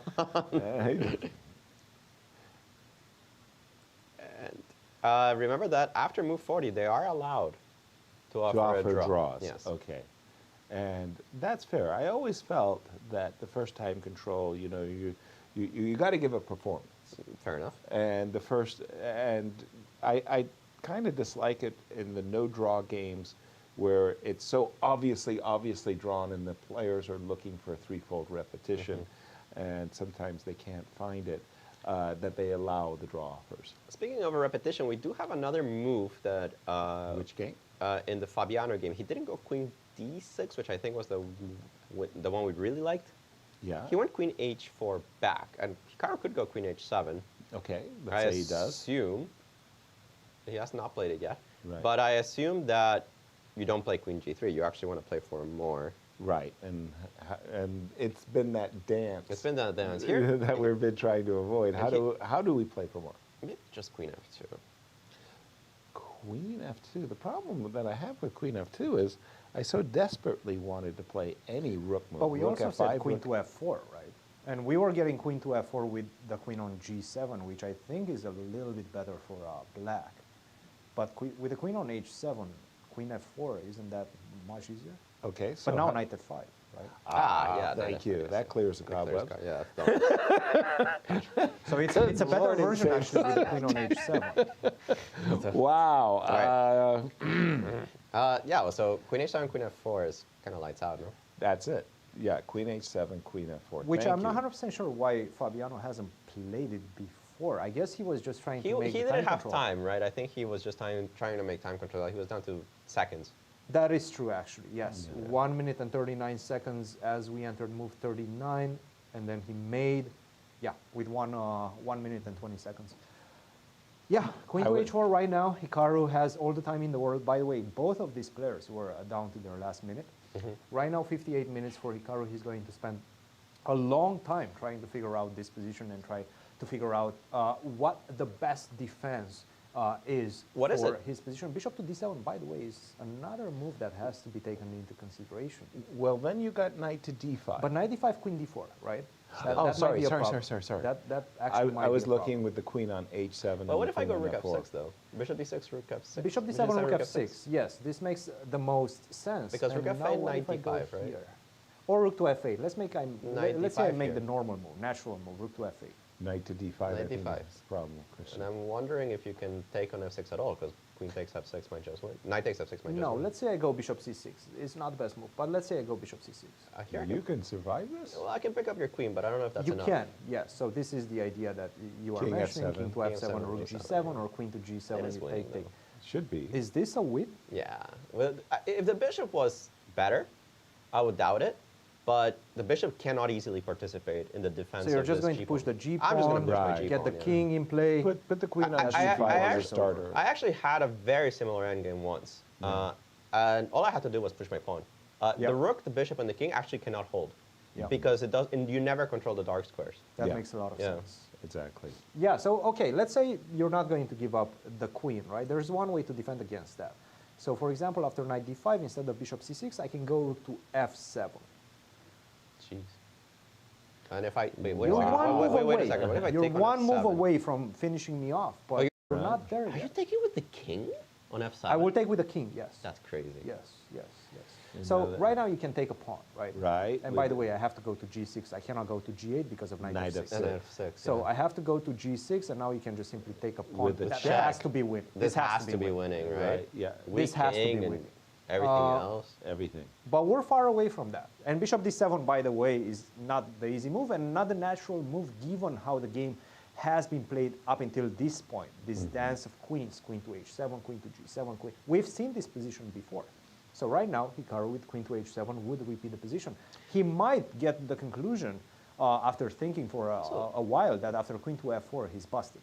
Christian, I have even another question. Yes. After the move bishop d7, if you could help me out. Yes. If I just go directly with the anti-positional knight f5, exchanging my beautiful knight for your stupid bishop. One of the best But- moves. One of the best moves. But I take and I threaten rook g5. Oh. Really? I still have a defense, right? Regardless. The game goes on and you still have a great advantage, but do you want to assess this position? Probably I mean, this not. looks pretty This dead. is very good This for looks white, completely right? winning, right? I pick up at the It very looks- least a pawn, and I still have And the it's attack. such a Yes. safe king versus black's But very dodgy. does it look more winning than the one with the knight on e3 and the bishop on c6 or Right. d7 with a knight potential to jump to f6? Understood. Yeah. This is the question that I think Fabiano will have to ask himself and also decide at some point, because knight f5 is a big decision if bishop d7 comes on the board. We don't know whether that's the I think they both just Right. completely crushed. Knight f5, Bishop d7 on the board, by the way. it is on the board, yes. Right. Just to clear the cobwebs on another game, the Teimour's rook and pawn ending. It's in the table base, and I suspect it's a draw. Table base says a draw. Yes. Table base. But That- it's not easy. No, this because is you not want to gonna be play easy. e5 and king e6 as ASAP, right? Yeah, I think that's this is very- what that's he's very gunning precise, for. right? Yeah. King to d6 was played. Now the f4, right? Right. So Now if you go e5, I go f5. this was precisely my question. This and is then- still a draw. It's still a yeah, draw. you This go is still a e4. draw, yes, because So the king e4. gets in. Yeah. And I'm going to be able to find my own counterplay. You Right. can go g4, g5, Right. push the Yeah, pawns, but king is actually I very have my own strong. counterplay as well. So yeah, e4, g4, if you don't mind. G4 Yes, play G4, king King f, E5, king King e5, E5, yeah. g5, king f4, g6, Yeah, let's go. and it's sort of like this G3. counterplay is Now I just follow. Oops, sorry. yeah, and then you follow. If following, at some point I'm going to try to win with black. yeah, and then Right, because once you get to e1, then I go Right. e3. I think it's actually, yes, and then suddenly the game is Over. 3 results. I'm not going to go king to e3, though. Yeah, actually, king e3 is losing. e3 is the only move that draws in this I game. reckon one must be Wow. a draw too, right? Cool. Okay. Well, yeah, that was my question, was f4 and meeting e5 with f5, so I have two connected palace pawns. Was that a try? Well, they are the candidates. You expect them to be very well prepared. And remember, it's not just open preparation. They also review all of their rook endgames. They review their bishop endgames. And I think this 2 versus 1 is one of those typical positions that you get in a training session. Yep. And you just toss it to your player. Defend. Right. Defend. I know that we did that with Fabi going into the World Championship match. It's like, here, have this awful rook endgame. Good luck. Right. Yeah. I remember that one of the things that I like to practice too with was some kind of very basics. Like, for example, I never got into my career ever. King and 2 bishops versus king and knight. I don't think I've ever seen it. Yeah, there was this wonderful game that Jan Timman played, I think with Jonathan Spielman in Tilburg. Tilburg 1975. No. It was Linares, sorry. Okay. And it was almost a problem like Endgame, and like Jan got like 7 moves in a row perfectly right. Wow, it's very impressive. And went on to win the game. At the time, there was almost a thought that it was a draw. It was only Engine solved it, but they thought that the king and knight would hold. The king and knight technically doesn't hold, but it's very long, right? Right, Somehow, yes. if you get the correct setup position, I don't know why you would ever get there. Somehow I know from like being a young kid studying endgames that Right. the best defense for black is to put the knights on the equivalent of G7. So G7, G2, B2, B7. fianchetto squares. The fianchetto squares are the best way to defend Right. against the bishops. I don't know why I know this. Remarkable, but you're absolutely right. That is Yeah. the way. And I used to look at that as a way of kind of training for calculation. Right. Right? I mean, there were some practical aspects to doing this type of thing, but it was just also, you just need technically to exercise your muscles. That makes sense. Yeah, exactly. All right, the move bishop d7, and did we No, I think consider Fabi's- the best way? Where's the knockout? What was our knockout? I Were we don't trying think, I rook don't f6? think we found a knockout. We found very nice things. Like, for example, you can pick up the e4 pawn with a lot of the lines of rook f6, Yep. which kind of forces black to exchange these rooks in some kind of awful way, honestly, because Right. you're giving up a e4 with check. But at least you're surviving. Mm-hmm. And the other way is knight f5, which looked super scary for the black side, and also, I think, wins the e4 pawn, technically. Also, that kind of thing that we were just seeing where, because Yeah. black's king is so exposed. Yeah, and rook g5 is such a winning threat that rook e5 has to be forced. Exactly. And it's almost a miracle that It really, You're not picking up anything right now. it is amazing. Which kind of makes me think that I would Play really rook like f6? to play Yeah, rook f6. maybe rook f6, right? You know, just to, again, just set up with the rook nicely there. And also, as an attacker, I see rook f6, I think rook f8, rook e6 are forced, one of the two. Right. I don't really care which one you play. Exactly. Because I'll play knight d5. Yes. And if you're telling me that the move rook f8, knight d5, the only defense for black in that position is rook f7. Wow. I mean, that's hard. Yeah, sometimes you just tip your head and say, okay, didn't see that. Didn't see that move. Yeah. I'm not even sure how it works. Wow, rook f7. That's where the boss chair, and you say, just a second, could you scan my opponent? You know, like, is he connected to a microchip? What's going on? Yeah, Rook but F7. Hikaru is one of those players that's incredible at defense. When it Yes. comes to tactically defending his position, remarkable. I Yeah, mean, it's really so, gifted. so easy to collapse in this Wow. position. No, I mean, indeed, and that's one of the things that makes all of these players in this field so remarkable is their ability, their tenacity at defending what are really bad positions. Yeah. Everybody knows how to checkmate.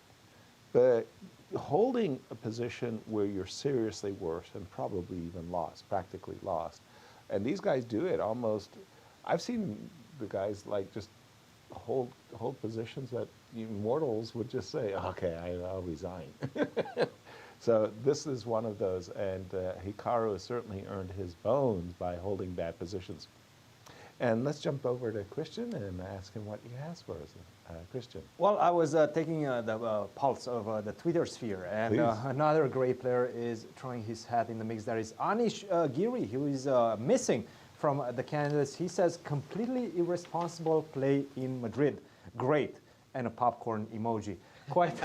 Quite interesting take from that one. Irresponsible. Would you call the play that we've seen so far from Ding? I would assume this is what he's thinking about. Also potentially from Hikaru, that moved e5 just over extending as he did and unfortunately got himself in trouble. Would you call that irresponsible? I'm going to leave that with you in just a second. But let's see what's happening in this game between Duda and Rapport. Well, it doesn't seem like a lot has happened since we've left it. Bishop to b4 followed by bishop to d6 is always an option for white if he wants to simplify the position and go home, make a draw. But he's still trying. Duda is still trying. Duda must be disappointed by the fact that he knows probably that he lost a big advantage. Rook to d1, and it goes all the way back to that moment. Rook f d1, queen takes d1, rook f d1, rook takes d1, and immediately responded with bishop takes d1.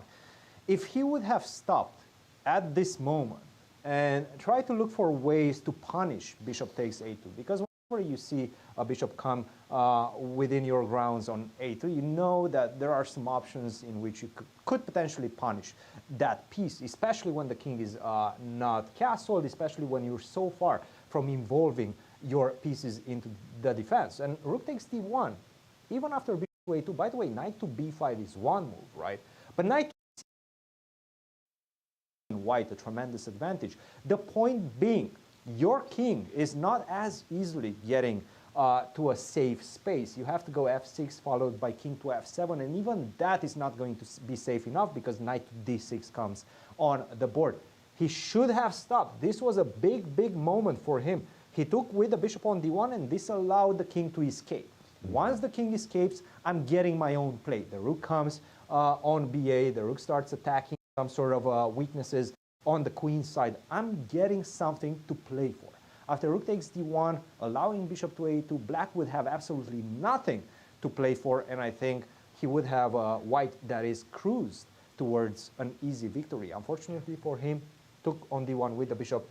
And right now it does seem like Richie Rapport might be saving this one. Quite an important save for him, as you guys mentioned, and I'm starting to get a bit worried about Fabiano. The computer is still saying that the position is completely devastating for black. Knight to f5 is indeed the right move, probably the most precise move in the position, but I have to say I'm looking at the game and it's a difficult move to make. It's a difficult decision to follow through with. Knight to f5, allowing this trade, rook b5, and after that you have to start calculating.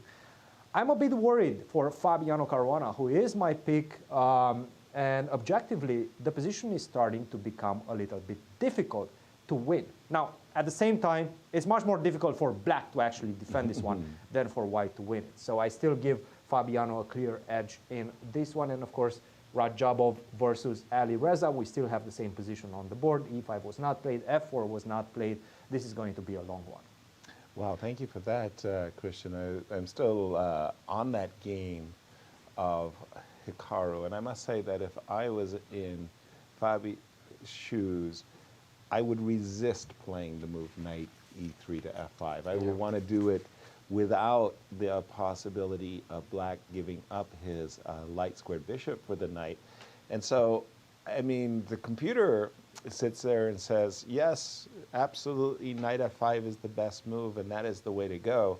And as the human player, I'm resisting making that move. Yeah, the reason that you resist it is because you feel there should be something cleaner. Yes. That the knight is so much more powerful than the bishop, and with this king so exposed, that there must be an easier way of doing the same thing. So I'm dreaming that with my queen, my knight, and my rook, that I will overwhelm the defenses, and the light squared bishop will be patrolling a diagonal that just absolutely means nothing. And otherwise, I will get my knight and land on f6. It is almost shocking that after knight d5, black doesn't need to resign. Exactly. And for me, to play the move knight f5, that the computer is pounding the table, and I think that that's a criticism that I would have against chess fans. Yeah. That the chess fan sees the chess engines, and the chess engines are screaming, play knight f5, play knight f5. But as the human player, I'm resisting. I don't want to give you a chance to trade the light squared bishop, and yet that might be the best move, knight f5. Remarkable. How are we doing in the Firouzja game? Do we have any updates? We left it, no. This was where we were trying to play f4 and e5 and create two connected passed pawns versus one. That turned out not so well for white. And after king f2, I think we're up to date with the players. I'm expecting either a rook check or e5 so that you can play king e6. Again, if you could just allow me I almost feel like it's just two moves. I just need g4, king g3. And it's almost there, right? And it's gone. Yeah. And I mean, so like, I'll make a bad move, forgive me, but I'll make two bad moves in a row for black. And this is where white sails home to an easy victory. He gets to play g5, king g4, and literally walk his pawn right up the board. And this is what you have to avoid as black. And I think one of the things that you also need to do is get your king essentially to the f6 square, which is why we are starting with a move like e5. And in case of g4, we get to move our king over and keep an eye on this passed pawn. e5 on the board as expected. And again, this is in the table base. And for me, when table bases became a thing, it was like really a revelation. It really was. Because just from those endings of king and two bishops versus knight, right? Now you knew the absolute truth. Yes. It was sort of like there was no speculation anymore. Right? And it just solved such mysteries. Like when queen and two pawns versus queen became a thing. Like, how is that even possible? Right? Like, you make a draw. Right. Like you're two pawns down, and they're connected pawns too. Queen against queen and two pawns. You mean? Yes. Yes. How did that become a thing? I mean, like what? That just threw us. Like, what? I felt like I didn't understand anything about chess anymore. Yeah, I think the table bases are just, I mean, they're truth, but not something we can ever figure out. Right. Yeah. Wow. Well, okay. Well, and in this one of the position- few ways, guys, in which you Christian. can lose this endgame, and I'm trying to just to understand how you can lose this endgame with black. For example, after rook to f6, king to d5 loses. So the natural king to d5, stay close to the pawn, loses after the move g4. It makes sense, right? So you have to stay behind and allow yourself to be cut from the defense of the pawn on e5. Nevertheless, it does seem that after rook to b6, I'm going to be able to cut your own king from coming towards my pawn and attacking it with rook to a3, and this seems to be just enough for a black to maintain equality. Now, let's try to understand. King to d5, g4. Why is it losing? If you go e4, most likely I will be able to just simply take. Now that you're cut on the f file, I'm going to be able to get the king to g3, push the pawn, and that seems to be enough. Actually, take king g3 is a draw, right? But I'm thinking Maybe rook to g8, is that it? King g3 and rook h8? No, g5. Ah, g5, sorry, yeah. Rook G. No, king g3 is still winning. King g3 is How do you win is this? Just out completely of winning. curiosity, rook g8? So rook to g8, it seems like rook to f5. Now, with a king on e5 and the rook somewhere on f7, I think that's a draw. Right. Yeah. So for example, if you go rook f7, king to e5, this is a draw. Yeah. Right. Now, because whenever you give a check, I go to e6. Right. That's a draw, right? So this is a draw. But with the king cut on the other side of the board, then you're losing. So rook to f5, critical move instead of rook to f7. Then I'm going to be able to just simply go king to h4, follow it up with g5. Not only that, but you kind of have to wait right now. How are you going to wait on the g file? You can go king to g7, but then I can just simply go king to rook to a5, then push the pawn. And this is the plan, right? I'm going to get the rook to a5. Your king cannot come back. g5, king g4, rook a6, g6, king g5, and so on.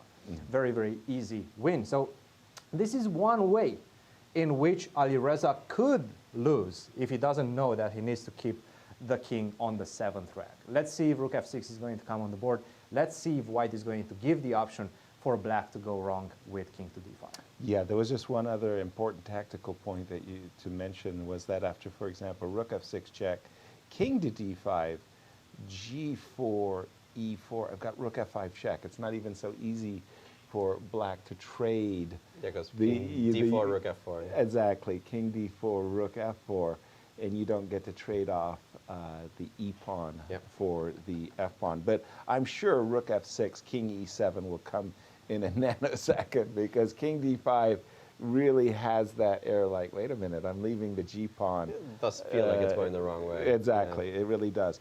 Now, having said that, rook f6 is that really the most testing, Alejandro? Like, if I go g4. I think it's the same, right? I go king e6, and I kind of park myself on around e6, f6.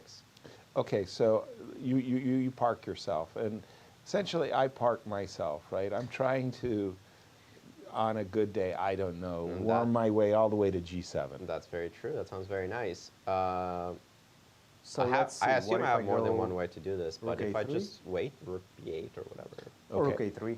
No, I just don't want you to go king g3. I want to meet king g3 with e4. Aha, so king g3, e4 yes, is nice. Yeah, and I think after rook f4, right? Take on f3, rook f3, this is exactly what we discussed. And I do believe that after rook to a8, this might be a draw. Yeah, but just first of all, you can just king take on f6. f6. Some basic endgames. That was the simplest. Agreed. That is the so rook a3. That makes. Yeah, that's it. Yeah. Gosh darn it, because that means I just don't even get to do anything. You don't have a plan at all, actually. No. Now I have to go like king e3 and somehow bring. Oops, excuse me. The rook all the way down to d3. Oh gosh, what did I do? Yeah. I don't even know what I opened up there. Apologies. And yeah, no, it's not working. Not working at all. You can definitely try, right? So yeah, I'll press. By the way, we yeah. were talking about that also yesterday. The idea that this event especially, it rewards playing to the very last drop. End. Yeah. Yeah, I mean, and if you get a position where you're a pawn up, you should play it as long as you can, because who knows, maybe it'll be the best position you get for the rest of the tournament. So you might as well enjoy playing from the sunny side. And here it is, 500,000 euros in total prize money, and additionally 7,000 euros per point for every player. And the ultimate prize is a date with Magnus Carlsen. I believe it's going to be a €2 million match in the future. This one, maybe in 2023, maybe Magnus will say, well, I don't care who I play in that case. A lot of money. But he has said that playing these World Championship matches are incredibly stressful, is not a lot of fun for the world champion, and he's looking to just play as the world's #1 and just let the official World Championship I can be kind of decided. understand it. I Yeah. mean, chess has become very demanding. In the last few years, especially opening preparation, analyzing off your the opponent, chart. it Jeez. really is. And my one experience was working one World Championship with Fabi, Right. and we spent the whole preparation together. Christian, myself, Ruslan Kasimjanov, and Fabi were together for like 4 or 5 months. Right. We had, like, I remember the camps you guys were going to. Yeah. And where's everybody? Oh, they're in Spain. Yeah, we spent actually more than a month Right. in Spain, and that was just for one. Right. Right? You spend like 4 or 5 months just for one Camp. World Championship. How many The times? 5th time or The something fifth like time? that, yeah. And that's a lot of time that you're spending just for matches. And Exactly. they're grueling days. It's days that you don't see your family, you barely No. have time to talk to anyone. That's it's right. not like you're going out every day. I mean, Exactly. It's chess, dinner, chess, dinner. Right. And that's it. And even for those dinners, sometimes you're in such a state that you don't even want the decision. What would you like to eat? No. You just put Just put food something in front of me. It doesn't I'll matter eat it. what it is, I'll eat it. Right. And I remember our break times where, movie night that started at 11, and Fabi with his laptop. Right. That He'd was be it. watching the movie with his laptop still on. Right. It's really crazy when you think about it. I don't blame him at all. And something along what you were just saying and describing for Magnus, just Nepo, he just went through the experience one Once, time. yeah. And he was like rocked at the end of the thing, and he was saying like, my God, was that necessary? I mean, anybody for Fisher random, so I don't have to like literally give up my life. I didn't have a life for the World Championship, said Nepo. Something along those lines. And it really hit. It really did feel like that it was a very rewarding experience, but if you asked me to do this every year, I'd be like, I'm not really sure about that. Exactly. A long-time second, the Grandmaster from Denmark. Peter Hein. Has been working with both Vichy and then Magnus. And he has more World Championship match experience than anybody. And I think he's probably, at this point, burning his bridges. I don't know how he does it. Right. I mean, I understand that he has taken on many roles, that he's not just an analyst now, that he also just manages a lot of the things and lets other people do the work. But it is so grueling. It is just absolutely so grueling. And it's just putting in time and more time and more time and more time. I remember I had 2 World Championship match experiences as a second with Victor Korchnoi for Murano in 1981 and for Jan Timman in his match in 1993 against Karpov. And I remember just putting in the time.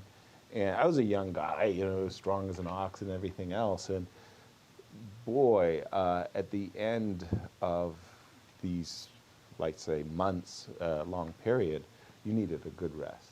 Yep. And for Magnus, I was stunned that Magnus left Dubai, and then he went on to play this World Blitz Championship and Rapid Championship in a very short time frame afterwards. Yeah, it was a couple of weeks, if that. If that. Right. And he performed very credibly, of course. I mean, Magnus is Magnus. And Nepo didn't do badly. He actually played the finals, right, against Abdusattorov. Exactly.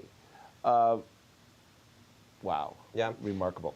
Very, very rewarding, but absolutely grueling. So no surprise that there are talks of Magnus not playing. Right. We'll see what happens. Fabi doesn't believe it. He said it in the press conference himself in Spain that he thinks this is just bogus, that Magnus will play whoever it is. Okay. We'll find out. For the time being, we have a lot of rounds to play until we determine who's there. Of course we do. I feel that Ali Reza is very, very, very close to sealing that draw. After a long thing, actually, a 20-minute thing, I think. Yeah. Fabi did make a move. He played Rook D1. Did we see this move at all? Something of this nature. Of this nature, that we just wanted to activate the rook. The knights, like that move. Well, the knights where it's supposed to be, right? Yeah. I mean, and you want to play rook here or rook here, and you want to be able to swing it over. But you know what else I like about the move rook D1 is it controls the D4 square. There were so many moves in which we wanted to play knight D5 And we just couldn't because the queen d4 check forced my knight back. Nobody was defending the knight. Exactly. And so this one, that takes away that d4. takes away that square, right? Right. And now, well, once again, we're ready to introduce the rook into play, whether it be on the d6 square or on the d5 square. Keep in mind that, for example, we're going to play a bad move. a5, rook d5, rook e5. You think, okay, I'll stop you from, and furthermore, if you go like this, I'll stop you this way, and so you think you're stopping me. Keep in mind, queen queen d8 is going to be a very, very big deal, and that will win the house. So the reason I like rook d1 is it just emphasizes to Hikaru, you're the one who's going to have to find some really, really great defensive moves. Now, having said that, there was that cat and mouse game that was going on earlier. Queen e7. In this case, it doesn't work because d7 is hanging. Yeah, for example, if you play the move queen e7. Right, exactly. That's what I was thinking. And if I go queen g3, you might just have to you resign. can't go back because we'll trade queens. I'll take the bishop. I'll win the game. So rook d1, I like the move. And for a calculator like Hikaru, that move's probably the last move you want to see. Yeah. All right, so let's try to put ourselves in Hikaru's shoes. I've got to make the best resistance I can in a very awkward position. I hate being in Hikaru's shoes. Oh my God. I'm just so glad I'm not in Hikaru's shoes. It's not just that it's a difficult position, it's that every move seems to almost lose immediately. Maybe you have to play... Okay, I wanted to play try. bishop e6, but it just drops e4. Amongst other things, right? Although maybe I'm happy about that. That I'll take e4. You won't have to defend your isolated pawn anymore. I was going to say, let's try to resist in this fashion. I didn't Rook e5 and see queen. a good way to resist after queen d8. Queen, David 8, bishop check, bishop blocks. Wow, that's barely holding, no? Barely holding, but once again, I'm just dreaming of getting my queen to e7. Are you going to go knight d5? Oof. Knight d5 was one way. I was I was wondering... hoping for e3 in that case. I was also hoping rook d5 maybe just wins. Right now? Yeah, rook d5 here. You cannot Any take... threat? Any particular threat? Knight f5, so threat. Good. Okay, just wanted to be sure that I didn't overlook something. Here I specifically wanted to go queen c8. Oh dear. Oh dear. So that you don't have a check on c5. And if you Exactly. take, and you no matter where you move the queen, I take on e8. In a nanosecond. In a nanosecond. And you're winning the pawn endgame. Yeah. No ifs, ands, or doubts about that one. Queen c8. Nasty. Nasty. God. Why do I have it? Why do I have to defend this bad position?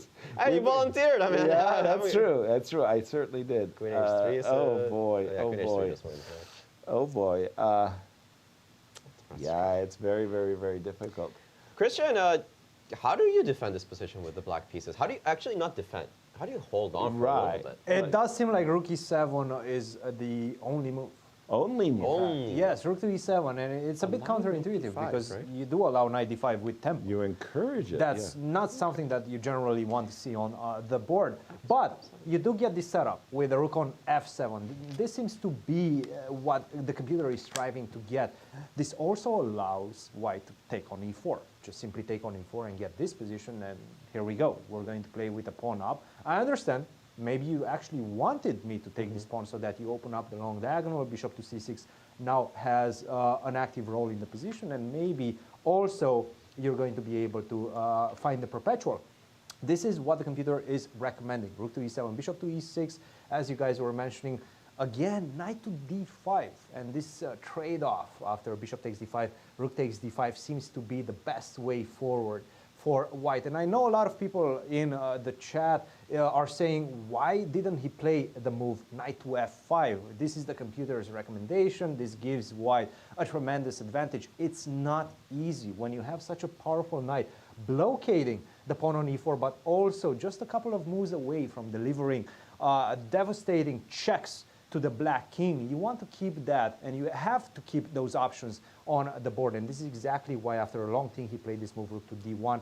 Let's wait and see whether Hikaru is going to be able to defend this one. He is going to be able to put the best resistance forward. I have with a pretty the move good of eyesight. B7. Does it actually say rook e7, b4? Yeah. Again, I don't want to go into what necessarily Not the my engine is first saying. turn. B4, A3, by the way, is the best move in the position. Yeah, nobody's going to play A3. Nobody's going to play A3. Nobody's going to play B4 because, to be honest, they don't make any sense. What, we have like 6 pieces on the board and you're going to try to play for Suswang? I mean, that's not how chess works. It isn't, and at the same time, make a move. It's sort of like, I understand, Alejandro, I get it. There's no move. I'm going to have to play rook f7 and give you the pawn on e4. I had a very more direct question. It might be at Suswang. What is the move after rook d5? Like, I'm just going to play rook d5, rook g5 is a threat. No, but now I get queen a1, right? King 8. Oh, rook h7 is a... Yes. Hello. So this one, Hello, rook to Alejandro. h7, probably also queen to h8, though I'm not 100% sure how that endgame is. For example, rook to g5. Wait, you didn't like this rook endgame. h7? I think this feels winning, but maybe it's not. And by the way, rook e7 was not. Well, this would be winning if your pawns were on b4. A3. if only If the pawn was on b5. Oh my yeah, goodness. I know. Oh my goodness. But there was a rook h7 Sighting, problem, yeah. sighting Right, as well. right. None of this this will will happen happen. because he played the move bishop to e6, Right. inviting white to take on e4. Interesting decision by Hikaru. Once again, knight d5, Yeah. tremendous advantage. Knight d5 here. Knight d5, tremendous Wow. advantage. Now, Actually, that makes sense because in the other lines we had to play queen d5. How do you defend against it's knight a d5? better version than with the rook on f5 because now the rook on d5 controls the check on d4. So always is going to be a better version. That's why the assessment is even more devastating. The difference here for is that black. rook e5, queen d8, rook d7. Another, yes. Yeah. Yeah, That is yeah. a That's the great simple. point, yes. That's Yeah, just no, game this over. is just Right. over. With So- the rook on f5, On we f5, you didn't rook- have this rook resource. d7. Yeah. Yeah, so what is the defense after knight d5? 1 second. 95 rook to f8. You're kidding me. Knight e7? King f7. I'm not got on kidding your, you. What can I do? I'm not kidding Dance you. shoes. Yeah. Let's go. Let's Let's go. go. Yeah. Wow. Let's tango. Get the running shoes on. Rook to f1 is going to be met by King king e8, to and you e8. keep running. I don't catch you. What's In going fact, on? after, but, by the way, rook f1, king e8, white is completely busted. Yeah, Yeah, because there's I no- trapped my knight. The Like, knight I is get trapped, that, right? right. Yeah, no, hate that when that happens, right? That's not going to happen. No, it's not. That's not happening on the board. Now the question is, does white have better options? What if I just simply take on e4? And this is a very tempting move to make, by the way. Very, Thank very you. tempting move to I'd make. I'd like to take the pawn, sir. Yeah, loses a lot of its advantage already. Maybe take the pawn after knight Really? d5, no? A lot of its advantage is Is lost lost right now. after we take the pawn. I'm not even sure this is winning anymore. Oh my My. word! I mean, I'm not convinced. I understand the computer is saying +1, an extra pawn, No, but +1 is this nothing. usually means that black has enough compensation to find the dynamics required to make a draw in this position. That's remarkable. not- Oh That's my not gosh. within my radar. But Yeah. okay, knight d5, Yeah. rook f8, and this do the same thing. But here I play queen takes e4 because if you take on d5, That's the then best way I just forward. exchange all Yes, your pieces. That is Then the I'm best way happy. forward. Right. I'm a very happy camper in this case. That is the best way forward. I mean, here I take with either Rook piece. and I takes think d5, it's queen die. takes d5. This Yeah. is going to be winning. Exactly. Yeah, let's wait and see what he does.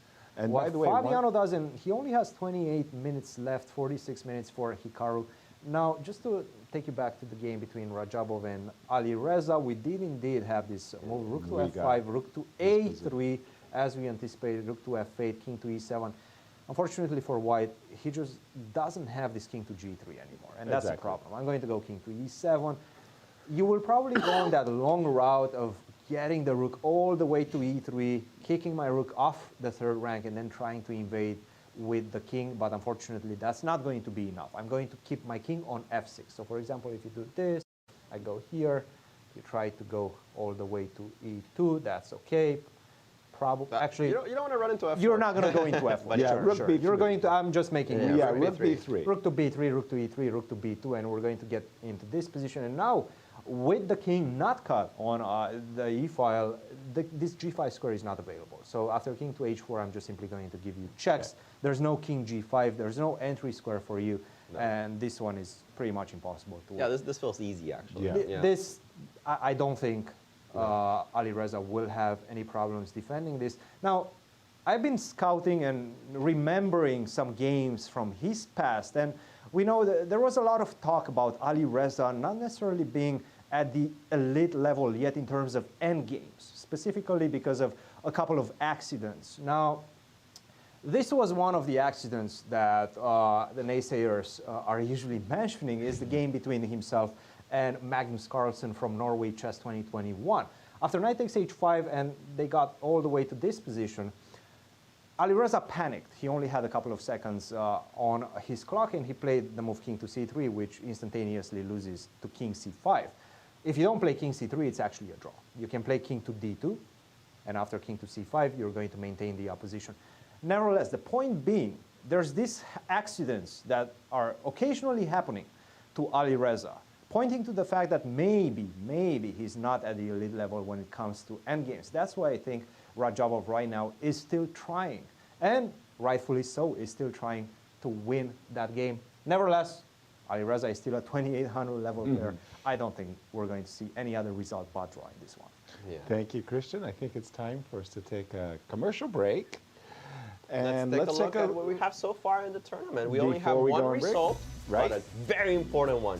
Indeed. Jan Nepomniachtchi is the first victor of this tournament. He is currently sitting on a full point after defeating Ding Liren, the tournament favorite when it comes to rating, and with the black pieces, which makes it even juicier for the potential rematch for the player here. Reminding everybody, it's a double round robin. It is a double round robin. Super long tournament, plenty to play for, but that's a great start, Jan. No question about it, and we'll continue our coverage on the other side of this break.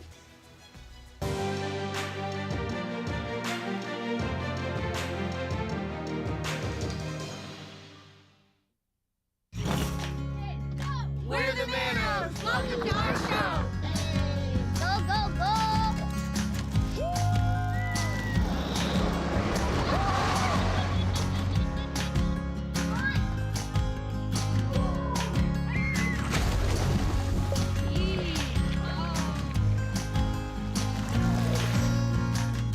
That's our show. Now go play yours at visitmo.com.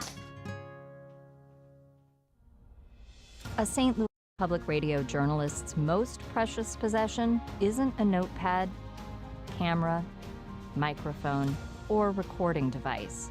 Their most precious possession is credibility. A journalist's work revolves around the truth, finding it, verifying it, and reporting it. Great journalists work hard to find the facts and put those facts into context, examining all the arguments and including differing opinions, amplifying fascinating voices from our community, telling captivating stories, offering facts that may have been omitted. We work every day to earn your trust. For news, turn to St. Louis Public Radio. When you visit St. Louis, you'll probably want to watch the Cardinals or the Blues. What about after the game? Heading back to the hotel would be a major error. Instead, boogie through the city and discover the music that gave the Blues their name at the National Blues Museum, Broadway Oyster Bar, or even the legendary Blueberry Hill. So whether you love the Cardinals, the Blues, or the Blues, come play with us. Hey, you guys know I can't play this, right? St. Lou is always exploring.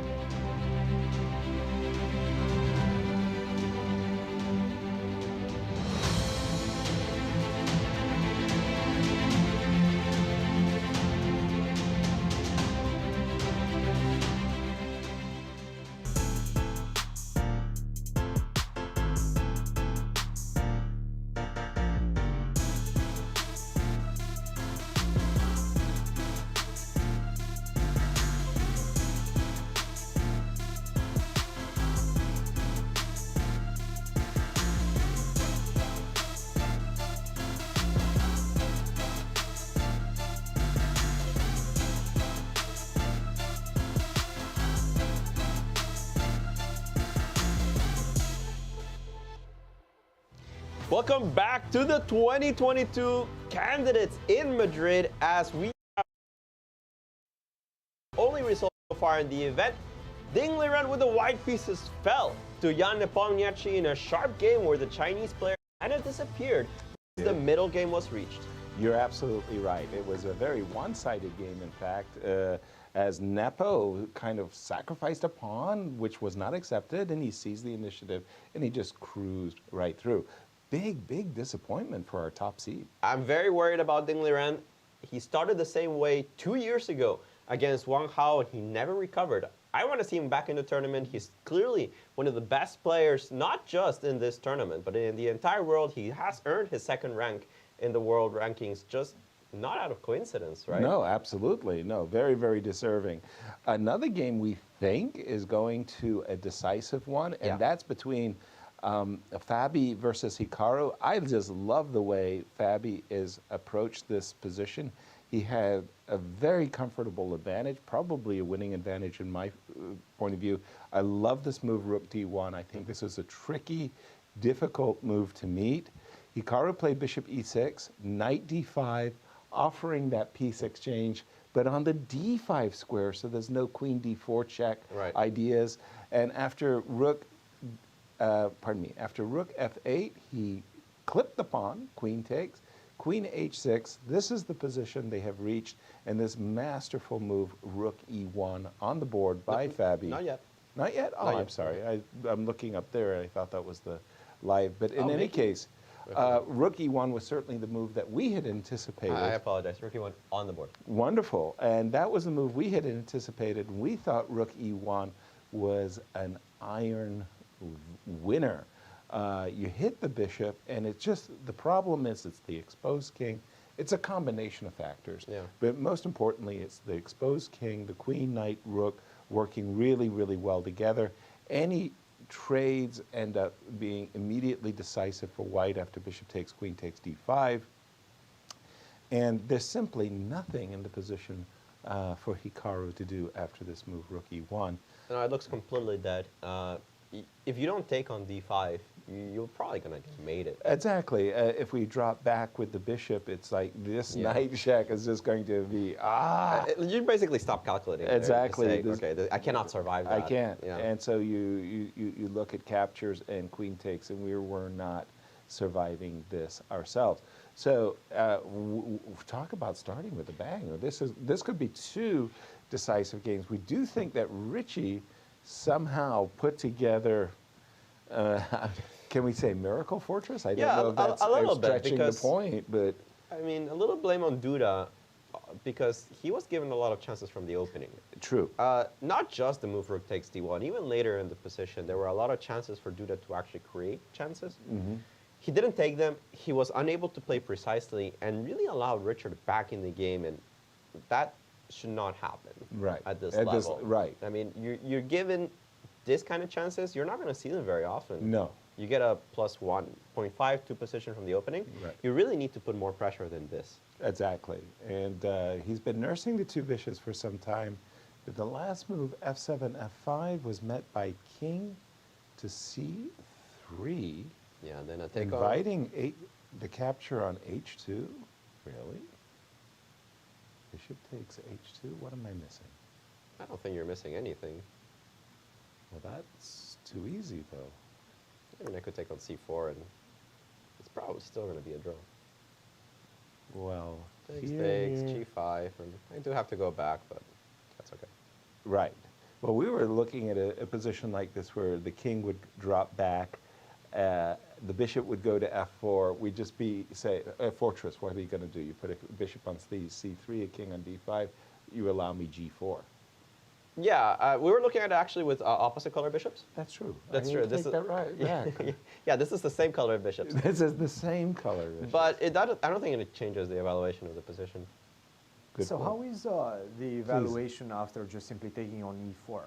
Taking on e4, you take on c4, and then I take on h2. Maybe take on with knight d6 included, because I don't want to allow you to go bishop to b5. So what if I go knight d6, then I take on h2, and I'm a pawn up at least?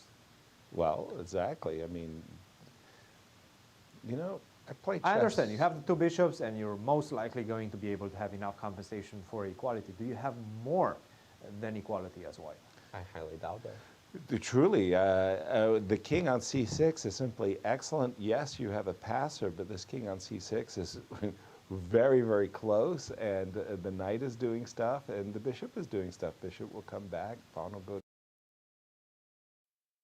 takes e4, and I think we're going towards that variation, because he did take on e4, and it doesn't really make sense that you wouldn't take on c4. I guess you can wait for bishop takes c4 and then take on e4. Like, for example, just take on h2 first, allow the bishop to get to c4, and then play the move knight takes e4. No.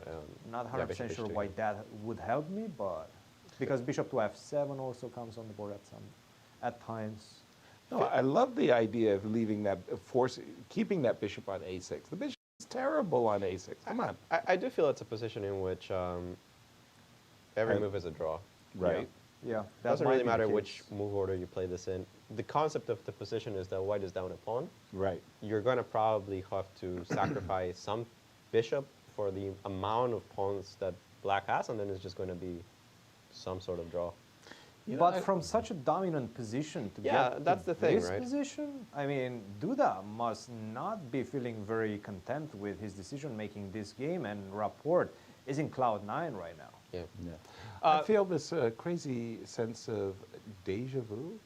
I have been talking about 2 bishops versus a knight.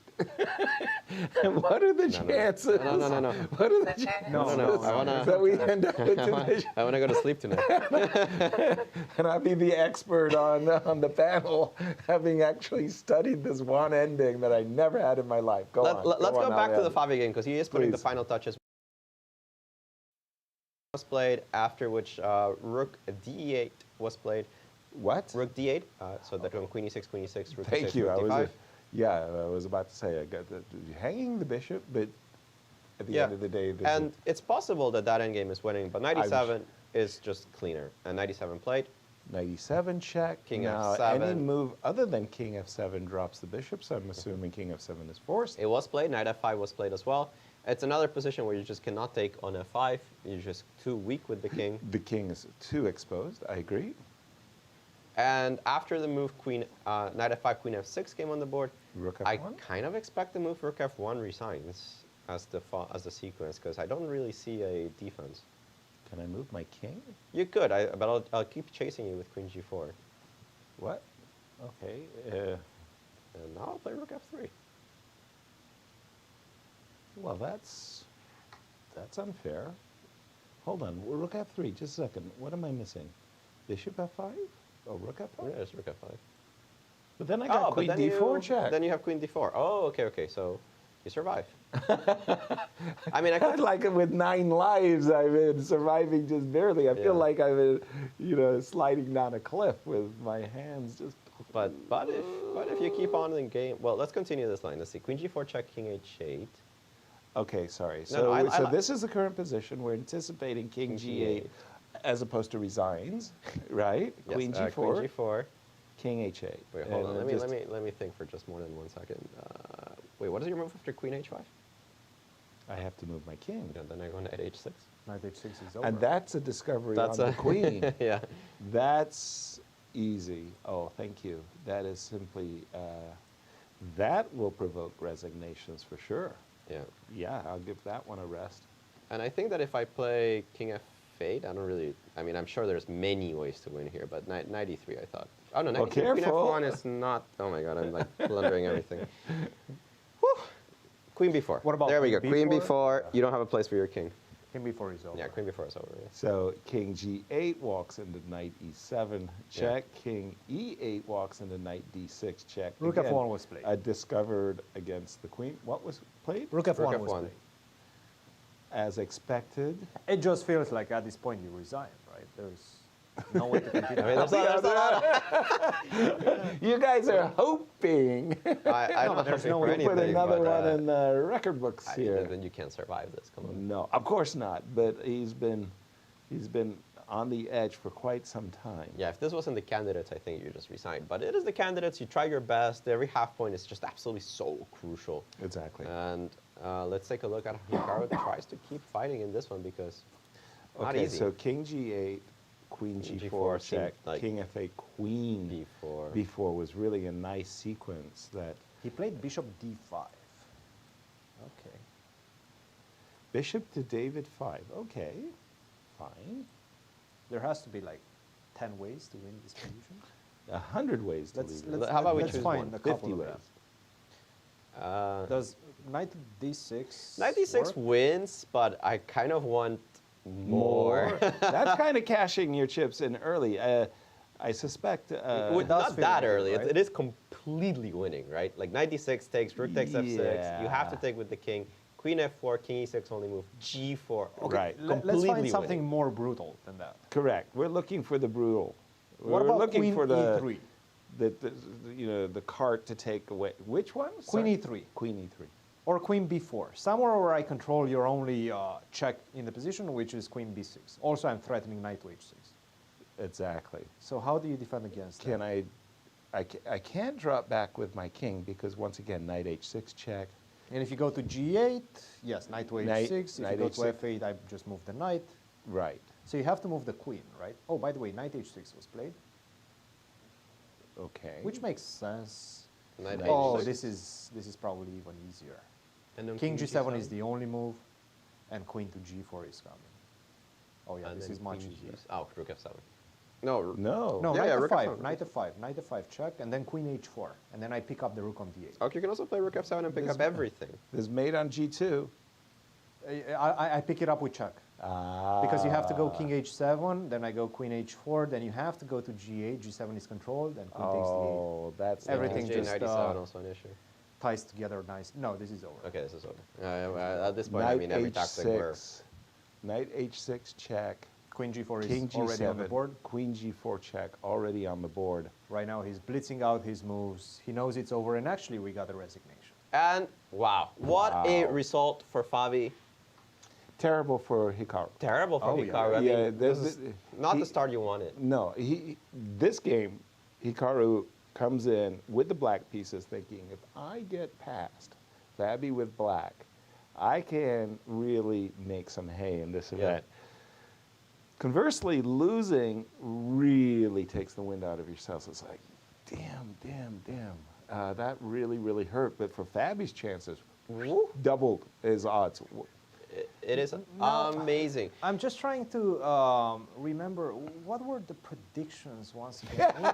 Maybe the guys, yeah. producers can help us. I got like a Incredible. 12-gauge shotgun trying to over here. remember. Right? Oh, there they are. There they Oh, we are. didn't lose them. We didn't lose Oh, them. Okay, boy. all right. How are you guys doing there? We're really In feeling the office. fine. It's a long We got a swimming tournament. Very long tournament, Christian. There we go. There we go. Well done, Fabi, and big result there. Huge We've got result two games going. Let's just jump again to the Teimour.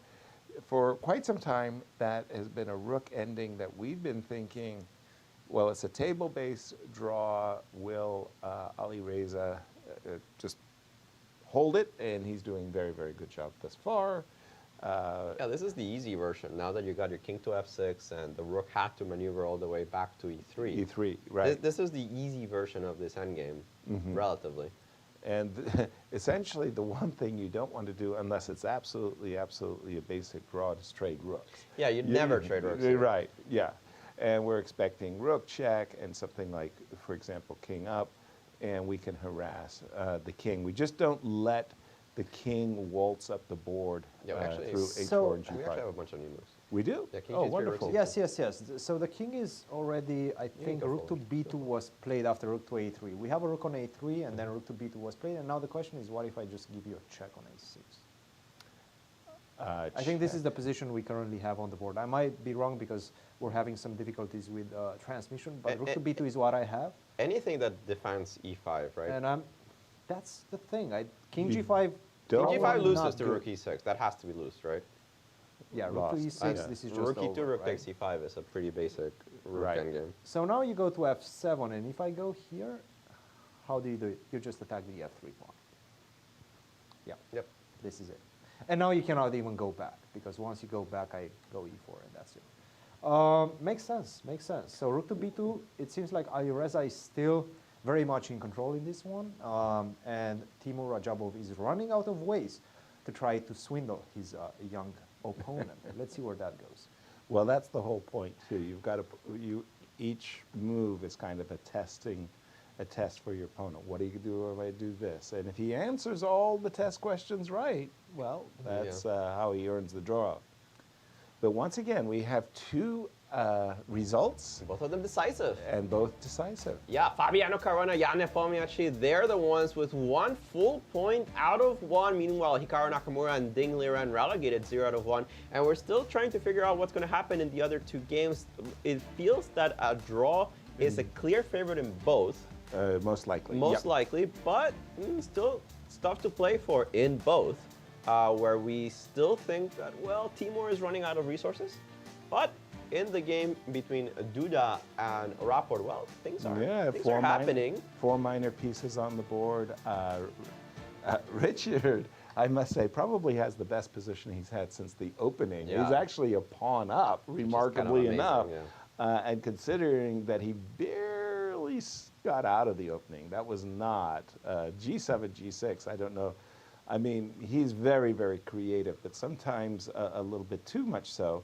And Richard got himself into trouble, but fortunately for him, he actually was not punished. And up to date, he's just played the move E5, E4, which is sure looks tempting to me. Let's go. What do you do with passed pawns? You gotta push him, baby. You gotta push him, baby. That's Not too far, guys. Don't go to e3 because bishop f3 is going to come. There it goes. It's not, let's push him, baby. Not too far. Not too far. Wait a second. If you get all the way to e3, bishop f3, and I think you can resign. So, now, this is what Duda is trying to get. He's trying to find a way to get his king involved and past the midline of the board. How do you do that? Maybe bishop to d1 followed by bishop to a4 and then try to get the king to c5. Let's try to figure out how the position develops after that. So I go bishop to d1. I understand. Your pawn is not going anywhere. The other pawn, the pawn on the g file, is not going anywhere because I control the light squares. All right. That's why the majority on the king side for black doesn't matter at this point. Bishop to d1. How do you play? So let's say I just push Since pawn. it doesn't matter to my good friend, I mean, I'll push him. All right. It matters to me. I've got some skin in the game. Let's go bishop to a4. Correct. Bishop to a4 check. Now, you were mentioning that the king wants to cross the middle of the board, Christian. So the idea... I want you to cross. Yeah, okay. So we go here. I understand. And if you go king c5, you got to... Are you walking into a trick? No, bishop d1. I don't think so. I take on d6, and I have bishop d1 at the end. And I think you're defending both. What? Sorry. Now, takes. Even this might be a draw. You want to go g4? No, this is not a draw. I have a... But now I go king c5, followed by bishop to c6. I mean, bishop c6 is a draw, but... Okay, so you didn't like that. You but somehow I want to try to play for a victory there. But this is winning for white, yeah? You go bishop d1, and I just stop your pawns. Nice. Yeah, bishop d1, and I pick all. That was why I wanted to play g4. No, so g4 has to be played, right? Right. Is that going to be just... Okay, guys. Black's not playing for a win. Why am I giving up a piece? No, wait. This is just completely losing, guys. I just wanted to ask you. It doesn't matter. After king c5, I would much rather play for 3 results and put my pawn on e3. Like immediately? Like immediately. Okay. Now I give you a check. Bishop to c6. I have to go Let's go to f3. Okay, I'm not going to allow you to go all the way to... I have knight b7 check, though, Christian. I like knight e4. Knight b7, king knight d4, e4 and you're going to follow it up with bishop to d6, right? Sorry, how are you responding to b7? Okay, so let's say I go king. I understand. King to b4, you're going to play bishop to d6. Right. But what if I go... No, go back. Keep going. No, keep going. After bishop f3, knight b7. Okay. What if I go king d5? But I don't understand. What are you playing for? A loss? No, definitely not a loss. Wait, bishop f4. Bishop f4 gets mated, I understand. But if I take on a5... You take on a5, I take on e3, and... We'll just make a draw, right? Should be a draw. Again, I still have the 2 bishops. Your pieces are a little bit off. Like, I understand. It's probably a draw. I mean, I could even give up all your pawns. I mean, it doesn't matter, right? But even this is not. Okay, This it's is probably not easy. what? I take on f4. This is not what. I play h3, I give up my knight for free. I'm gonna. If you're in time, yes, you are in time. Okay, I mean, look, guys, I understand the position is a draw. I understand black has an extra pawn. Look, he's enjoying. He's playing for white there. Duda knows the position. I learned draw, something today. right? Push him, baby. But not too far. Okay, you got to be cautious when you push him. So objectively, the evaluation is even. We but know it's practically, probably a draw. Yes. Do you think that white should be the one playing, Christian? This white is the one playing. You right think now. so? Okay. Well, I mean, we don't know whether he should be playing. Right. We know he is playing. Bishop c5 was played because he was the one that gave up a pawn when he could have easily played bishop b4, bishop takes d6 and make the draw. Right. Yeah, bishop c5 does feel like I'm trying to bail. Almost a bailout, bishop takes d6 always is going to be a draw. Well, for the moment, we see a6 and... Yeah, and if bishop f4, I think you still go a6 since bishop... I do have a check. Yeah, but you don't catch my pawn. Right. Right, bishop f4, a6. So where do you put your king? b3? b3 probably, yeah. So that you don't have... Knight c8, knight something, d, right? yeah, I don't have any tricks. Well, maybe we should show that to the Yeah, audience. exactly. So the idea of bishop c5 is that in case you play bishop f4, we're going to play a6. Yes. And then after bishop d2 check, you disconnect the protection of the bishop, but after king b3, you don't stop the pawn. There is the move a7, which explains why exactly... Is that decisive at this point? So bishop d2, king b3, is the pawn on a6 already decisive? That seems unlikely. You are threatening a7 and king b7, bishop takes d6. Now, how do you defend against that? Well, is it... Knight to c8 makes a lot of sense. Yeah, can I give up my... Don't give up anyone. Why why were you so happy giving up things? This pawn on b7, I just go king b7. So you like... Wait, bishop a6? No. Ah, bishop a6. Knight c8, a7, king b7, I have bishop a6 at the end. That's very true. That's game over. Yeah, you pick up my knight. Oh, ouch. Yeah, I'm not so happy if I have to give up my knight. As long as this bishop on e2 survives, there's no real guarantee that I'm going to make a draw, which is the whole point that Christian is expressing, that the two bishops, even though white has sacrificed a pawn with the move bishop c5, in practical terms, he's the one pushing the action. So is there a way to force things right now? Is there a way to force any sort of exchanges for black? And you can consider the move knight b7. Knight b7, okay, that makes a lot of sense. But bishop b5 is annoying. Worried about bishop b5 check. Bishop b5, it is annoying. c7 most likely. And then I get to play bishop b6. So this is the problem, is if I prematurely force certain things, then I am getting a scary looking setup with the bishop coming to... and maybe you still defend, right? Knight to d6, no, even knight d6, at the end. C6, just knight to d6, bishop to c6, and you can still go knight a7, to c8. a7 first.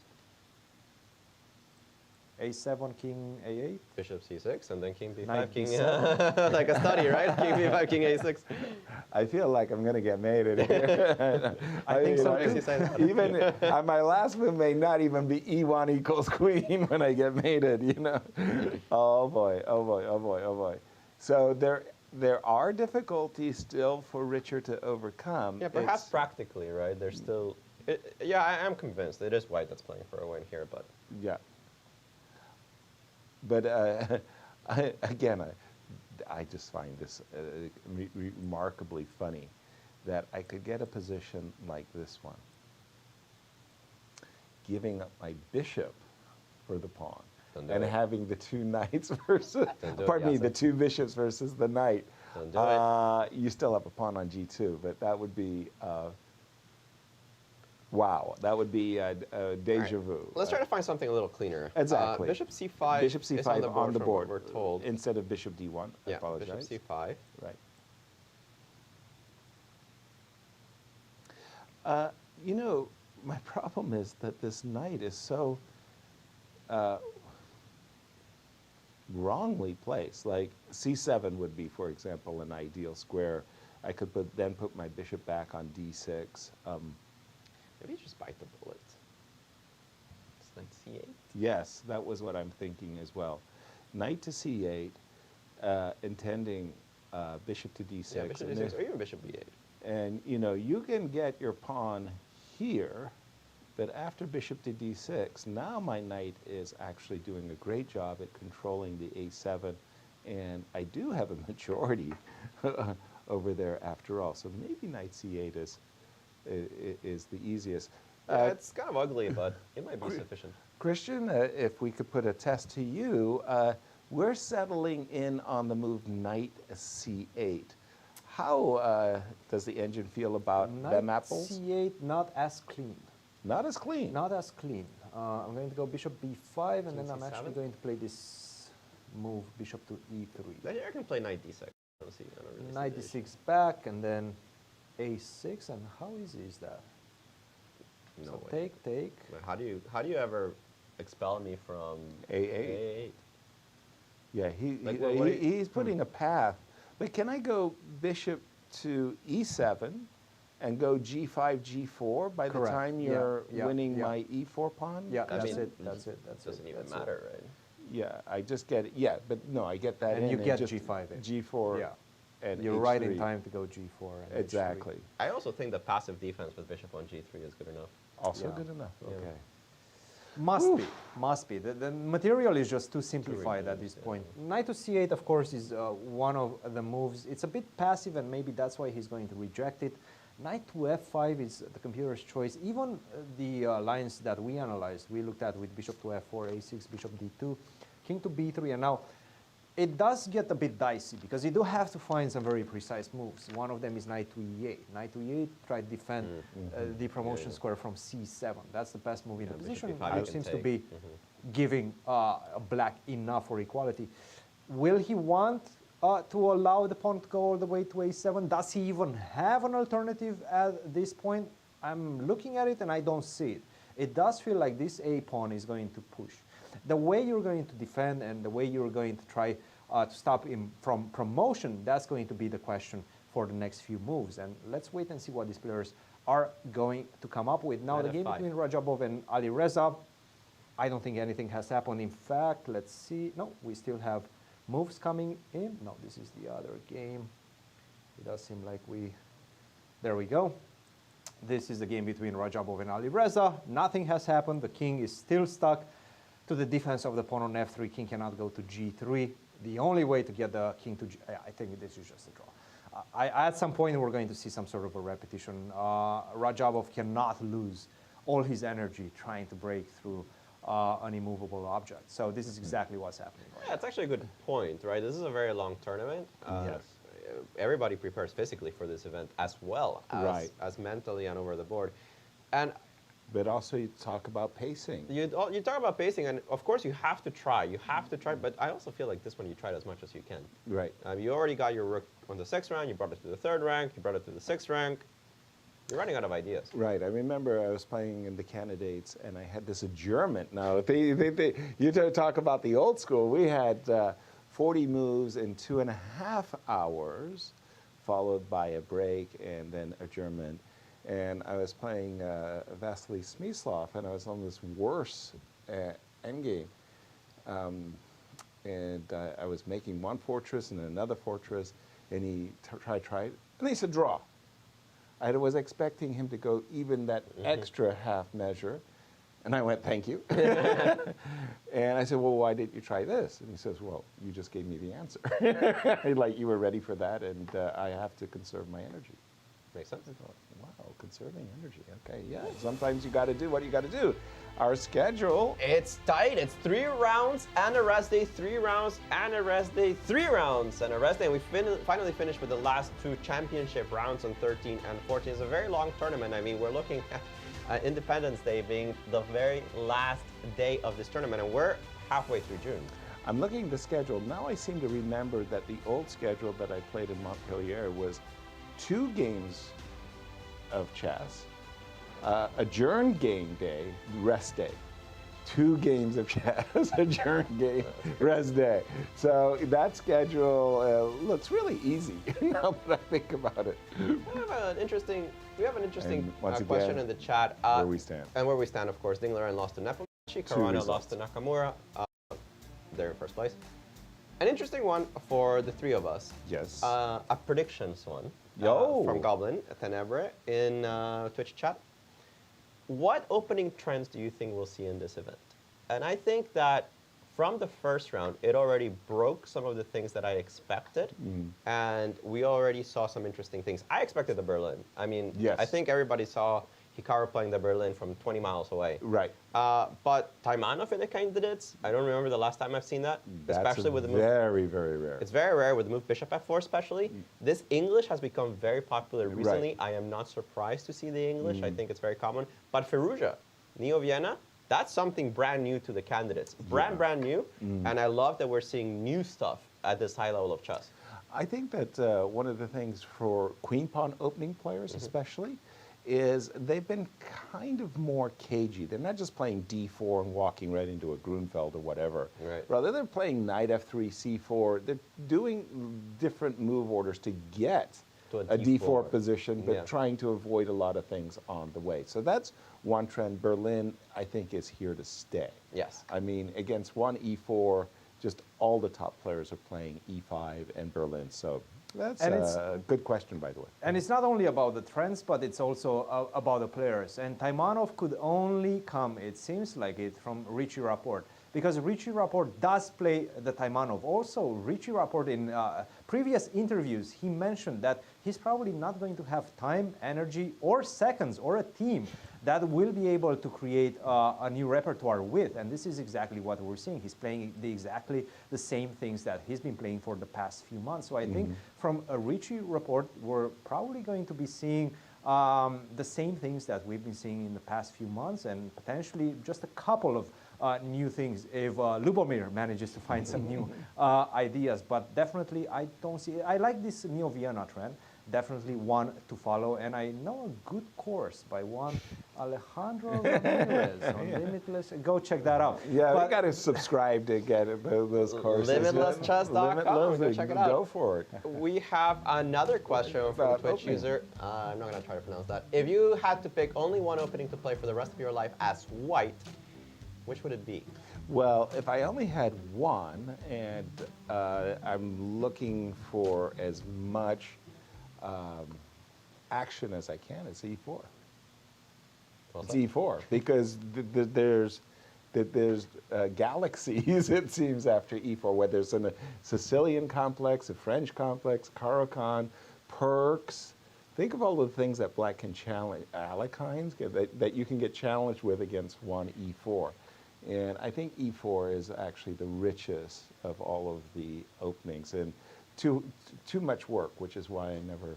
You never did it? Well, I did it, but I was a dabbler. I wouldn't call... I'm on the same boat as you. I play e4 as a dabbler. Like, I do play e4 in very important games, and I have played e4 in extremely... I think the most important games that I played both started with e4.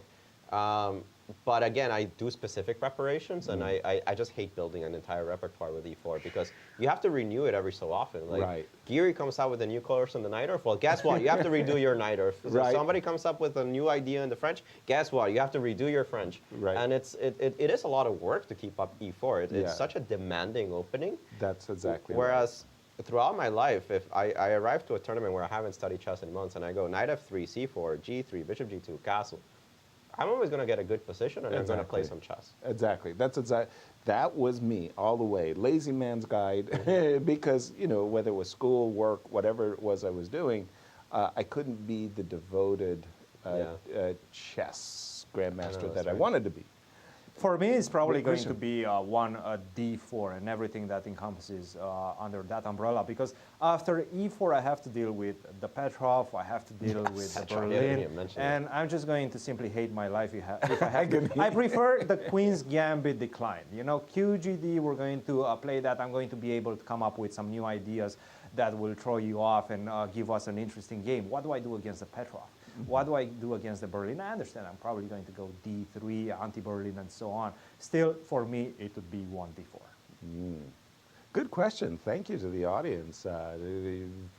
Putting us on the spot with some of these challenging moments. Trends in chess. And one of the things for me that has always been the most remarkable thing about the chess world is how the fashion changes. Yeah, very quickly. I mean, I had never, kind of prided myself in some ways in anticipating where modern opening theory was going, but I never saw the Berlin, not even, 10 miles away. And in 1975, I played in the US Open in Lincoln, Nebraska, and there was one Arthur Bisguier, a top grandmaster from the United States, whose entire career was playing the Berlin. And he said to me, Yasser, you got to learn to play the Berlin. You got the two bishops, and all you've got is a doubled pawn. You got to play the Berlin. I'm telling you, it's a great defense. I went, yeah, sure, Arthur. 35 years later, he's totally vindicated. Like, what? And another question. About trends. Let's go. All right, from Patrick. And shout out to Patrick Daly. He's like one of our best subscribers, always active on the chat. Nice. Have neural networks truly rehabilitated some of the riskier play that went out of fashion during the Stockfish era? Is that what we're seeing in this tournament, more risk? Actually, it is a good way of putting it. Leela specifically, when we talk about neural network engines, we're not really talking about AlphaZero anymore. I mean, people keep using AlphaZero as the... Right. But it's so outdated. I mean, AlphaZero would get crushed by modern engines. Wow. And that's a scary thought. It is really scary thought when you think about it. Right. But Leela is... riskier playing riskier? Not riskier, but different. A different understanding of the game. Stockfish really thought that a lot of openings were unplayable. Like Full stop. The French? Yeah. I mean, if you put in the French Vinever, even today, you put Stockfish 15 on e4, e6, d4, d5, knight c3, bishop b4, e5. You just put that position Stockfish. Right. It's like plus 0.8. I mean, it's a huge advantage for white. Wow. But you put it on Leela, and Leela just doesn't care. Leela thinks that long-term black is going to be fine. And it goes down like, if you compare both engines, they eventually both converge on the poison pawn Vinever French. And eventually Stockfish realizes that it's actually equal with extremely precise play. Whoa. Like extremely precise play. So a lot of these openings that were considered unplayable, and I think the one that is making the biggest comeback because of neural networks is the King's Indian. No way. King's Indian is absolutely fine for black. No way. At the computer level, there are no problems with the King's Indian. We just saw Ali Reza in Bucharest having some awkward moments with the King's Indian, and it wasn't like Dayak or others were playing the absolutely most challenging way against the King's Indian. But the engines are now coming back to the King's Indian. Yeah, they're coming back to the King's Indian saying, look, this is just fine. And it's dangerous. Because you get this King's Indians where you're not lost.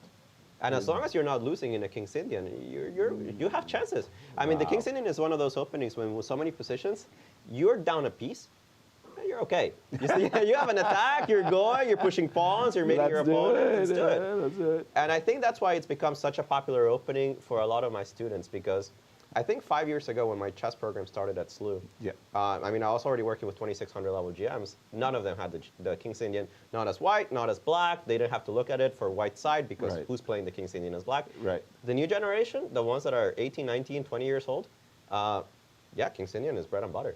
Wow. And I'm thinking, where did this come from? Where did fashion comes back? Fashion comes back. I mean, it was completely obsolete in the 90s. Right. Hikaru and Radjabov dabbled in the early 2000s. But they were the rare birds. They were the rare birds, and they gave it up. Right. Right, completely gave it up. Radjabov doesn't play the King's Indian. Hikaru doesn't play King's Indian. Right. He's known as a King's Indian player from games that are 15, 20 years old. Right. And now, look at it again. Yeah. It's funny because in my day, Garry Kasparov was in fact playing the King's Indian, and I was in fact doing a lot of work on the King's Indian, as for example was Anatoly Karpov in their World Championship match bouts.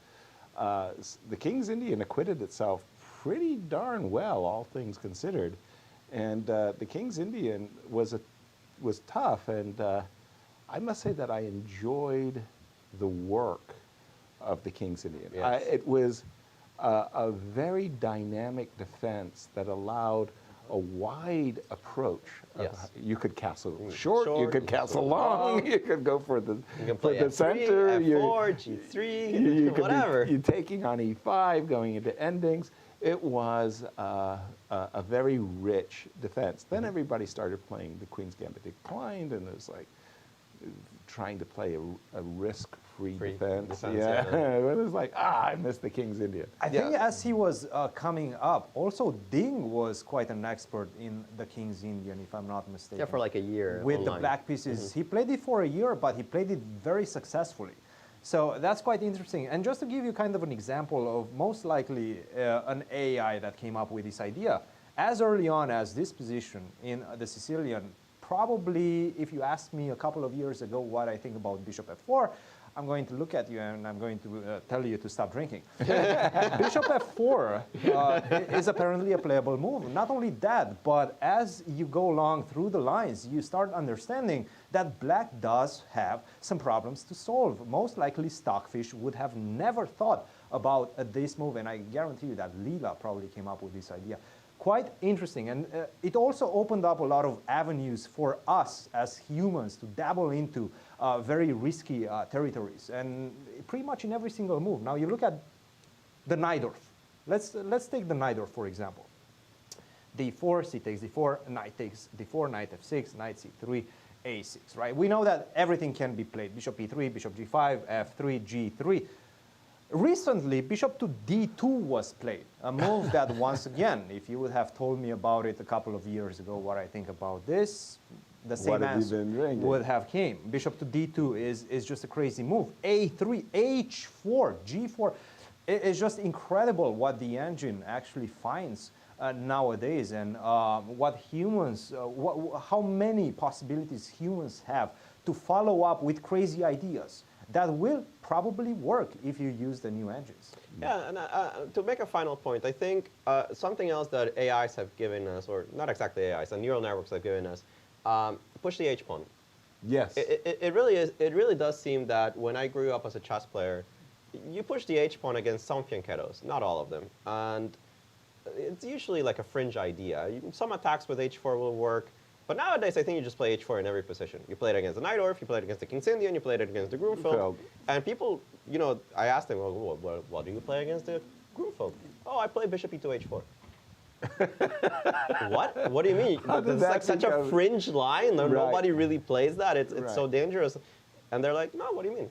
One of the main lines now. Now it's one of the main lines. And the whole H4 complex was just really very funny because I was playing the perk defense as black. I was trying to induce them, you know, trying to trick people into advancing their H-pawn prematurely. Right. And now it's sort of like, oh yeah, that's the standard. I just want to go back quickly to the game of Teimour, because when we left it, we really thought that, well, okay, we're getting really ready to sign the score sheets.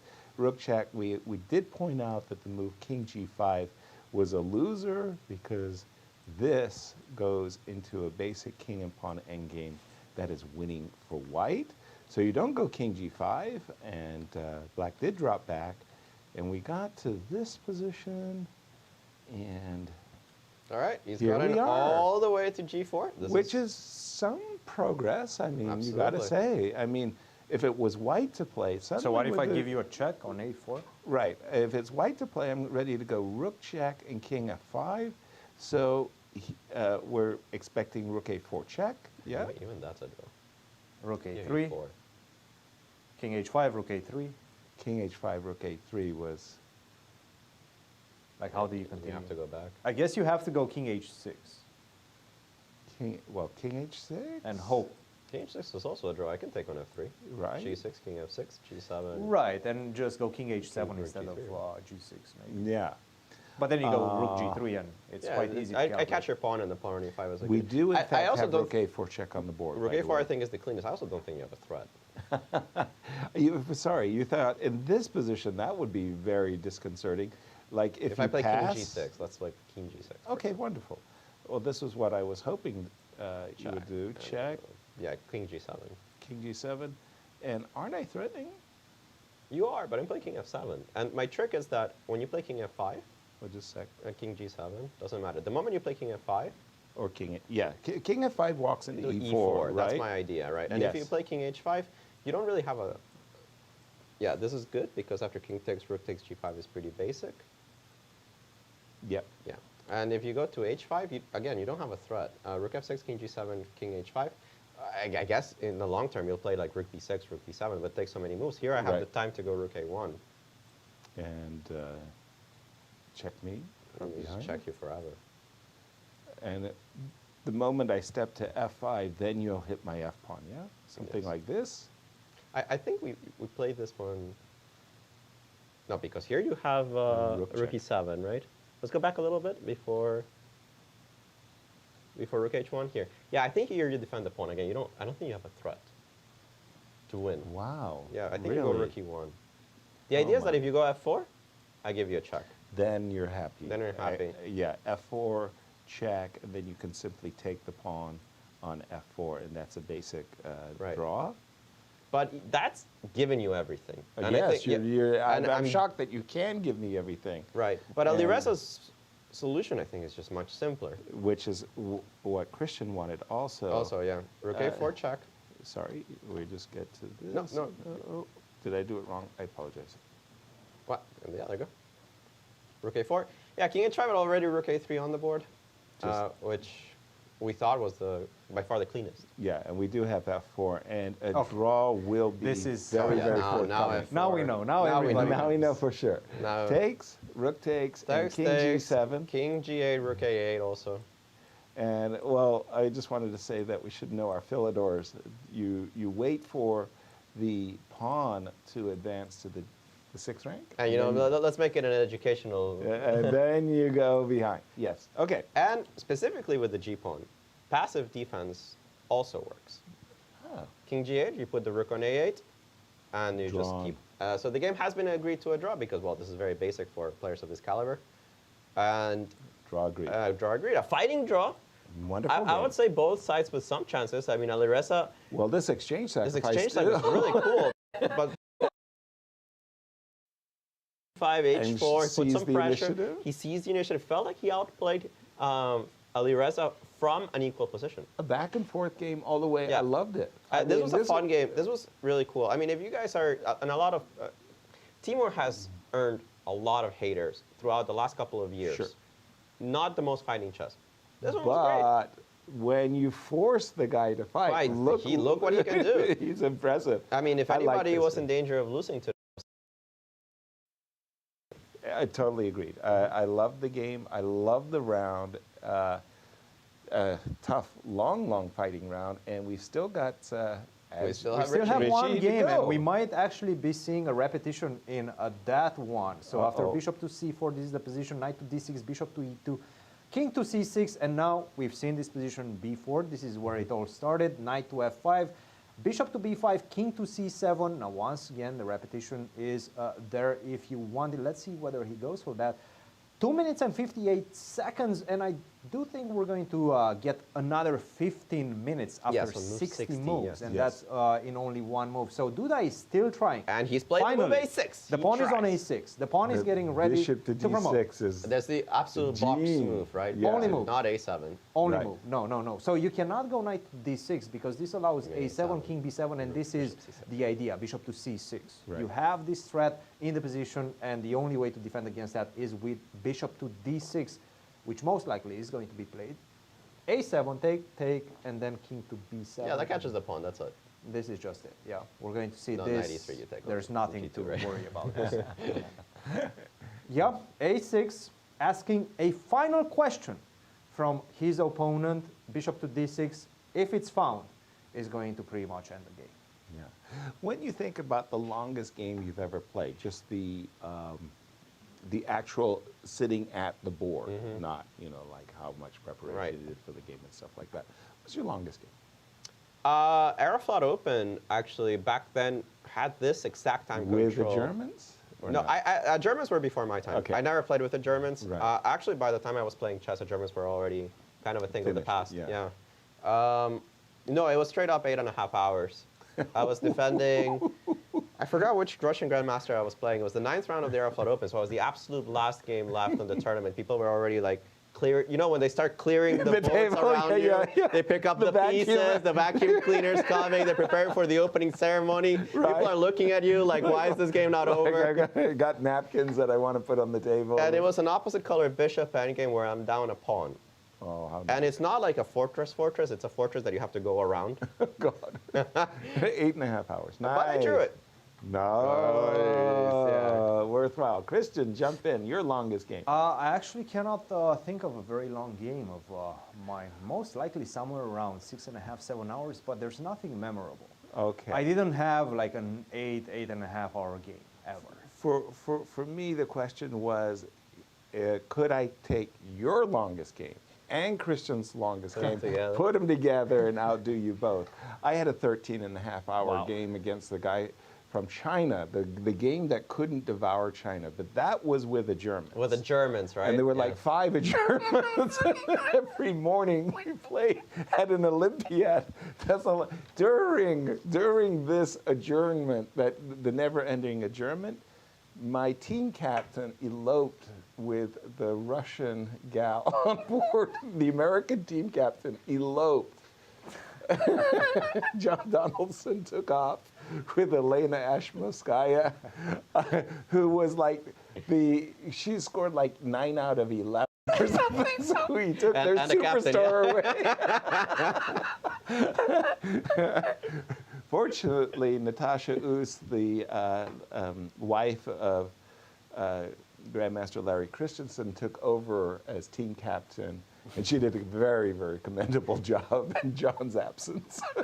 It was great. I was done with I'm playing chess. I wake up and I've lost a team captain.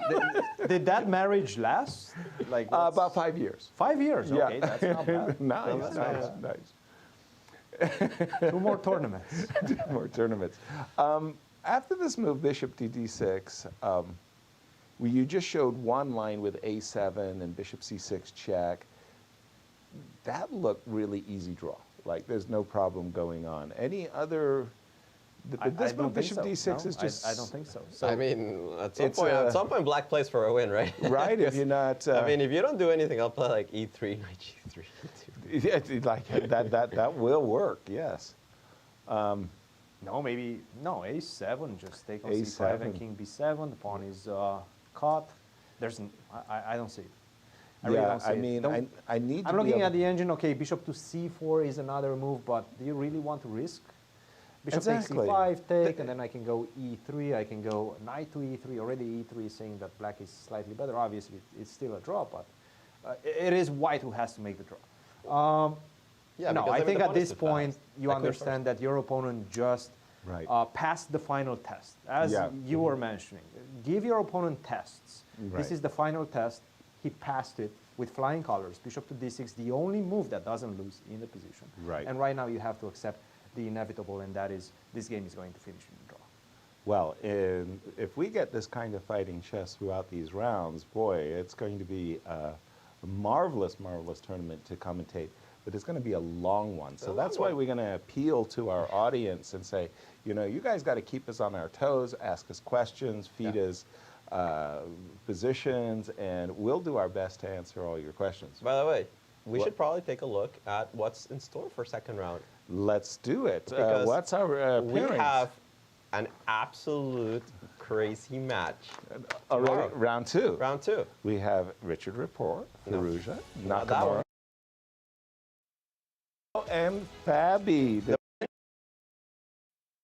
Boy, that could be a game that might, well, it could clinch the lead, and maybe, who knows? I mean, if this game is decisive, that's a huge advantage. Everybody else draws. Suddenly you got a 1-point lead after 2 rounds. That's crazy. That is amazing. And Duda versus Ding-Nepo as our 4th round there. Yeah. Duda starting with the number 1 number, which means that he gets 2 whites to start. But don't forget that sounds good until that second half when you go with 2 blacks to start the second half of the event. Yeah. So we do have the move A7. We are going down the line that we had looked at with Christian. Takes on C5 is on the board. Okay. Of course, that is a check, so you have to take it back. And king b7 obviously already played, as Yasser catch that. Right. Bishop c6 already played. King takes a7 already played. I assume bishop takes e4, and I predict the move knight e3 because that is the most professional. And pre-move knight takes g2, unless the g3 and you go knight g2. And it's like you go g4. Nice. No, g4 actually loses. And there we go. Knight takes g2 and on the board. After bishop g2, we actually can sign the score sheets. Very good. Wow. One around, Yasser. Yes. 2 decisive games, which means that we have 2 leaders. They face each other tomorrow, and they really brought it. To me, this was a candidates round. Yeah. Interesting openings, crazy middle games, back and forth games. Great preparation. Great preparation. This is what I want to see in the candidates. If I see games like this every day, I'm happy. I'd be very, very happy. This Right. is what a round. Excellent way to start in Madrid. Excellent way to start a tournament. No question about it. Really, this is the way you get a challenger. Somebody who's going to be tested throughout, and good play. Just great stuff. Fabi, I don't know. I mean, both the games that were won in very clean ways. I mean, impressive. And in a fight. Yeah. I didn't feel that Fabi out-prepared Hikaru and won. No. No, he just got a position, and one side outplayed the other. And the same thing with Nepo. I don't think the Nepos, even knight g4 is technically correct. I actually don't believe it's technically correct. But he just outplayed his opponent. During one of our breaks, ourselves, we were really kind of confused by Hikaru's move castle short. We double guessed the move at the time, but then during our break, we really double guessed the move. Why? The king doesn't belong on g8. It doesn't have any cover. On d7 and on c7, the king would be perfectly placed, and you get to play h4 and freedom. It doesn't belong. I feel it doesn't belong with the spirit of the position. The spirit of the position was that you pushed your pawns on the king side, and that's what you should continue doing. Right. He's actually put the king completely in the wrong side, and it kills his play. Yeah. Because his play, I think he felt at some point was going to be d5, and it wasn't. No. d5, even though it opened up the bishop, put the pawns on such clumsy squares. If you go back just a few moves later, when he does play the move d5 takes, and he's forced to play this ugly move e4, you start seeing something went wrong. Totally. Totally wrong. Right. Yes. But all the positional factors in the position, the pawns on g4 is now a liability. Right. The pawn on e4 gives up a lot of the dark squares in the center. It changed, and it all stemmed from this move, castle short, which is really a confusing move. I mean, Hikaru is such a darn good player. There's nothing that I can teach him, but the king simply didn't belong on g8, and that felt the step that took him in the wrong direction. And at this level of chess, it really does get punished, and Fabi proving why he is such a strong player, one of the favorites to take this tournament. Let's take a look at our standings after day one. Fabiano Caruana, Jan Nepomniachtchi are the players on 1 point out of 2. Meanwhile, it's Jan Krzysztof Duda, Teimour Radjabov, Duda-Rapport Analysis, Firouzja that are with half a point each. And on the bottom of the table are Hikaru Nakamura and, surprisingly, Ding-Nepo, who started with the white pieces and is the highest rated player, has fallen. Yes, and that is how we stand. Tomorrow, great matches. Of course, the headliner is definitely going to Jan Nepomniachtchi against Fabiano Caruana. We already have a barn burner for round number 2. Yep. I'm excited to be there. No question about it. And again, for that match, Nepo will be the one playing with the white pieces against Fabi tomorrow. Yes, wow. Absolutely. And our final thoughts? From Christian? Let's Christian do the honors. Christian, what are your thoughts of this exciting first round? Guys, I have to say, this was probably the perfect start to a very long tournament and the perfect start to the candidates. There's no better way than to a potential 4 decisive games. Sure, we had only 2, but all of them could have ended into a decisive result. Ali Reza is definitely taking the bulls by the horns. He showed that with his opening preparation. He came here to fight. So is Teimour Radjabov, apparently, and everybody else in the field. We have so many developing stories in this tournament, and we're going to call all the action from St. Louis. And how do we like our predictions, guys? I'd like a reconsideration, please. No, none of that. None of that. But it's a long tournament. Are you sure I said Ding? I don't think I said that on I picked camera.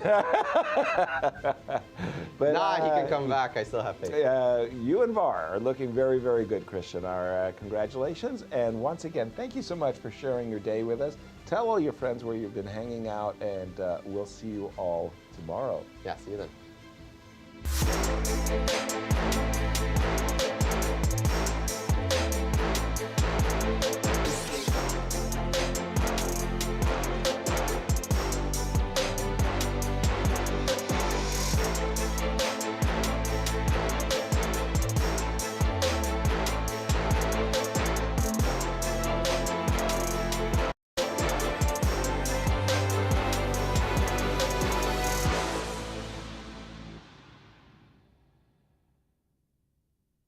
This has been a presentation of the St. Louis Chess Club. Any reproduction or distribution of this content without the express written consent of the St. Louis Chess Club is prohibited.